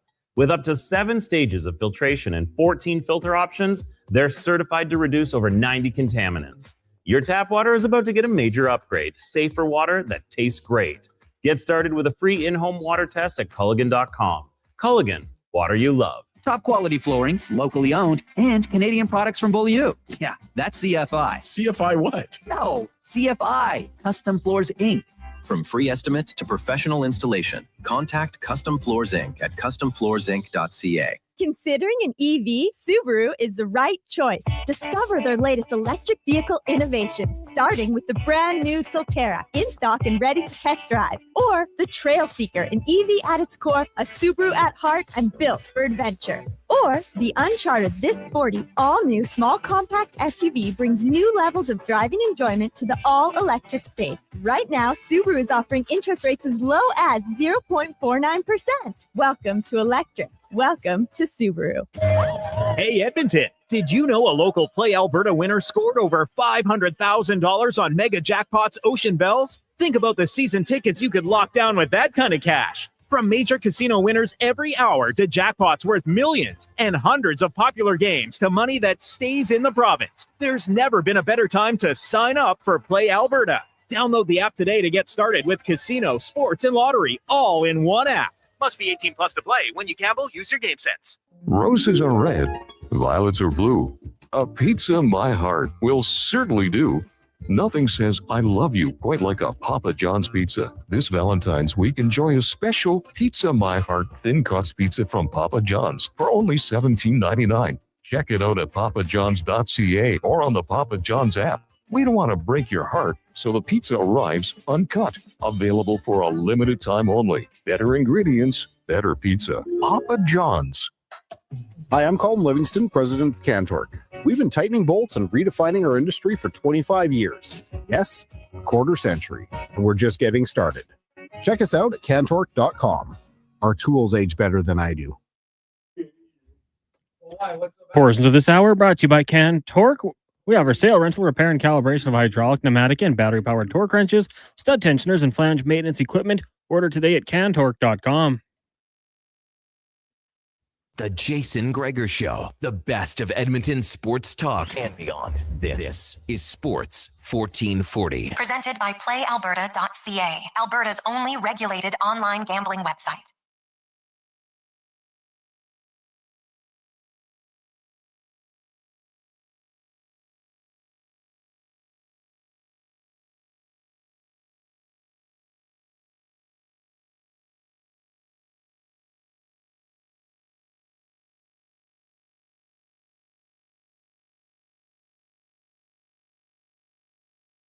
Rolling through, busy Thursday. A few more medals today for Canada as they are up to 7, and a really good breakdown that Ben Steiner had just put out. That Canada, no golds yet, but there's still lots of events. Of course, you have the men in short track, 5,000 meter relay. Courtney Sarow in 1,000 meters short track. Stephen Dubois, 500 meter short track. Will D'Angelo, 1,500 meters. You got the men in hockey. You have Michael Kinsbury in dual moguls.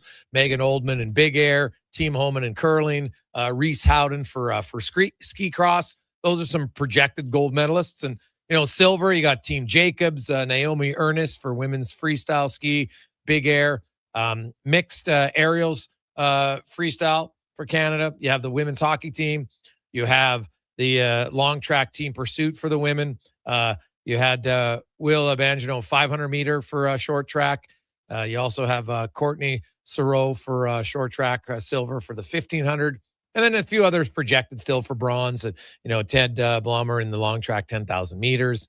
The mass start, Ivany Blodin in the long track mass start. And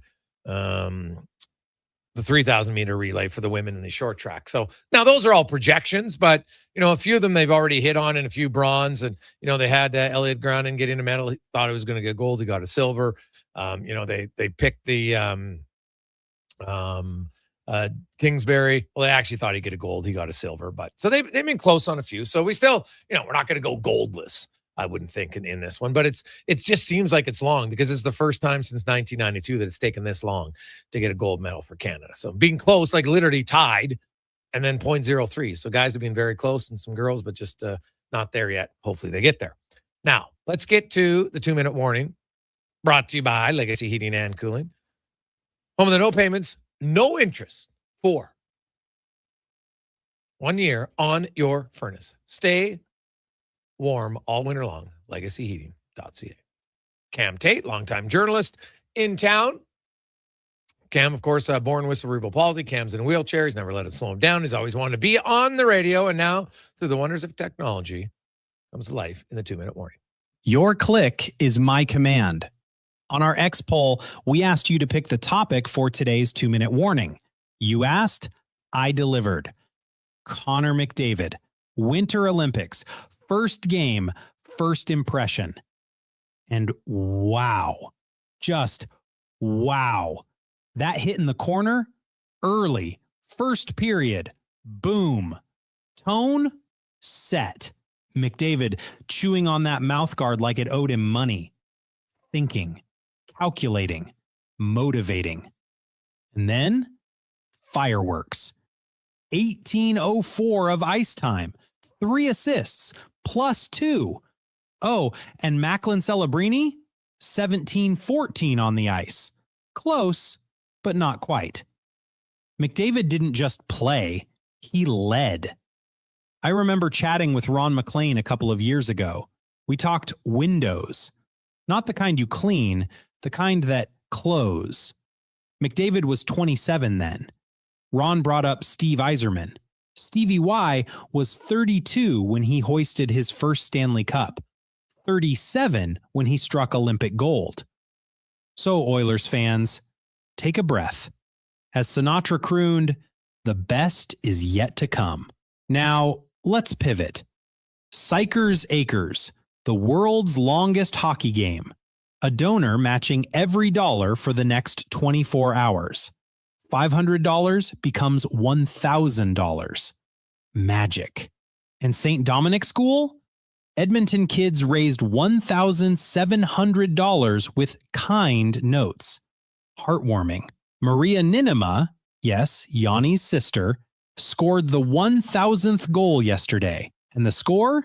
As of 3:30 p.m., Team Hope 1,155, Team Cure 1,100. Hockey, heart, hope. What a day. All right, 2-minute warning here. Gregor, Haley, Kruger, need a blankie, pillow, and a cookie over there in your YouTube channel corner? This is Cam Tate, Sports 1440. It's awesome. They're up to over 2,000 goals combined. I like it. Love to know what the save percentage is for the goalies out there at Sakers Acres. Now, before we go, there's always some unique stories around the Olympics. How about this one? Imagine being wanted for 16 years by the Italian police. Well, there was a 44-year-old Slovakian who was wanted for shop thefts back in 2010. So now just, nothing crazy, but still 16 years on the run. Well, guess what? He came to Milan because he wanted to cheer on the national ice hockey team at the Winter Olympics. And he checked into his guest house to watch Slovakia's men's hockey team. And the police caught him near Santa Gallia Arena. So now he's in prison for 11 months and 7 days. But he did get to see his team, at least for a short time. Matt, well, you're on the run for 16 years. I wonder if he said, well, geez, I stole something from a shop. They probably forgot about it. Nope, they did not. So now he'll have to 16 years on the run. He's 44. So he did the stealing when he was 28. And it's kind of ballsy, right? You're out of the country. They can't get you. Then you come back in just to watch your team. So that's a tough one. Tough one, Cons. Yeah, crime doesn't pay, kid. Remember that. Exactly. You want to support your team? Might take going to jail. Might take you a while, but 16 years, eventually they got you. Man, police probably high five there. Like, I wonder if there was one officer who'd just been tracking this guy for 16 years. Now, it wasn't thankfully, it wasn't a murder case or anything like that, but still. Those shops are probably like, hey, you finally got that guy. He's retired in his cabin. He gets the call. Yeah. We got him. Mm-hmm. Yeah, finally. 16 years later. Sucker. Crime doesn't pay. Good idea, Cons. Coming up tomorrow on the show, Kevin and them will set you up for Canada taking on Switzerland. Hopefully we got a few gold medals tomorrow. Got a few up for grabs. Check it out. Schedule at sports1440.ca. On behalf of Connor Halley, Declan Kruger, Cam Tate, I am Jason Gregor. Have yourselves a lovely Thursday evening. Let's get to the Con Man of Sports 1440 update brought to you by Loca. Your next dinner is ready with Loca's Quality Market Gourmet Meals. Choose from over 200 chef-prepared meals. They'll bring it right to your door. Meals.loca.ca. Good night. This is a Sports 1440 update. A nice day for Canada. The Winter Games in Italy, adding 3 more medals to their haul. 2 on the hill, 1 in the short track oval. Snowboarder Elliot Gronin in snowboard cross.